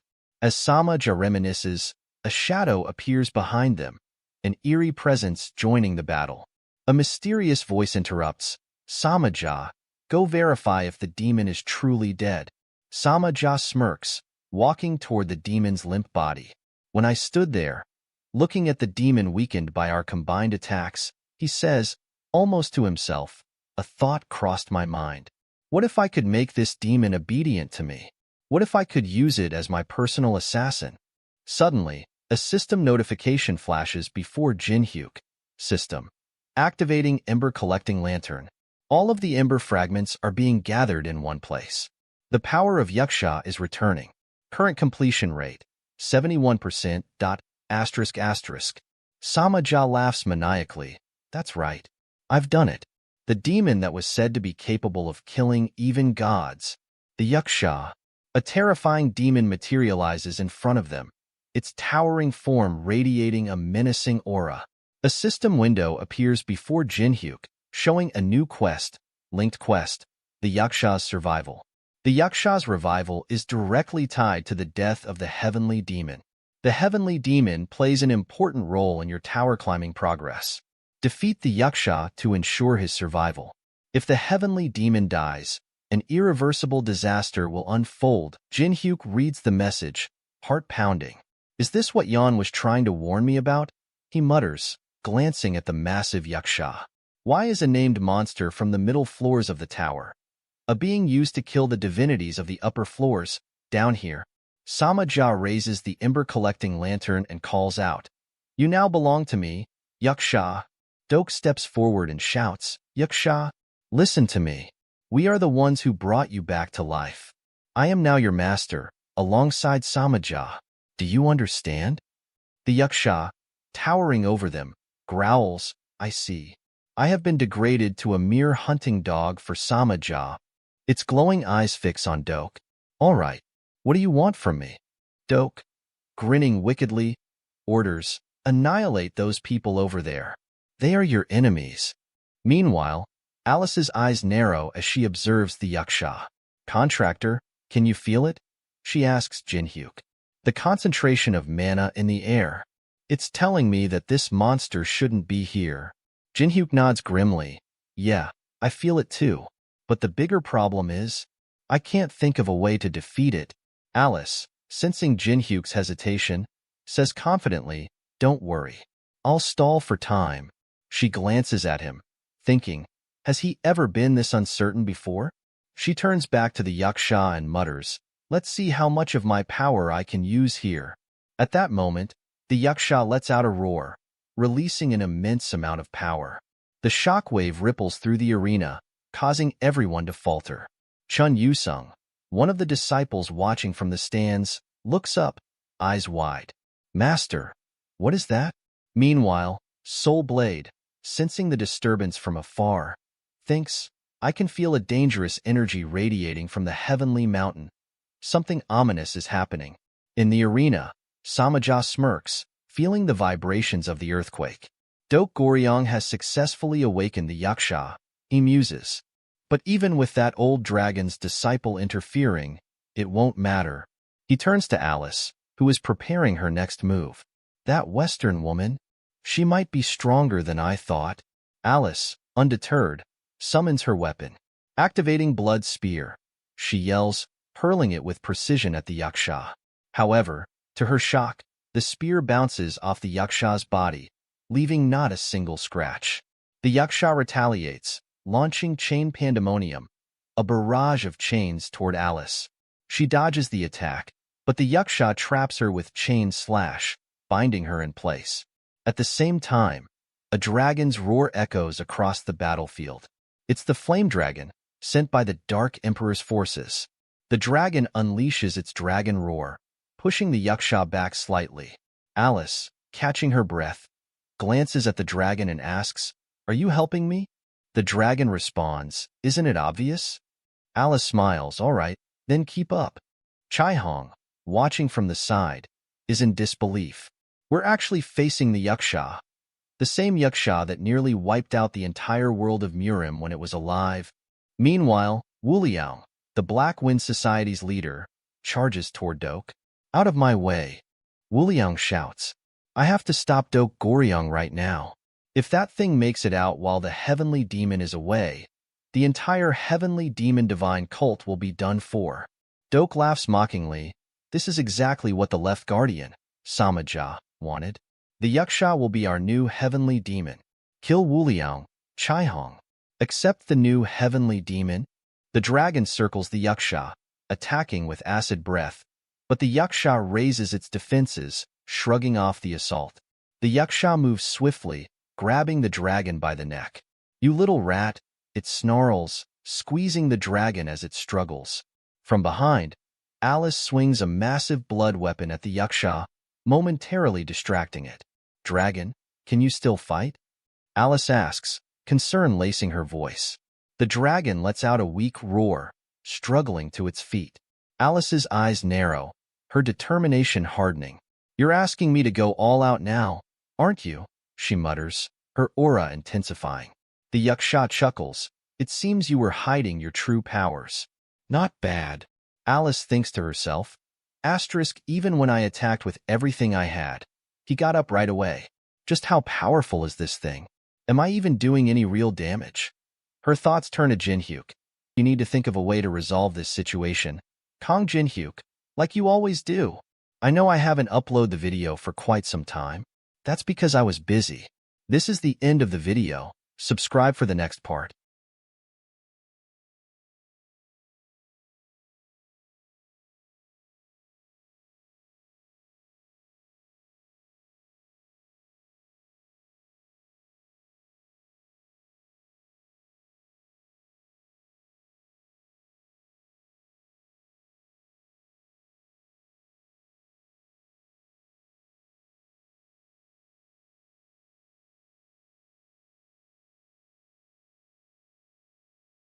At the beginning of this part, we see the system alert, reading memory of the world.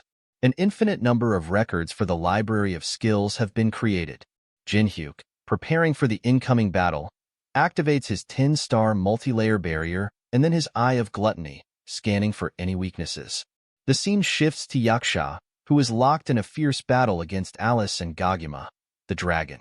As Jinhyuk observes, a status window for Yaksha appears, but all of Yaksha's stats are unknown, leaving Jinhyuk in the dark. The only skills revealed are Impossible Strength, Chime Morio, and Invincible. The system warns, the Eye of Gluttony is underleveled to reveal all of the target skills. A copy condition window appears. The survival of the heavenly demon is a prerequisite to fend off the beings of the 50th floor. However, Yaksha is one of the few weapons that can defeat the heavenly demon. You will be able to copy one of its skills if you defeat Yaksha before it harms the heavenly demon. Failure to do so will result in an irreversible disaster. Jinhyuk, now feeling the weight of the situation, reviews his own skills, muttering, "Hellfire? No, not this either." He knows he has only one chance while Alice and Gaguma are stalling for time. His mind races. I need to find something. A combination of skills, out of all the variations I've studied, that will allow me to defeat Yaksha. Meanwhile, Doke is trembling, gripping the lantern that controls Yaksha. He grits his teeth, feeling his inner energy drain rapidly. Just holding onto this lantern is sapping my energy dry, he mutters, glancing at Sama-ja in the distance. I guess that means it's impossible to contain this thing unless I have as much inner energy as Sama-ja. Doke shouts desperately, "You need to protect me no matter what." This lantern is the only thing controlling Yaksha. Chaihong blocks an attack from Wu Liang and replies, "I already am." Wu Liang, furious, says, "This is madness." Doke Goryong does not have enough energy to control Yaksha. Doke, panicking, shouts back, "What? That's nonsense. He's just trying to steal Yaksha from us. Don't fall for it. Who else here can handle this lantern?" Yaksha, overhearing the argument, smirks, such confidence. "You must not understand what that lantern truly is. Had I regained my full strength, you would have been dead already. The only reason you're alive is because of luck." Yaksha's eyes gleam with a dangerous light as he continues, "And if that were to happen, I would have torn all of you to pieces." Suddenly, Gaguma roars, activating Dragon Roar, trying to drive Yaksha back. However, Yaksha reacts quickly, kicking Gaguma with such force that the dragon coughs out blood. Alice rushes to catch Gaguma, her expression serious as she hits Yaksha with a powerful attack. "Gaguma, get it together," she shouts. "We need to hold on just a little longer." Yaksha scoffs, "Upper floor vampires, always relying on magic. You're all the same, weak. Let me show you what real power is." Yaksha activates Impossible Strength, launching a terrifying attack.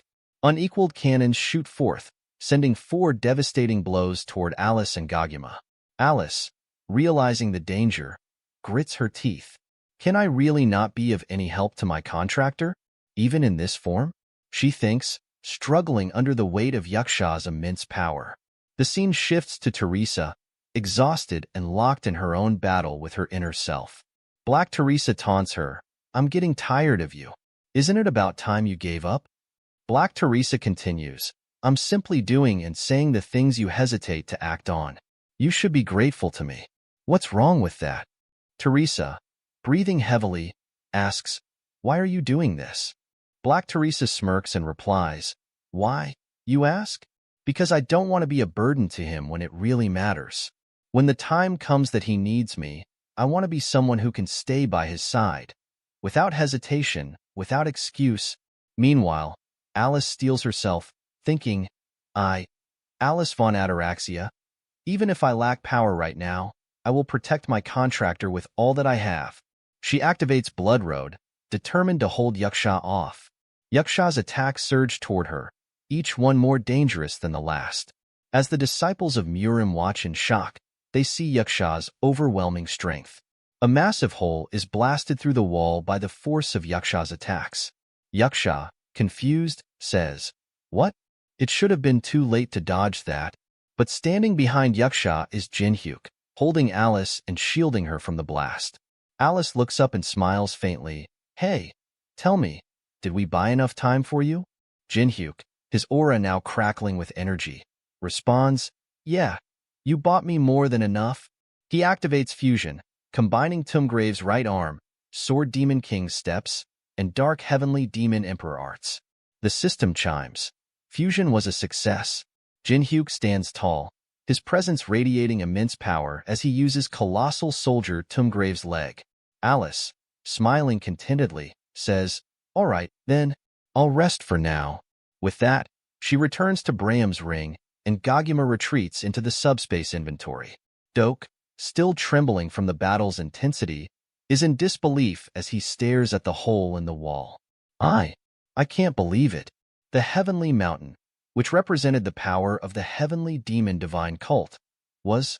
Before he can finish, Yaksha grabs the lantern from Doke's hand. Doke screams, what are you doing? Give that back to me. Yaksha grins maliciously, grabbing Doke by the face. Trying to control me with something like this? Yaksha growls. You should have restored all my powers if you wanted any chance of controlling me. But since you've failed in that, I'll take what's mine. Yaksha activates Devour the Weak, draining Doke's inner energy as the system flashes, absorbing the target's mana. Minimal mana required. Doke falls to the ground, utterly drained of all his energy, his body limp. Yaksha, looking down at Doke's lifeless form, sneers. He acted like he had boundless inner energy, but it was nowhere near enough. Pathetic. Yaksha then turns his gaze toward Jinhyuk. You'll do, he says, his voice laced with malevolence. If I absorb your inner energy, I will regain all of my lost powers. Jinhyuk, unfazed, smirks. Is that so? He replies, his voice calm. He activates super speed, increasing his movement speed by 700%. Jinhyuk smiles confidently. Go ahead, make my day. Subscribe for the next part.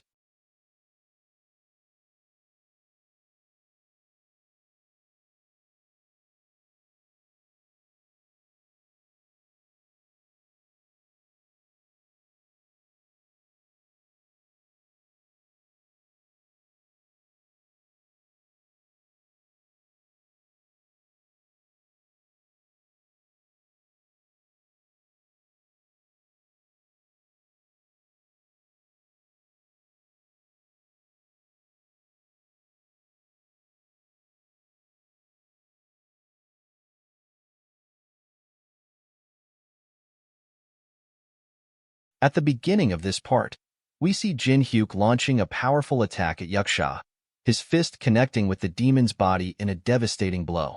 Jinhyuk thinks to himself, Goguma is of an ancient species, but he was still taken down in a single hit. It wouldn't be smart to take any hits from that guy. He quickly realizes his strategy. I've got to chip away at his HP while dodging at the same time. Activating Soul Bloodsucking, Jinhyuk feels a surge of power as his stats rise significantly.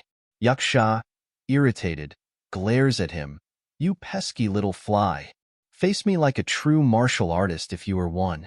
But Jinhyuk, unfazed, kicks Yaksha in the face and says, not right now, gaining 0.3 additional stats from the attack.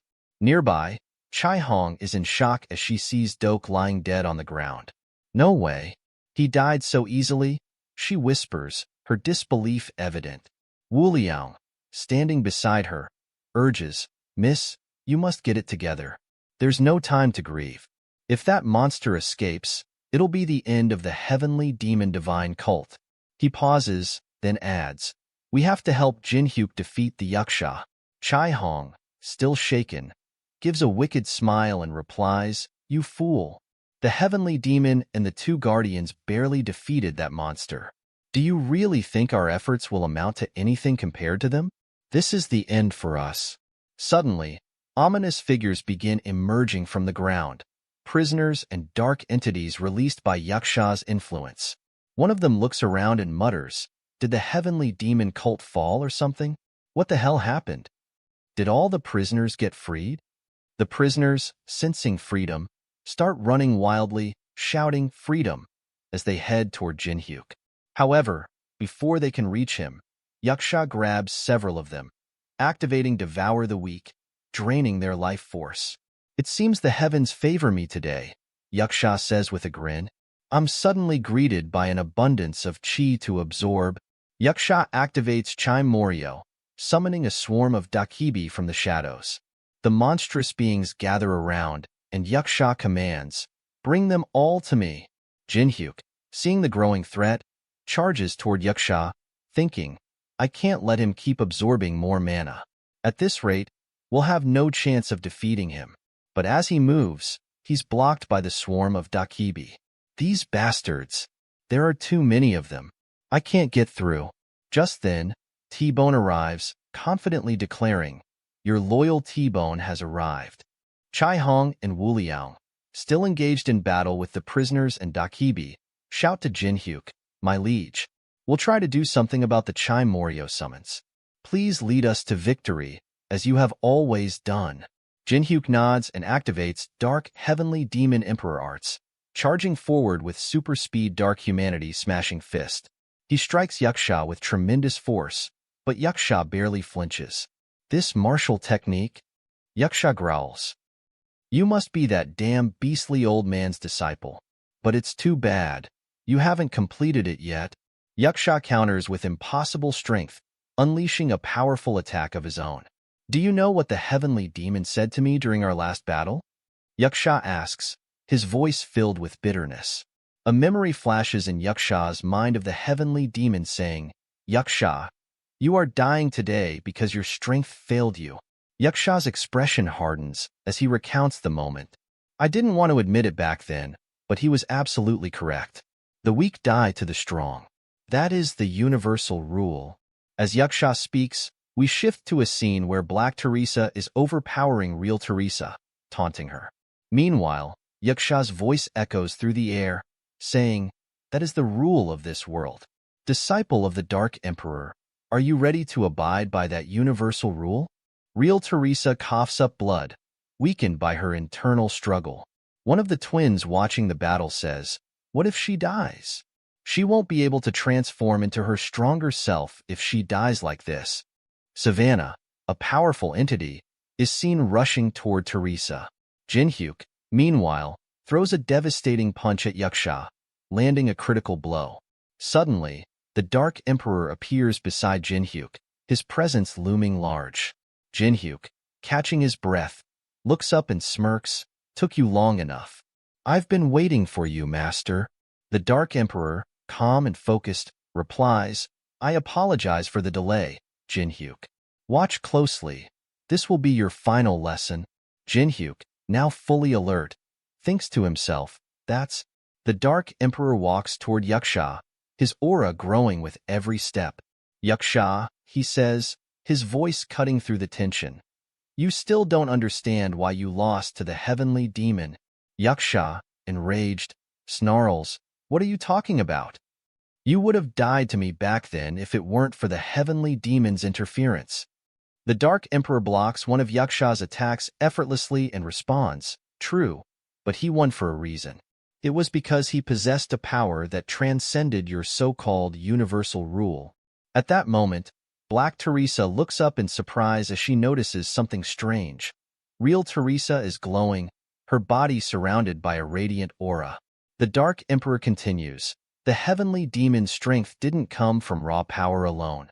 His true strength came from love. Genuine love. Yaksha, shocked by the statement, launches a ferocious attack, and the Dark Emperor counters with his own overwhelming force. The two titans clash with tremendous energy, shaking the arena. As Yaksha strikes, the Dark Emperor stands firm, taking the hit. With determination in his eyes, he mutters, Even if it means sacrificing yourself. That is the true meaning of strength. Subscribe for more. At the beginning of this part, we see the Dark Emperor recalling the day Jinhyuk boldly declared, I will become your disciple and complete the 13 demonic techniques that you couldn't finish. A warmth fills his heart as he reflects on their connection. I sensed it from the moment I saw you, he thinks. You made such a ridiculous offer without even blinking.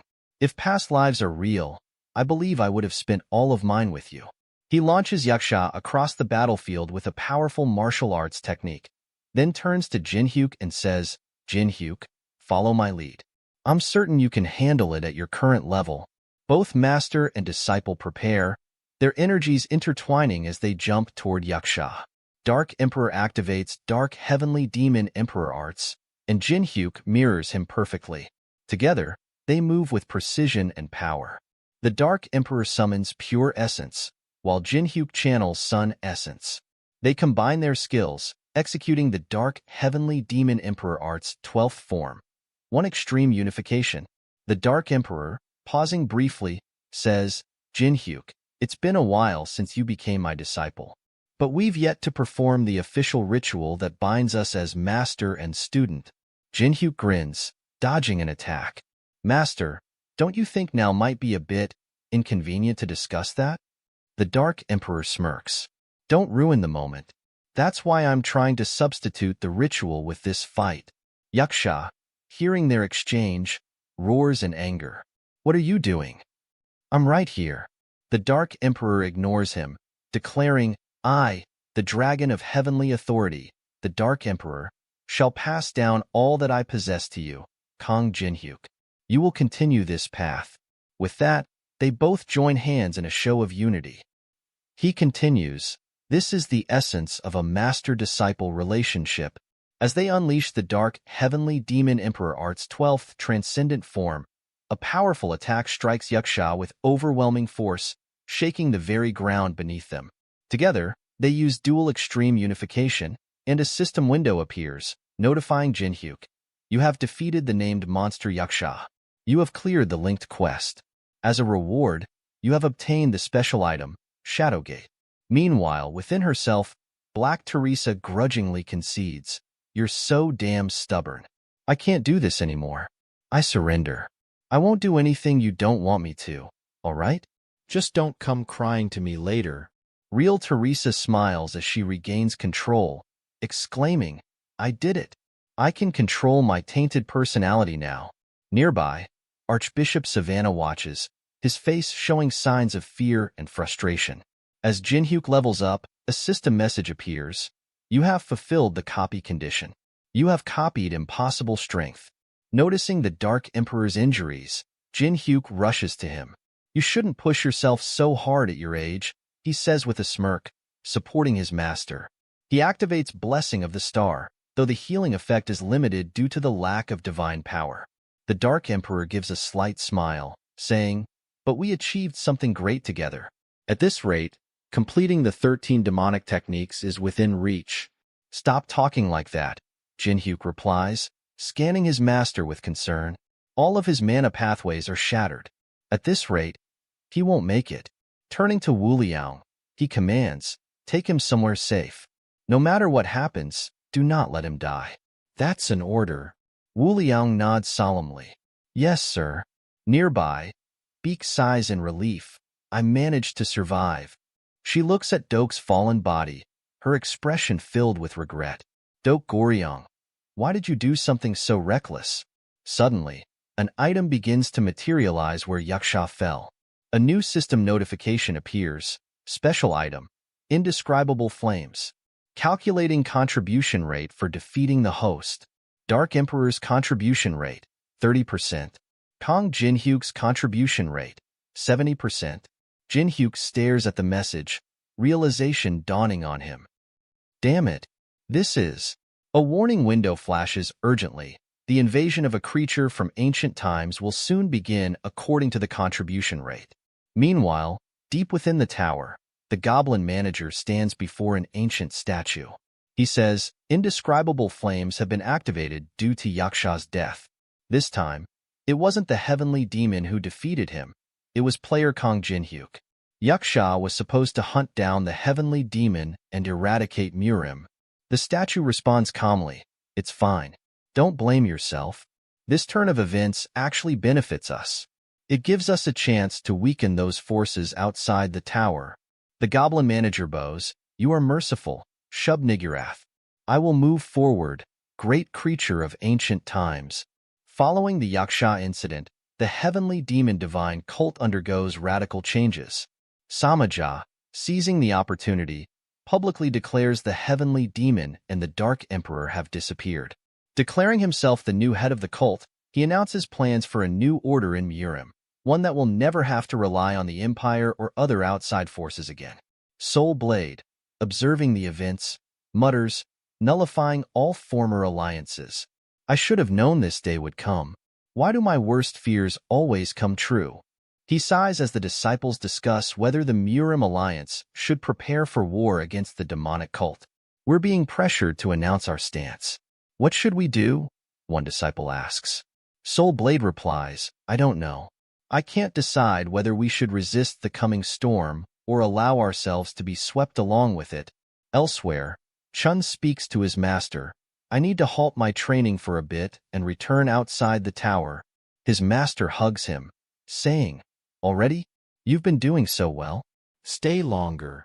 Chun smiles and replies, I would if I could, but I feel that something terrible is about to happen to my hometown. As he speaks, a message appears on his device, reading, Emergency Meeting. All members of the Veteran Corporation are called to the Awakened Association immediately. This is the end. Subscribe for the next part. At the beginning of this part, we see the president of the Awakened Association standing in his office, shocked by what he has just heard. An invasion? He asks, his face pale with disbelief. Yes, Jinhyuk confirms calmly. In a week at the soonest, a powerful being from the Tower of Trials will invade this place. His tone is steady, conveying the gravity of the situation. The president rubs his forehead, looking worn and uncertain. This is all so sudden. I'm not sure what I'm supposed to say. His skepticism is clear, though he respects Jinhyuk's reputation. I'm sorry, player Kong Jinhyuk, but even if it's coming from you, we need proof to mobilize the entire world. Jinhyuk nods, his gaze firm. All good. I'll prepare something then. News breaks out soon after, with headlines covering the alarming prophecy of a mysterious figure, hailed as the 21st century's greatest prophet. This man, known only as Takashi, appears before crowds, raising his hands and exclaiming, Oh, goodness! I have seen it once more. A clear vision. He shouts, his voice echoing. In 1 week, an outbreak will occur in Seoul. Humanity is about to enter a new era. Jinhyuk, watching the broadcast, thinks to himself, Takashi, my subordinate in the Samurai Guild, is doing his part well. After the Medusa raid, Jinhyuk had given Takashi instructions to enhance his influence by using his hemi-foresight ability to deliver these staged prophecies. They had since gathered a large following, turning Takashi into a cult figure practically overnight. As he preaches, Takashi marvels to himself, I am the chosen one. Across guilds worldwide, Takashi's reputation spreads quickly. The Samurai Guild moves first to mobilize, fully trusting in his prophetic abilities. Guilds like Olympus, Zhonghua, and Titan follow suit, preparing for the foretold disaster. Amidst this rising tension, Chun Yusung corners Jinhyuk, suspicion in his voice. You're making quite the big deal out of this, Kong Jinhyuk. What exactly are you plotting? If this is some kind of prank. Jinhyuk cuts him off, his tone serious. This isn't a prank, Yusung. He hands Chun a thick file. I need you to command the guild members when I'm gone. Inside this file is everything I know about the outbreak. Memorize it. Chun Yusung studies him, still skeptical but a bit rattled. Fine, but what are you going to do? You're not planning to hoard all the profit again, are you? Jinhyuk gives a slight smirk. I'm going to find a way to prevent the disaster. If there's an opportunity for profit along the way, I'll take it. He starts to leave, and Chun calls after him, glancing toward a pillar in the shadows. You can come out now, Teresa. He's gone. With a shy smile, Teresa steps from behind the pillar, a mix of embarrassment and relief on her face. Chun sighs. How long are you going to keep avoiding him? She shrugs, a soft smile on her lips. Just a little while longer, until he starts to miss me. Later, at Rick Hennessy's Great Magic Library, Rick is caught off guard as Jinhyuk places the Yaksha equipment set before him. What? The whole set, and without haggling? Rick raises an eyebrow. That's unlike you. Jinhyuk hands over a list and says, You'll get the set. I just need you to get me these items in return. Curious, Rick reads over the list. Why this particular list? But Jin-hyuk has already activated the Shadow Gate, a portal forming in front of him. The portal opens to connect to the high floor manager's domain, and Jin-hyuk steps through, giving Rick a last look. Any more questions? He asks, stepping into the unknown. As Jin-hyuk emerges from the portal, he finds himself in the high floor manager Vendivia's region, a place shrouded in mysterious, dim light. Standing before him is Vendivia herself, a high floor manager with the appearance of an elegant but fierce dark elf. She surveys Jin-hyuk coolly. It's you, the infamous player that mid-floor managers complain about. Jin-hyuk nods, his expression unreadable. Using the item that Young gave me brought me here. She seems both curious and wary, her intense gaze scrutinizing him. She folds her arms. You're the first player to ever reach me, Vendivia, the high floor manager of the tower. I have no idea how you managed it, but congratulations. Now, why are you here? Meanwhile, back in Seoul, guilds are gathering in force. Teresa scans the massive crowds, her eyes catching sight of the veteran company members joining as well. With all of them here, we should be prepared for whatever monster appears, she says, sounding hopeful. Chun Yu-sung, however, looks at the briefing file Jin-hyuk gave him and shakes his head. No, it's still not enough. Check the number of enemies and their power levels. Teresa flips through the file, her face turning pale. No, could it really be this bad, even with all the world's rankers here? Chun's tone is grim. We're just here to delay them. Our real goal is to buy time until Kang Jin-hyuk figures out how to defeat the enemy. Cutting back to Vendivia's domain, the tension between her and Jin-hyuk reaches a peak. She glares at him, her aura flaring, her voice icy. What did you just say to me? Are you seriously lecturing me, a high floor manager? Jin-hyuk remains unfazed, calmly revealing the indescribable flames item obtained from defeating Yaksha. Recognize this? He asks, holding the flame up to her. This flame is created when a creature from ancient times invades another floor. High floor managers are supposed to keep things like this under control. But one of your kind is clearly overstepping, don't you think? Vendivia's expression hardens as she realizes the significance. Esting, he's crossed a line, she murmurs. But this is something we can still contain. Her tone turns thoughtful as she regards Jin-hyuk, the gravity of her position weighing on her. She sighs.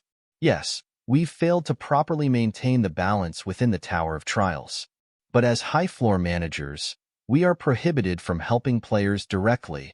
Jin-hyuk's tone grows sharp. Then sit back and watch as the tower's balance shatters. Let chaos run wild and consume everything. Is that the role you play, high floor manager? Just then, Jin-hyuk receives a system notification, a faint smile tugging at his lips as he reads it. Vendivia takes a deep breath, seeming to reconsider. Let me repeat myself. I cannot help you directly, but there are ways I can assist you indirectly, in accordance with the tower's rules. A system message appears before Jin-hyuk. Special quest from high floor manager Vendivia has arrived. This is the end. Subscribe for the next part. At the beginning of this part, we see Rick Hennessy standing in his great magic library, a gift box in front of him, a gleam of anticipation in his eyes. So, how did it go? He asks as Jin-hyuk steps out of the portal. Your meeting with the high floor manager Vendivia, did it go as planned? Jin-hyuk dusts himself off, a slight smirk on his face. Better than expected. Rick raises a brow. So, you got what you wanted? He asks, leaning forward. A memory flashes in Jin-hyuk's mind as he recalls Vendivia's words. If you clear the 16th floor of the Tower of Trials within 24 hours, you'll earn the Spirit Stone of Desire. With that, you should be able to hold off the creature from ancient times. She had paused, looking at him with an appraising eye. And if you manage to resolve this incident well, I may continue to watch over you, player Kang Jin-hyuk. Jin-hyuk snaps back to the present, giving Rick a confident nod. Yes, I got everything I wanted. Rick chuckles, holding up a leather-bound package and unwrapping it. Then here's what you requested. I hope it meets your standards. Jin-hyuk's eyes gleam as he inspects the item, his thoughts racing. I wasn't going to use this for the sake of keeping things challenging, but it's time to bring out one of my favorites. He picks up a sleek, black armor with intricate designs, the same armor he had once relied on during his peak. In the city, an announcement echoes through the streets. Evacuation notice. This is an outbreak drill. All non-awakened citizens, please proceed to the nearest shelter. This is only a drill, so please remain calm. Elsewhere, a man in a suit stands beside the president of the Awakened Association, looking visibly strained. Sir, we're receiving countless complaints. People are saying these drills are disruptive. The president, undeterred, crosses his arms. It can't be helped. It's for their safety. A woman approaches with a warm smile. I see that the president himself is overseeing things here. Nice to meet you, Mr. Han Sang-jin. I'm Ashley Friedman from the USA Awakened Association's media team. She gestures to the man beside her. And this is my husband, Jack Friedman, team leader of Rockheed Guild. Our elite members will be assisting in the city's defense. The president bows gratefully. Thank you both. I know this must have been a difficult decision. Jack nods, his expression determined. After what happened to my team and me on the 8th floor of the tower, I made a promise to never turn away from those in need, just as an unknown savior once helped us escape death. Helping here. It feels right. Meanwhile, Xiao Jing, the Zhonghua Guild's guildmaster, scans the city skyline, a contemplative look on her face. So this is Kong Jinhyuk's home. I came here to repay my debt to him, but where can I find him? Spotting another woman nearby, she approaches her. Maria, noticing Xiao Jing, smiles warmly. Hey, I heard we still have a week until the outbreak. Why don't you hang out with us? Getting familiar with the area could be useful. Xiao Jing grins. Smart idea. I already spotted a cafe that caught my eye. She studies Maria, thinking to herself, she's really pretty.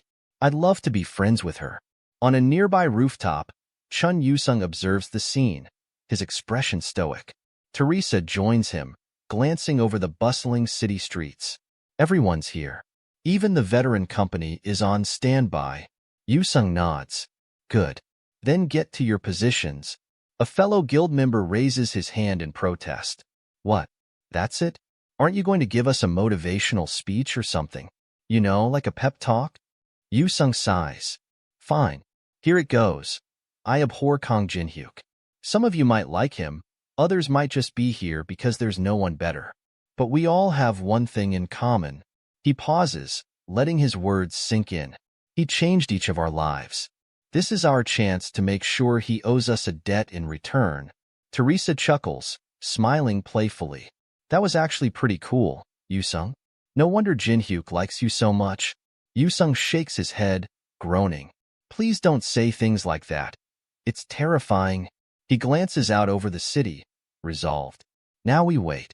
All we can do is hold our ground until Jinhyuk comes back with a solution. At that moment, Jinhyuk stands at the entrance to the 16th floor of the Tower of Trials, where a message hovers before him. Special quest, Tower of Trials, clear the 16th floor in under 24 hours. Time remaining, 23 hours, 20 minutes, 31 seconds. Reward, Spirit Stone of Desire. He steps forward, taking in the dense rainforest that stretches endlessly around him. Giant insects buzz in the humid air, and strange plants loom, some shifting as if alive. The 16th floor is an ancient rainforest teeming with oversized creatures from the early eras of Earth, Jinhyuk muses. This entire floor is like a playground for these massive monsters. Usually, it would take a week to reach the hive of the boss, Queen of the Legion, but for me, well, let's just say I have my own shortcuts. As he ventures deeper into the forest, he spots two familiar figures sprinting through the dense undergrowth, chased by a massive insect. Jinhyuk raises a gun, aiming smoothly. Duck if you want to live, he calls. The two players dive to the ground as a bullet strikes the insect, killing it instantly. Jinhyuk approaches them with a smirk. Melina, Tristan. Right on time, my loyal informants. Panting, Melina gasps. Why did you summon us here, Jinhyuk? This floor just opened, and the monsters here are way beyond our level. Jinhyuk shrugs, a faint smile on his face. Should I have gone to you instead? Really now? He raises an eyebrow at Tristan, who quickly stammers, "Of course not, Mr. Jinhyuk. You, the future Demon King, come to us?" Perish the thought. Jinhyuk chuckles, giving a nod of approval. "Good answer. Melina, take notes." Melina mutters under her breath. She's a bit delusional. Suddenly, a low rumble echoes, and they look up to see a swarm of massive insects approaching. Melina's eyes widen. "Did you aggro all of them?" Tristan gulps, drawing his weapon. "Looks like we're fighting our way out." He squares his shoulders. "We'll protect you, future Demon King." But before they can engage, Jinhyuk raises his Kruger pistols, expertly aiming at the oncoming creatures. "Consider yourselves lucky," he says, grinning as he pulls the triggers, "because you're about to witness something rare." Akimbo style. Bullets fly as Jinhyuk cuts down the monstrous insects with precision, his movements a blur. As he reloads, he turns to the awestruck Melina and Tristan, smirking. "Thanks for watching." At the beginning of this part, Melina's shock is evident as she observes the scene unfolding before her. Jinhyuk, without hesitation, leaps toward a swarm of massive, menacing insects, readying himself for battle. His sharp instincts and precise movements showcase his exceptional skill as he fires magic bullets imbued with overwhelming power. These bullets tear through the insects, leaving no chance for them to retaliate. Watching this display, Melina's gaze shifts to the firearms Jinhyuk wields. Memories of the Tower of Trials flood her mind. Firearms, though present in the tower, are rarely favored due to their limited practicality. Guns can be found within the tower, but their ammunition cannot, making them nearly useless unless one possesses the ability to create mana bullets. What astounds Melina even more is Jinhyuk's unparalleled efficiency in crafting and utilizing mana bullets. The process is intricate and time-consuming, yet he manages to do it repeatedly in mere moments, demonstrating an expertise that defies expectation. As he reloads with precision, Jinhyuk's thoughts drift. Old man Rick really outdid himself this time. This weapon is better than anything I have at the moment. Without wasting a second, he stores the guns in his inventory and declares confidently, "All right, all the nearby monsters are dealt with. Now, tell me, what exactly is the demonic human association up to?" Before anyone can respond, Melina steps forward in urgency. "Wait, listen to me first, before you use the brand." Her voice carries both desperation and determination. Jinhyuk halts, a trace of confusion on his face. "What is it?" With a deep breath, Melina explains, "I'm sorry, but things have gotten more complicated. The demonic human association is growing suspicious. They've realized their information is being leaked, and now they're certain there's a spy within their ranks. If you obtain intel from me again, they'll suspect me. I can't afford for that to happen." Tristan interjects at this critical moment, adding, "The association is already in communication with higher floor managers from the Tower of Trials." Melina's frustration erupts. "No, Tristan, why would you reveal that?" She quickly elaborates. One of their high-ranking executives, someone operating under the codename Nietzsche, is actively communicating with these managers and setting up strategies with them. Jinhyuk's lips curl into a devilish grin. "See? How sweet of her to share that with us," he says sarcastically, enjoying Melina's growing unease. Melina buries her face in her hands, muttering, "I'm screwed." Jinhyuk shifts his attention to Tristan, issuing a direct order.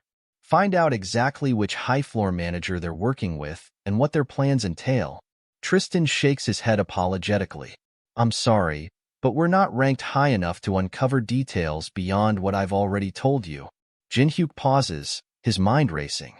So the demonic human association is collaborating with a high-floor manager.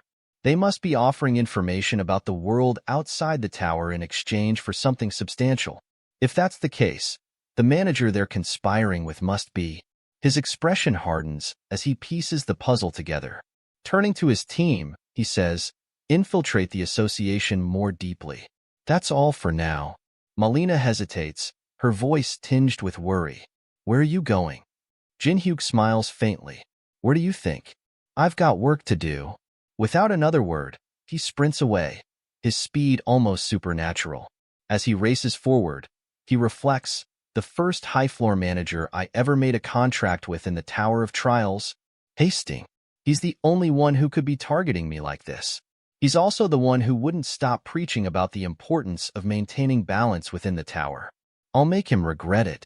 Meanwhile, Jin-hyuk slices through waves of monsters with unparalleled ease. His power and technique are unmatched, and he wastes no time as he carves a path toward his goal. From a distance, Vendivia watches him with a mixture of curiosity and amusement. Her thoughts swirl as she observes his firearms in action. It's been so long since I've seen anyone wield guns like that, she muses, her lips curling into a sly smile. Kong Jin-hyuk, if you truly are someone who can confront the creature of ancient times, then the quest I've entrusted to you shouldn't be beyond your reach. Suddenly, a system notification appears before Vendivia, its message shaking her to the core. The creature of ancient times is commencing its invasion. Panic flashes across her face as she gasps. Wait, this is happening now? Back in the real world, chaos unfolds. A massive portal tears through the fabric of reality, radiating an ominous energy. The system echoes its grim warning. The creature of ancient times is commencing its invasion. Maria, stunned and disbelieving, exclaims, "What?" Takashi predicted this would happen in a week. The president acts swiftly, his voice booming with authority. Issue the evacuation announcement immediately. Get all civilians to safety and bring every player here. This is not a drill. Move to the shelters now. Amid the pandemonium, Alice surveys the chaos from the rooftop of a towering building. In a video call with Jin-hyuk, she calmly states, "Yeah, I'm already watching. The situation you feared is unfolding, though it's happening sooner than expected." Jin-hyuk nods grimly. "That's why I'm leaving this in your capable hands, Alice." Her expression softens into a smile. "You've grown so meticulous. It's almost scary how well prepared you are for scenarios like this." She spreads her wings and takes flight, her resolve clear. "Don't worry. I've got this." Elsewhere, Jin-hyuk activates a series of powerful abilities: Accelerant Sword, Sun's Territory, and Wind's Territory. These skills grant him extraordinary speed and strength, making him an unstoppable force. As he blitzes forward, he strategizes. There's no time to waste. If Alice follows the plan, she'll buy me enough time. My priority now is to defeat the 16th floor boss as quickly as possible. The gate hasn't even opened fully yet, but I need to act fast. Back at the portal, the tension is palpable. Players struggle to cope with the overwhelming mana emanating from it, many of them panicking and retreating. "This is beyond us," one shouts. "We can't handle this." Before they can flee, Casey and Jadello block their path. Jadello smirks. "Where do you think you're going? The real fun is just starting." Casey chimes in. "If you lack the resolve, you're just a burden to the rest of us. Stay or go, it doesn't matter. There's nowhere safe if we fail to stop this monster." A loud shout rings out. The gate's opening. As the portal fully activates, a massive hand emerges, crushing a nearby car with ease. The creature that follows is horrifying, its monstrous form adorned with sharp teeth, eyes on its legs, and towering horns. Its presence sends waves of terror through even the strongest guild leaders. The system announces the creature of ancient times, Shub-Niggurath's mind manifestation, is commencing its invasion. The creature roars, a sound so deafening it shakes the very ground, leaving all who hear it paralyzed in fear. Subscribe for more.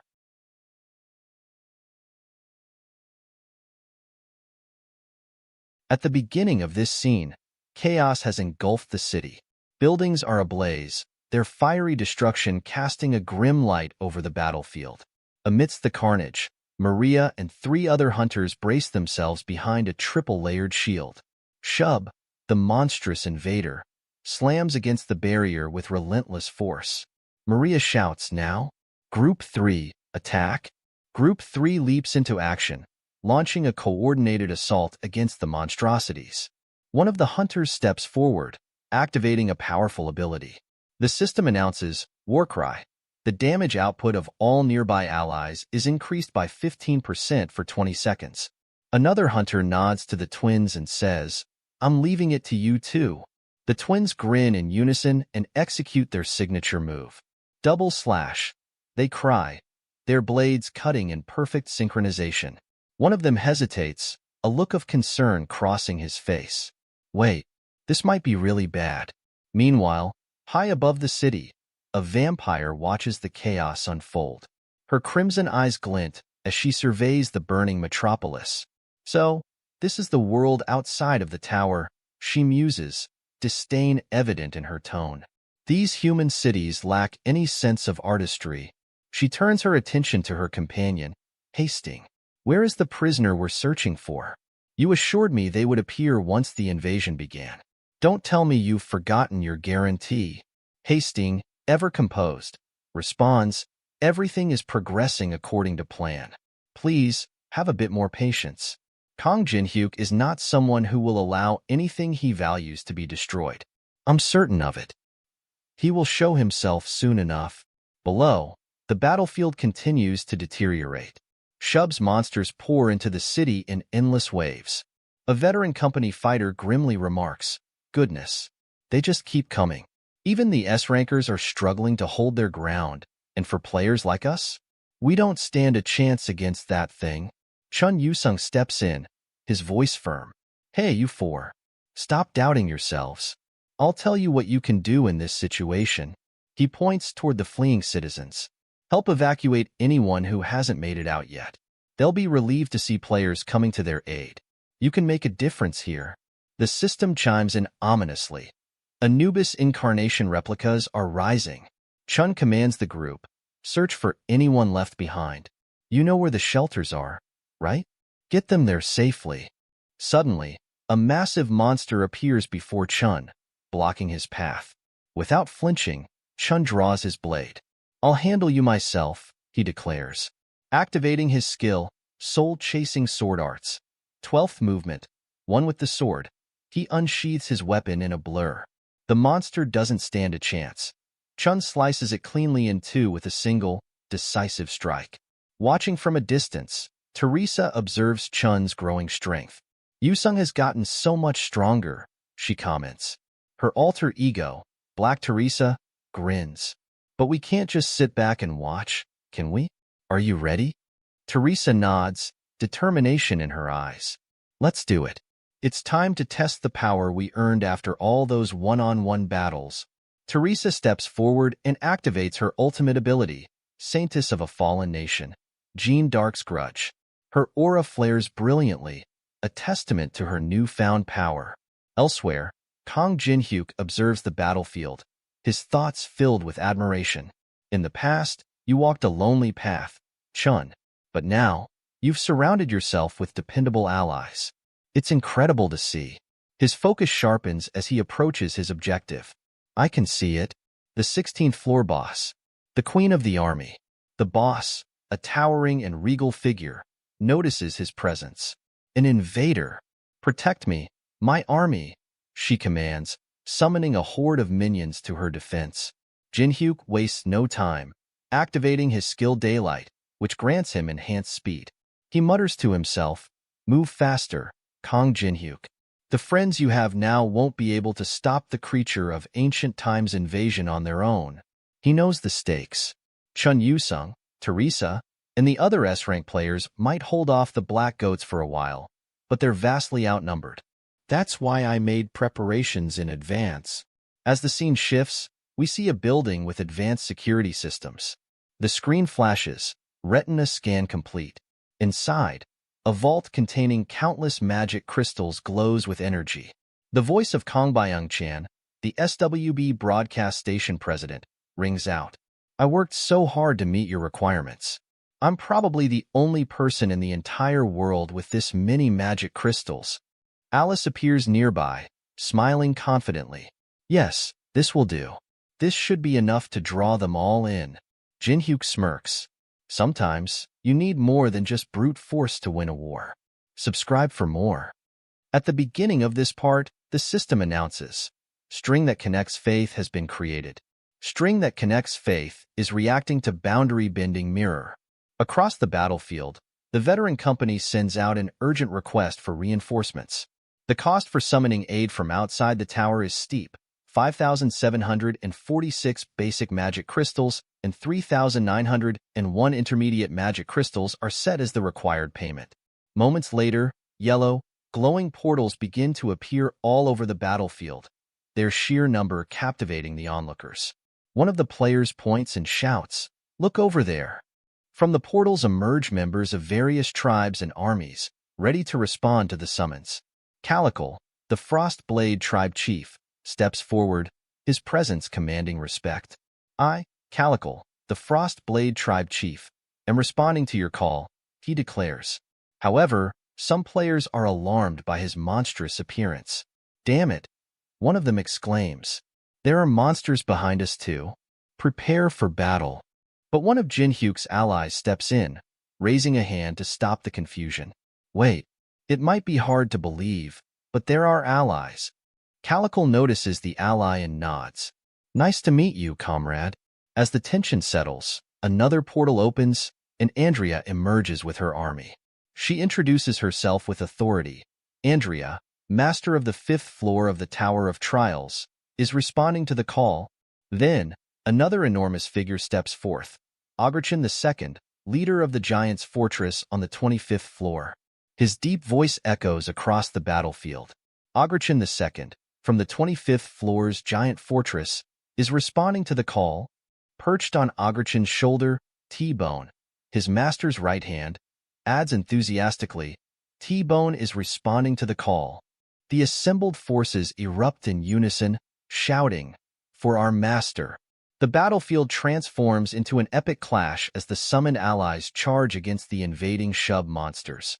Meanwhile, Alice observes the scene and smiles. "Contractor, look at this," she says softly. "They've all gathered here to help you. So, come back as quickly as you can, to me. I'm waiting for you." On the 16th floor, Jinhyuk confronts the boss monster, the queen of the army. The boss glares at him and sneers.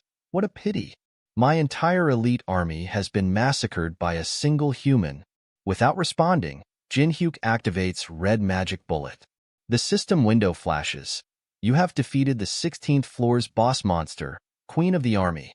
The 17th floor of the Tower of Trials has been unlocked. You will be enthroned for a week in the Hall of Fame." The system continues. "You have copied core of the army. The stats of those you summon will be increased by 10%, and mana consumption for sustaining them will be halved. You have cleared the special quest." A new message appears. A gift from High Floor Manager Vendivia has arrived. You have obtained a special item, Spirit Stone of Desire. As Jinhyuk examines the stone, he thinks, this item lays the foundation to defeat the creature of ancient times. Now, the only question is what comes next. He speaks aloud, "Hey-yon, what am I supposed to do now?"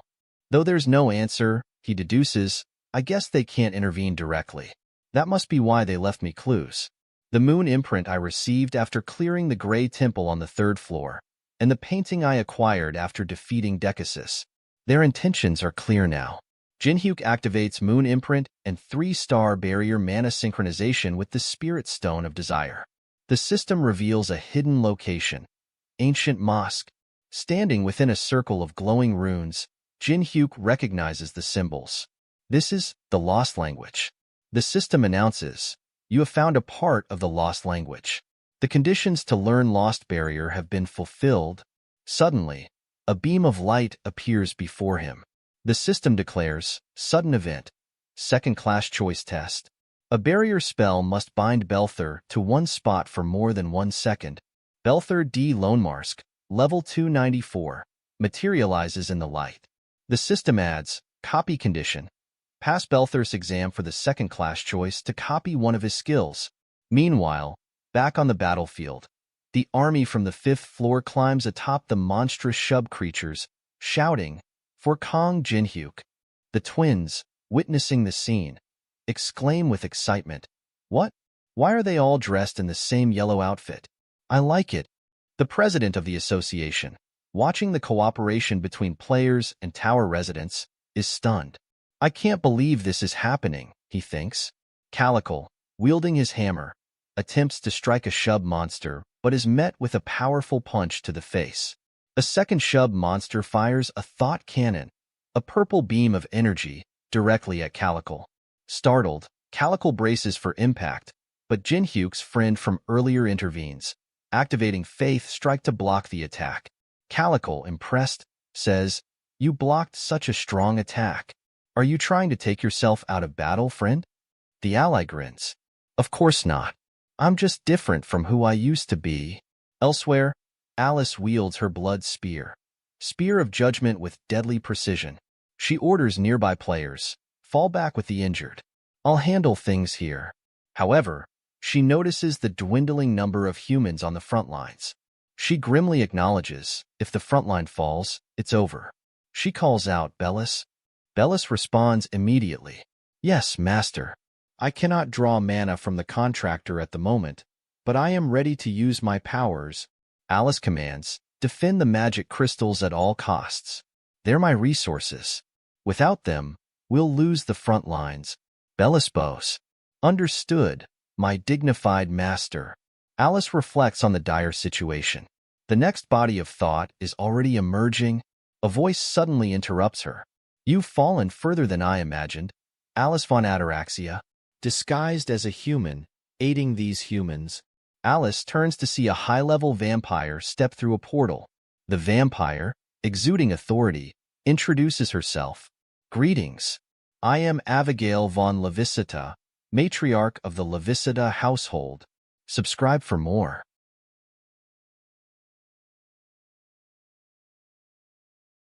At the beginning of this part, Alice finds herself surrounded by an overwhelming force of vampires.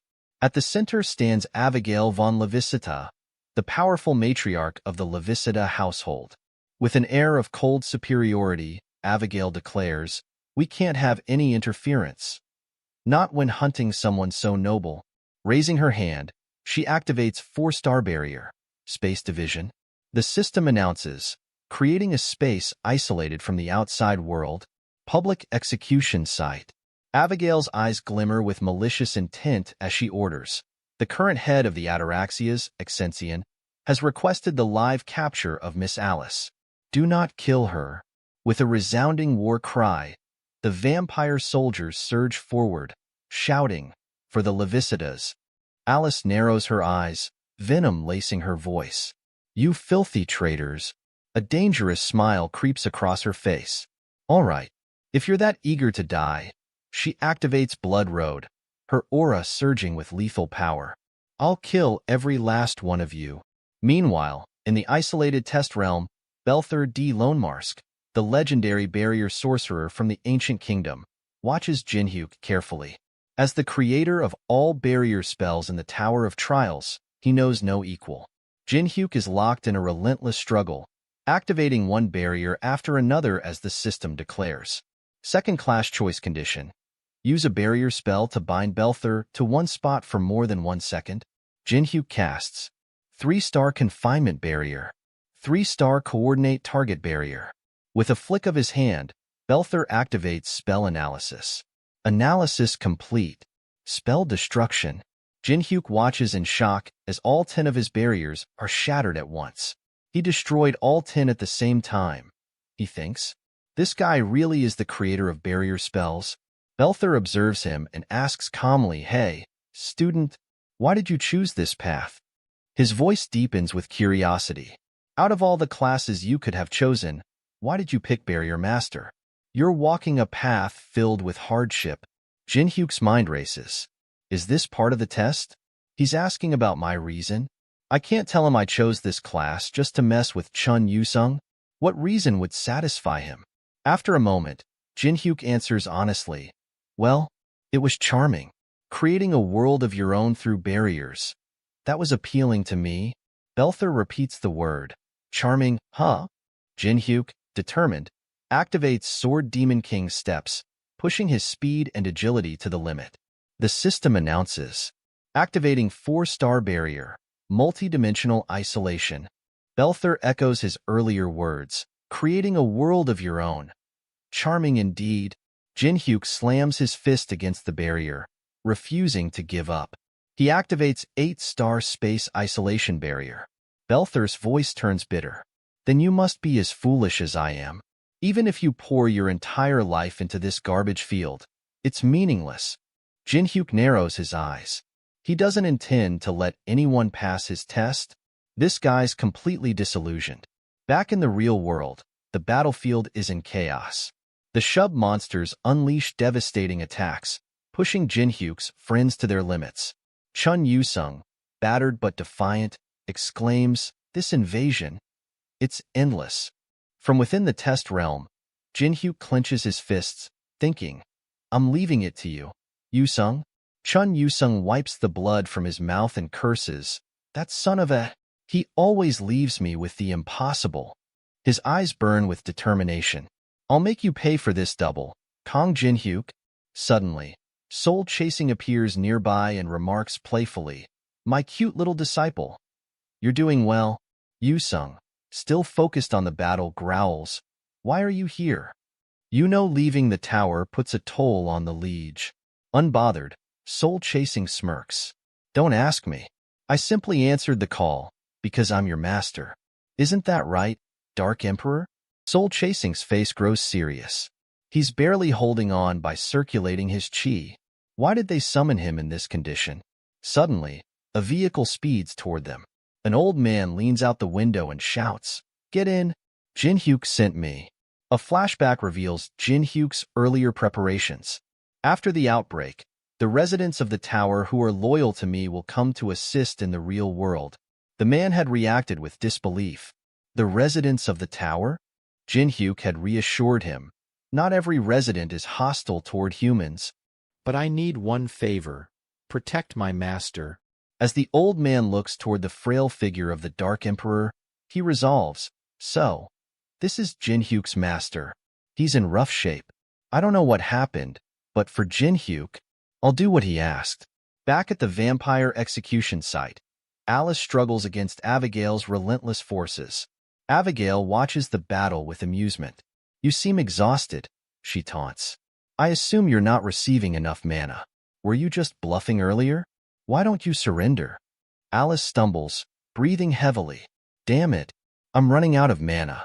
If only I could use my divine exclusive skills, but I don't have enough mana from the magic crystals to activate them." Even so, her eyes remain fierce. "But my belief that the contractor will come is unshaken." Abigail sneers. "Still holding on, I see. Exensian ordered me to bring you to him alive. But seeing you, a once mighty being, reduced to fighting alongside humans, is revolting." Her voice sharpens with cold finality. "I cannot stand this second-hand shame. I'll end this here and now." With deadly precision, she activates Divine Exclusive Skill, Tree of the Resentful Spirit Scythe. Subscribe for more. At the beginning of this part, Abigail von Levisida activates Tree of Resentful Spirit Scythe, summoning two ominous, powerful Grim Reapers. The system announces, "Summoning creatures, Grim Reapers of the Tree of Resentful Spirit." The two Grim Reapers materialize behind Abigail, their dark scythes gleaming with deathly energy. Without hesitation, they lunge toward Alice. Injured and exhausted, Alice summons Blood Pool, forming a protective blood shield around herself. The Grim Reapers activate Grim Reaper Steps, moving at blinding speed. Their relentless attacks weaken Alice's shield until it finally shatters. In a swift, brutal strike, Abigail slashes Alice in the stomach, causing her to collapse. Abigail sneers, "What a shame. I always wanted to fight you, Alice von Ataraxia, but now it seems pointless. You're nothing but a hollow shell of your former self, unable to even access your divine exclusive skills." With disdain, Abigail grabs Alice by her hair, dragging her mercilessly. "How pitiful," she mocks, "extending your miserable existence by siding with humans.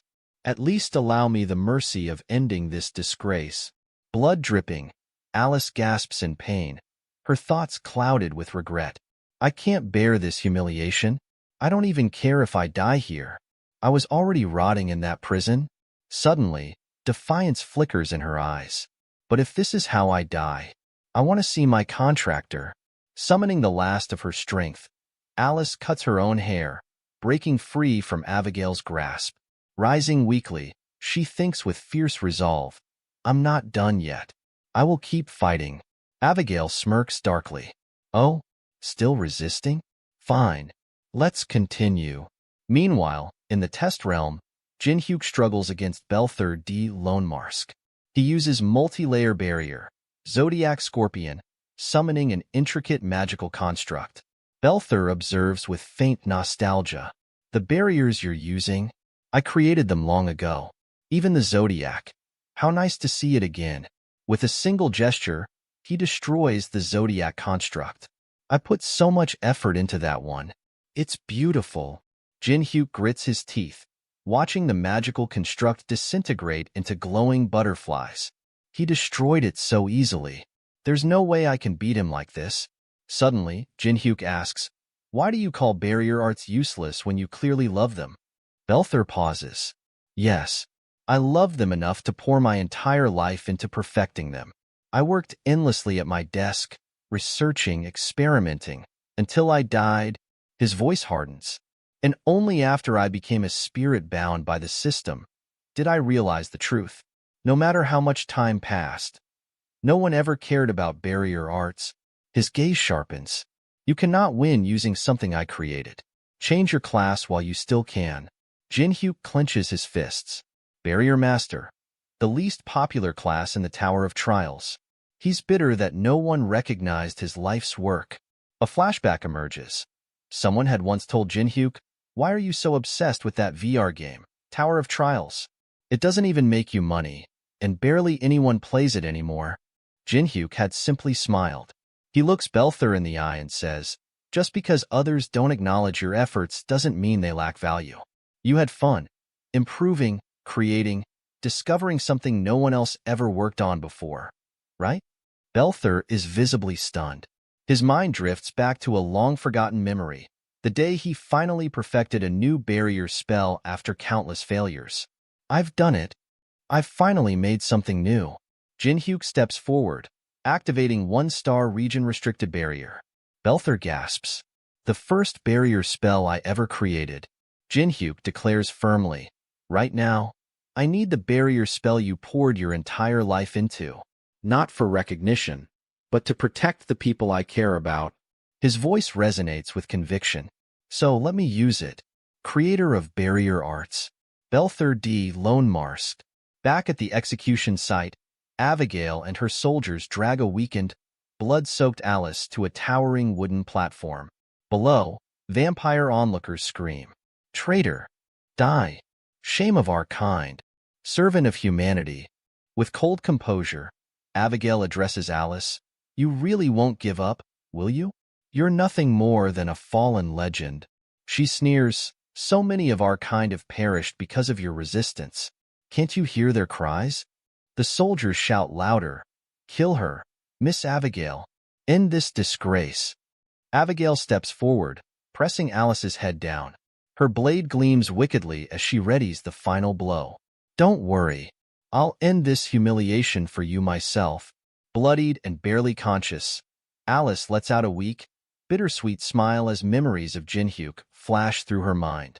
The first time we met, Alice von Ataraxia, Jinhyuk had said confidently, help me, and I'll lend a hand in eliminating those who betrayed you, and help you reclaim your place as head of the lost Ataraxia household. Back then, it was about revenge. I wanted nothing more. Tears mix with blood as she remembers their shared moments, the battles, the struggles, and even the rare, joyful times. But now, she thinks, even with my enemy right in front of me, all I can think about is you. A faint, peaceful smile graces Alice's face. Abigail grins triumphantly and swings her blade, when suddenly, a massive portal tears open in the sky. Boom! An energy blast obliterates the execution platform in a blinding flash. Abigail stumbles back, wide-eyed. Impossible. Even the divinities struggle to break through our barrier spells. Dazed, Alice opens her eyes as pure, warm mana surges into her weakened body. Unlike the cold, artificial magic from crystals, she blinks and sees a familiar, determined figure standing in front of her. Welcome, Contractor, she whispers, tears welling up. I missed you.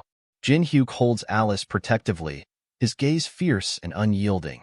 Behind him, countless magic circles shimmer with radiant power. He activates infinite magic. The system announces, skill activated, infinite magic. You may freely use any magic skill without mana consumption. Time limit, 30 minutes. At the beginning of this part, Jin-hyuk instructs his spirits and dragon to take care of Alice, saying, getting revenge was supposed to be her thing. But after all of this, I can't just walk away. His expression darkens as anger surges within him. I hope you're ready, he mutters coldly. A flashback reveals the moment the system declared. You have passed Belther's exam. Secondary class promotion complete. You have obtained Lost Language. Your class has changed from Rune Interpreter to Rune Creator. Belther, his former examiner, had spoken solemnly. My path will not be an easy one. Will you be able to handle it? Jin-hyuk had simply smiled. Watch me, he had said confidently. Belther had nodded, pride in his voice.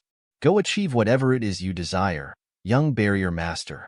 And use my creations well. Make them meaningful. Back in the present, Jin-hyuk activates a powerful barrier spell. His analysis completes instantly, and he uses spell destruction, obliterating Abigail's and her army's barriers entirely. Abigail's shock is palpable. Unbelievable, she thinks. Not only did he pierce the barrier, he destroyed the entire thing. Jin-hyuk conjures multiple magic circles, their intricate designs glowing with overwhelming energy. Abigail, still reeling, stares in disbelief. What? She murmurs. He casts Eternal Redemption. Abigail's soldiers immediately raise their defenses, activating Blood Shield. One shouts, protect the household head with your lives. As long as she lives, the Levisita household will not perish. Abigail grits her teeth and activates Ancient Shield. Preservation, a spell designed to preserve and protect. But Jin-hyuk counters with 8-star barrier spell. Resonance, its power echoing across the battlefield. Spectators cheer as his spells light up the city, simultaneously striking down monsters everywhere. Abigail's soldiers begin to disintegrate under the relentless onslaught of Jin-hyuk's spells. Their final cry rings out, glory to the Levisitas. Abigail stands alone, devastated. All of my elite soldiers, wiped out by a single skill. I had always wondered how Miss Alice managed to defeat Amulum while her powers were still sealed. But now I understand. It must have been this man's doing. Fear grips her as she realizes there's no point in killing Alice now. I need to report this, she thinks desperately, activating Hellfire in an attempt to escape. But Alice steps forward, her voice filled with cold fury. Where do you think you're going, Abigail? Did you really think I'd let you walk away after everything you've done? Abigail, shaking with rage, snarls, you arrogant human. Do not underestimate me, the head of the Levisita household. The system declares. Tree of Resentful Spirit Scythe is crying out. Abigail summons Lightning Sanctuary, an awe-inspiring storm of electricity. But Jin-hyuk catches the lightning with his bare hands, his expression calm and unyielding. Abigail stares in disbelief. Stopping lightning is impossible enough, but he caught it with his bare hands. Jin-hyuk smirks, channeling his energy into the captured lightning. He activates Ancient Barrier Confinement and Ancient Rune Seal, locking Abigail in place. I'll send you off now, he says coolly. Summoning an incredible surge of power, he casts 9-star barrier spell, multi-layer barrier, Zodiac, Sagittarius. Panic grips Abigail as she senses its overwhelming power. This spell, it's dangerous, she gasps. Desperation consumes her. Wait, I'll cooperate. Just stop this. But Jin-hyuk shakes his head. Sorry, but I don't trust traitors. He activates the Spirit Stone of Desire, revealing Abigail's true essence. The system declares, penetration level, 99%. Jin-hyuk's attack closes in, vaporizing Abigail entirely. The system announces, Abigail von Levisita has been eliminated. As the battlefield quiets, a new notification appears. Reaching the source of the rupture through the effects of Spirit Stone of Desire, a massive, ancient-looking creature materializes before Jinhyuk. Its grotesque form exudes a terrifying aura. Jinhyuk glares at the entity. "It's not your turn yet," he says, his voice steady but commanding. "Stop meddling with the higher floor pawns and wait for us like a good little child on the 50th floor. The creature's name echoes ominously. Ancient being, Shub-Niggurath. Jinhyuk's expression hardens. "I'll deal with you soon." The system's final message appears. The invasion of the ancient being has concluded. At the beginning of this part, we see that Jinhyuk is injured, and he looks around. His master and Alice both are dead. He says, "Master, Alice, is no one alive? This damn tower of trials. Do I have to lose everyone around me in order to make two to the top?"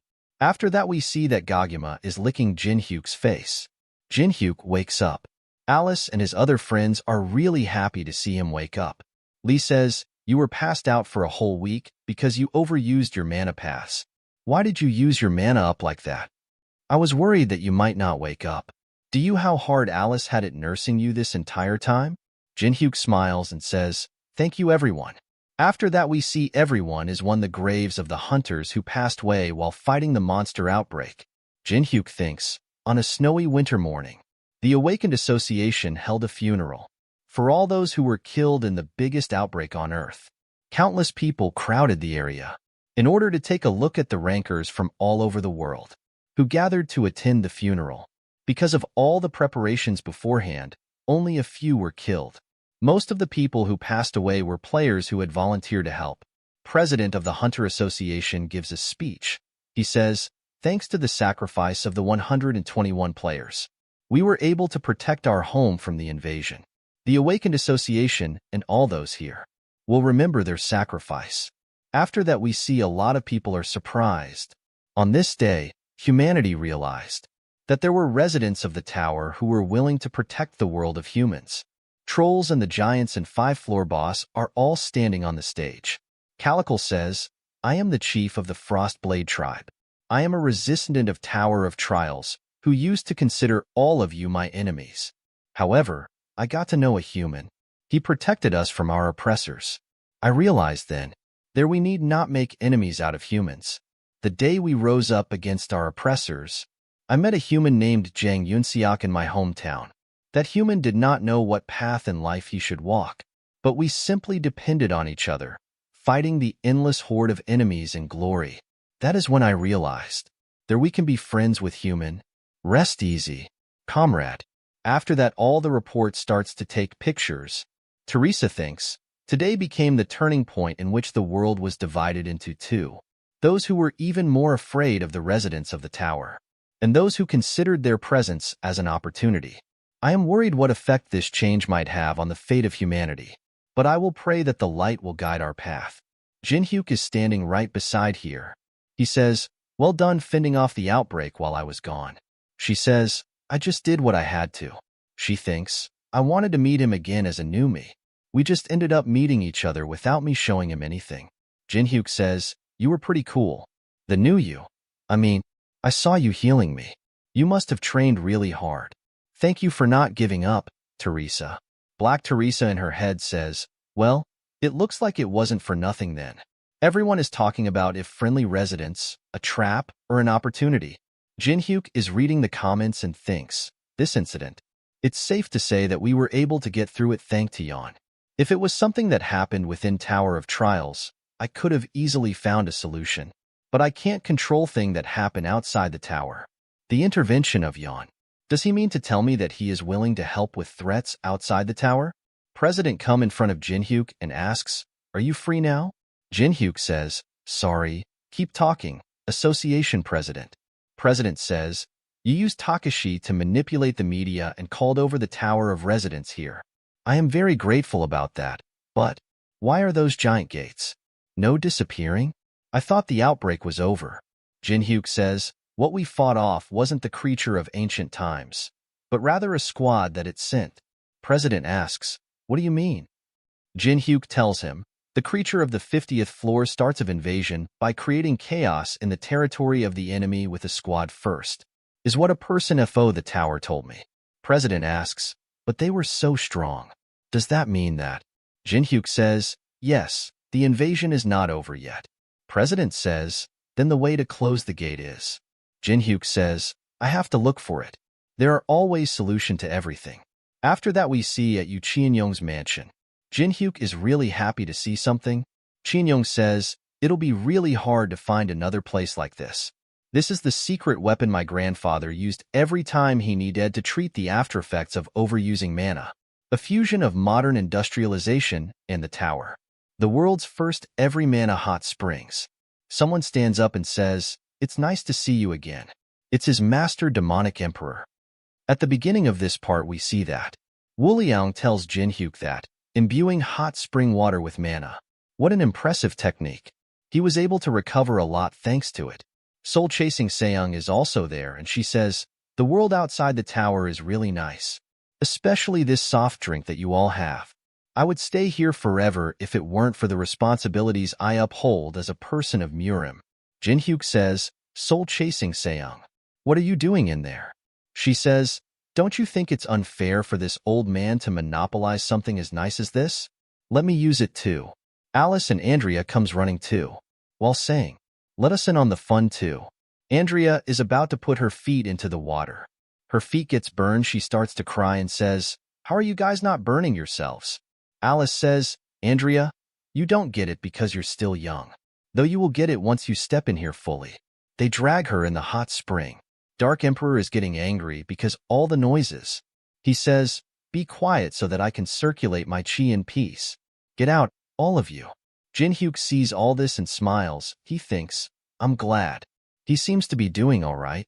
Qianyong's grandfather gets there and asks, do you have time to talk? Jinhyuk and Qianyong's grandfather walking to somewhere and Jinhyuk says, thank you for doing this. I know it was sudden. Qianyong's grandfather says, I'm always willing to help you out. Your master's broken mana paths are being healed. But that's not the reason I want to chat with you. Actually, his body. It's full of cancer cells. As if he had been exposed to radiation all his life. I can't tell how much longer he has.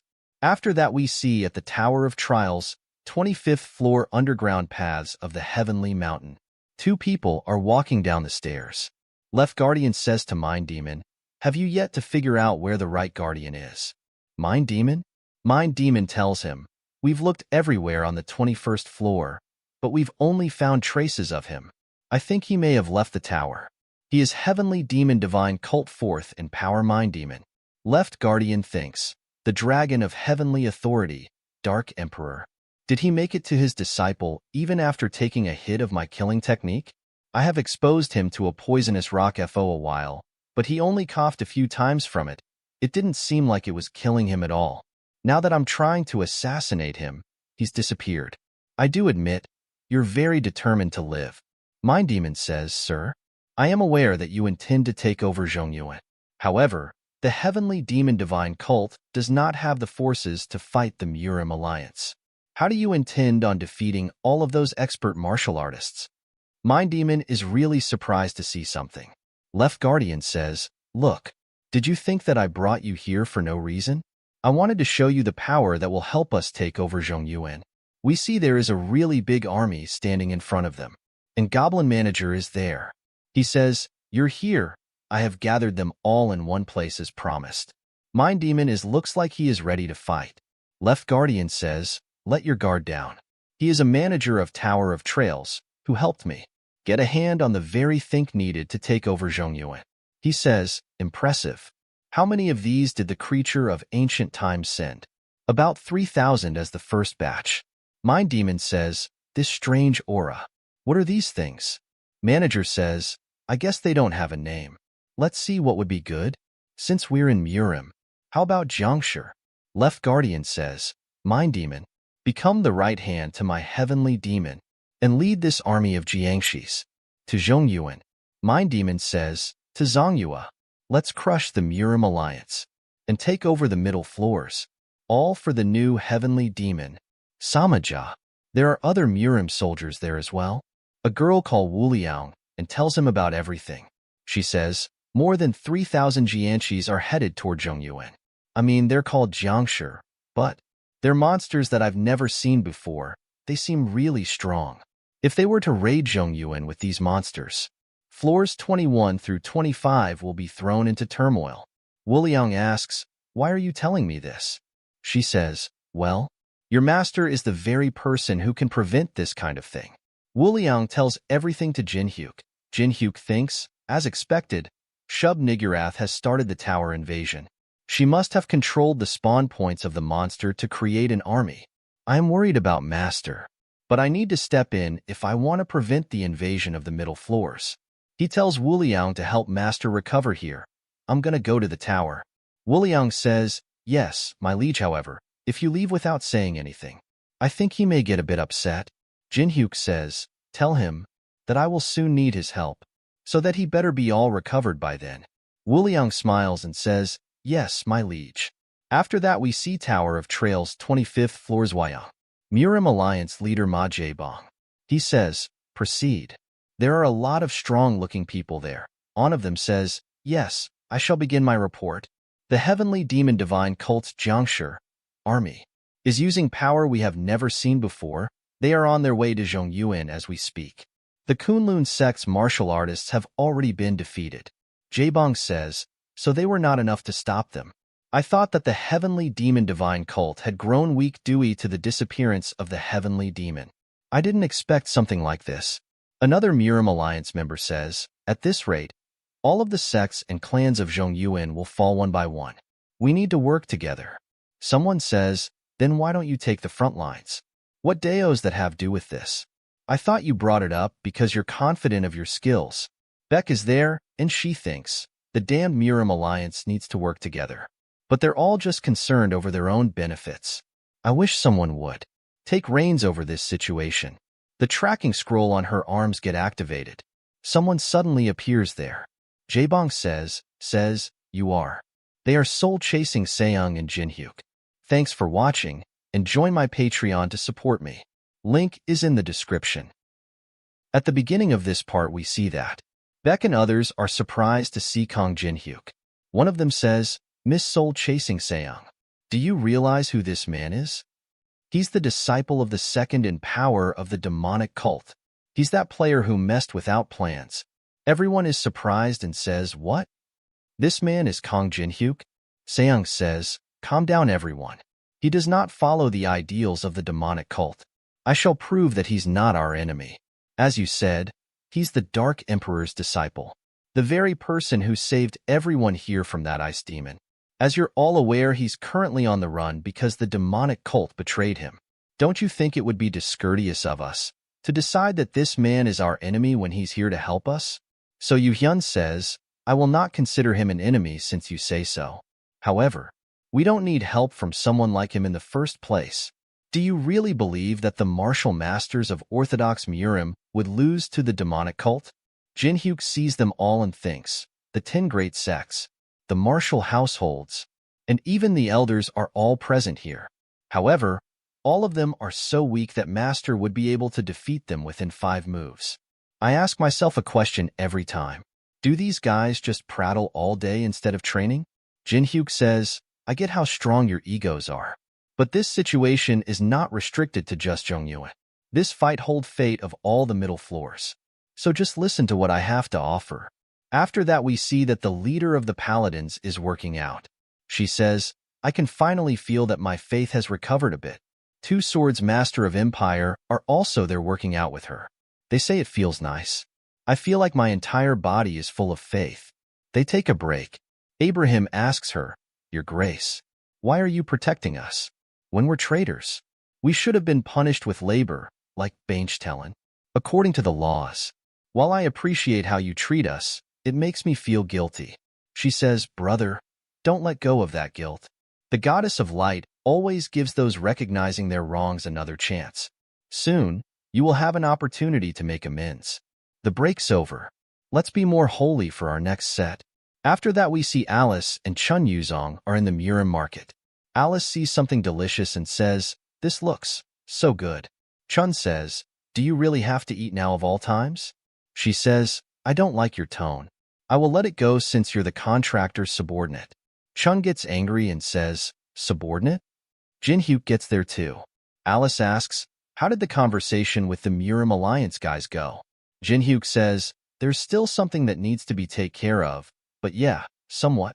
Chun asks, what about Master? Jinhyuk tells him, she's still there to appease the higher-ups. They were just that excited to hear my plan. We see a flashback where Yu-hyun angrily says, what? You want us to give away our treasures in return? Do you even know what you're saying? Seung brings out her sword and says, it looks like I have to talk to the elders myself. Leave this to me. Jinhyuk thinks, considering the outbreak in Europe, I would love to wipe out the Murim Alliance bastards. But at the same time, it's not worth it, considering the value of Master, soul-chasing Seung, and the others. But once this is all over, I'll make sure they'll never be able to leave the tower again. Alice asks, so where are we headed to now? Jinhyuk says, the palace where the most important part of the day takes place. Jinhyuk gets into a restaurant and thinks, Murim is where all the best food is on the middle floors. These dumplings can only be found in Luoyang. I can't pass them up. Yeah, I'll think things through while eating. At the moment, soul-causing Seung is fending off the elders of the Murim Alliance. But for my plan to work, I need Luoyang on my side. I'll listen in beforehand to figure out what they're saying about me. Beck's sitting there keeping an eye on Jinhyuk. Jinhyuk appears behind her and says, Beck Seelan, why did you follow us here? Actually, I was asking by soul-chasing Seung to take care of you guys. Jinhyuk thinks, she's supposed to be my wiretap device. If she'd here, she's no help. She should have just stayed in the meeting room and leaked the conversation to me. Beck says, since I'm here, I'll join you guys for the meal. You're in the way of the chopsticks. Chun says, can you get off me? Wudong So Yumiyang also gets there. Beak sees them and says, I guess the meeting's over then. Jinhyuk says, he doesn't seem like he's in a good mood. Beck says, that's because of the ruckus you caused at the meeting. Everyone in Wudong has the highest expectations of him. He's long dreamed of being the hero who saves Zhongyuan, but you took that opportunity away from him. Jinhyuk says, ah, I see. Jinhyuk laughs and says, well, that's how the orthodox bastards are, you know? Moral duty, or whatever. The Wudong guys are especially bad. Their egos have soared to the skies because of what their predecessors did, even though they themselves haven't done anything. Jinhyuk says, the older guys of Wudong were surely amazing, but now, they're no better than a gang. Beck gets angry and says, what are you doing? You should be trying to get on good terms with the Murim Alliance. Why are you all just eating? Shouldn't you stop him? Chun says, I guess you don't know him too well. You don't need to overreact. This thing's normal. You should just sit and watch. Beck is confused and thinks, what's with their reactions? Am I really the one overreacting right now? This isn't your territory. They surround Jinhyuk and the others. Yumyung says, I really dislike how soul-chasing Seung was protecting you, but for you to provoke us like this, you have insulted Wudong in front of me. That means I wouldn't be doing anything wrong if I killed you right here. Thanks for watching, like and subscribe of more videos, and if you to support me, more Patreon link is in the description. Thanks, see you next time, bye-bye, have a nice day. At the beginning of this part we see that Jinhyuk grabs Alice while she is eating dumplings and says, keep eating. Jinhyuk jumps and hits Yumyung's people really fast. Yumyung grabs a stool and throws it at Jinhyuk while saying, you provoked me first. How dare you try to run away? Jinhyuk easily dodges the stool. All the other customers starts to run. One of the waiter is scared and says, goodness, everyone, you cannot fight in here. Alice gives him a really big diamond and says, hey, take this for the repair fees. It should be more than enough. Chun is also eating carefree and says, hey, Beck Seelan, have seat here. It's best to not interfere when he starts a fight. Chun pour her a drink. She is surprised and thinks, he's actually just gonna sit here and do nothing while his friend is fighting someone? We're really just gonna sit here and drink? They are all trying to grab Jinhyuk, but Tae are unable to. They say, you little rat, fight like a man. You started this. Jinhyuk was about to get hit in the face, but he easily dodges the attack while yawning. Yumyung is getting more and more angry and asks, why aren't you fighting?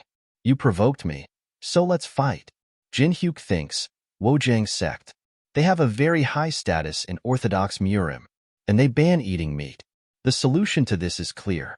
Yoon and his men run toward Jin-hyuk while saying, "Did you just laugh at us?" Jin-hyuk summons something in front of him. They are surprised to see that. Jin-hyuk activates Otherworldly Restaurant and starts cook. They look really happy after smelling the food. Jin-hyuk hits them. Yoon is surprised. Jin-hyuk says, "Do they not feed you at the Wudong sect? It only took the smell of some stir-fired vegetables for them to fall." Yoon brings out his sword and says, "You've made me pull out my sword." He activates Taiji's sword. He jumps toward Jin-hyuk to attack and says, "Don't resent me when you're dead. You have brought this upon yourself." Yoon uses 13th Taiji sword third form. Yoon thinks, "That felt different. I just sliced through meat." Yoon gets hit by Jin-hyuk attack egos flying. Jin-hyuk starts to cook the meat and says, "Oh, you cubed it up all nicely." Yoon thinks, "What just happened?" He sees Jin-hyuk cooking and thinks, "I'm a first-class disciple of Wudong. You're telling me that my skill was used to cut some meat to be cooked, and that I was taken down with just one kick." Yoon gets up really angry and says, "Do you think that you'll be fine if you kill me here? If I die here, if martial masters of Orthodox Murim will chase you to the ends of." Jin-hyuk feeds him meat with a spoon and says, "You talk too much." We see a flashback where we see Yoon's mother is feeding him while saying, "Have some of this instead of crying. It should help ease the pain. Good boy." His mother says, "You shouldn't cry just because you fell down.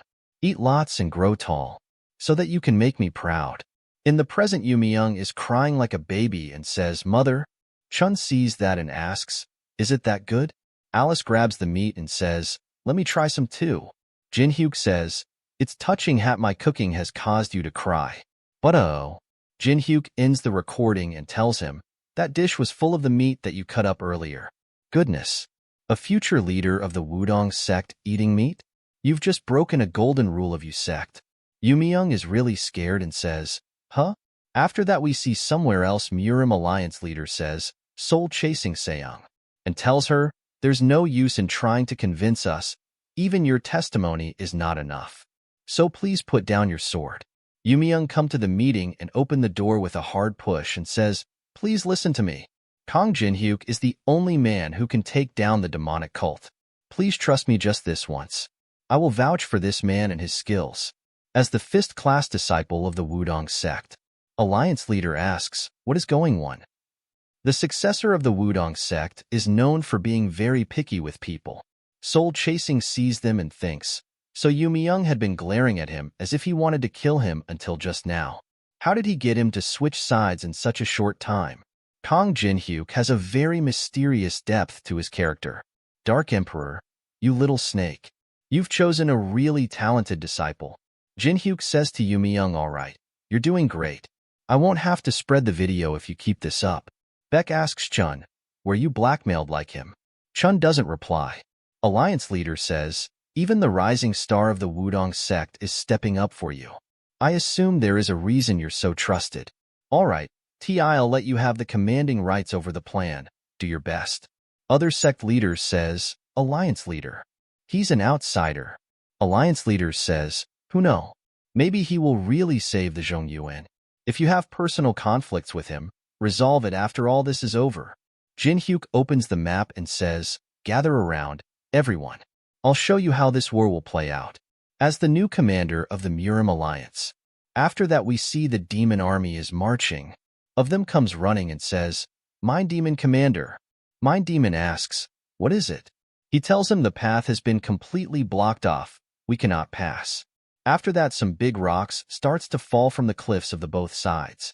They are really surprised and scared. Thanks for watching. Like and subscribe for more videos. And if you to support me, more Patreon link is in the description. Thanks. See you next time.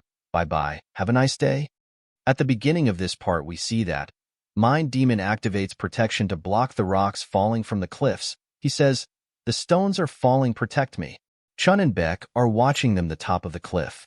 Beck says, "That's scary. A large-scale attack like that didn't do anything. These new type of Jiangshi created by the demonic cult are just." Chun sees them and thinks, they did march here like he said. But how did he know that these guys were coming here? Chun says, "Beck Sealan, let's go to the next area." Chun says, Our mission is to stall as much time as we can with these Jiangshi. Mind Demon calls Samaja and says, Sir, something is off. We've been getting ambushed wherever we go. It is as if someone knows exactly what route we are taking. I suppose there has been a change in the Murim Alliance's forces. Samaja thinks, look like the Dark Emperor's disciple is interfering again. I assume his target is that, which is fine. I didn't expect it to be easy to take over the world. Then I shall too. Use my hidden card. 21st Floor Empire's capital.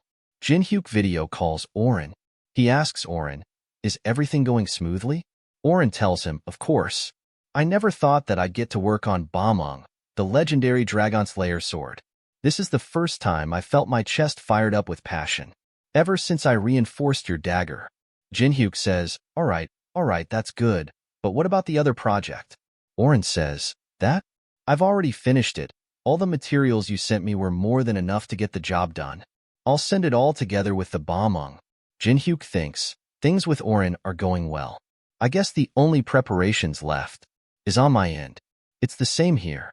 Yumiyung and Jinhyuk are walking together and Yumiyung says, it's the same here. This whole place is in a terrible state. Yumiyung says, sir, you had said that you would stop the demonic cult's army, so why are we just scouting the area instead? Jinhyuk tells Yumiyung that, you just need to stay with me and act as my identity plaque. You're talking a lot more than usual, by the way. Do you think we're friends? Do you want me to send out the video to everyone? Teresa gets there. Yumiyung sees her and says, a Westerner from the Empire? Jinhyuk says, she's my friend. Have some manners. Yumiyung bows and says, yes, sir. Nice to meet you, ma'am. Teresa says, Jinhyuk, I wanted to see you because I think I found that person. I investigated the areas ambushed by the Jiangshi like you asked, and this was the only place with a lot of survivors. The village's elders said that during the ambush, a man appeared to help them. It's the man right there. I don't know if he's the person you're looking for, but be careful. Something feels off. My detection is pretty good, but that person, I can't detect any mana on him. Jinhyuk activates the Eye of Gluttony. His name is Bek Ilha. All the other information is unknown. A copy condition appears saying, copy conditions. The Heveli demon has currently used almost all of his innate core energy. Help him regain his internal energy to be able to copy H is Heavenly Demon Divine Arts. The mastery of taste skill will depend on you existing understanding of the skill. Max 10th mastery. Jinhyuk is happy to see him and thinks, I've finally found him. A red window appears in front of Jinhyuk saying, a special quest from Unknown has arrived. Special quest? The Heavenly Demon has basically no will to fight at the moment. If you are able to motivate him even a little, you will earn a chance to enter the memories from where the Heavenly Demon lost his internal energy. Jinhyuk sees that and thinks, yawn. That's quite a bold push. Pretty difficult condition, though. I have to help regain his internal energy as well as motivate him. Something is keeping an eye on Jinhyuk and the other while hiding in the trees. Yumiyung calls everyone and says, get together. We have come from the Murim Alliance to help. Come here, everyone. Jinhyuk activates Otherworldly Restaurant and starts to cook in a really big pot. They give food to everyone. Yumiyung sees them eating and smiling and thinks, the people who have lost everything are seeing hope because of one warm meal. Kong Jinhyuk, though he was just a vile bastard, but can I do something like this too? Jinhyuk gives food to Ilha as well. Jinhyuk tells him, have one. I'm not taking money for it. Ilha says it's fine. Give it to someone else. It's a waste for it to be given to me. Jinhyuk thinks, he looks like he hasn't eaten for a whole week though. He's in a worse state than I thought. I'll leave it there. Your choice whether you eat it or not. Jinhyuk thinks, the rate at which I can climb the tower is increased by 7-fold. If I have the Heavenly Demon Arts, especially with the creature of ancient times going wild, I need his skill. However, I don't know how I should motivate him. Alice starts to react. She come out of the ring. She look angry and says, contractor, I can feel it more and more. The energy of those sent by the creatures of ancient times. People starts to scream and run. Jiangshi army appears there. Mind Demon says, I wouldn't expect any less of Samaja. He knew that Kong Jinhyuk would delay everything just to look for the Heavenly Demon. No, The new heavenly demon is Samaja. Mind demon order the Jiangshi that, go kill Kong Jinhyuk and bring me back Ilha.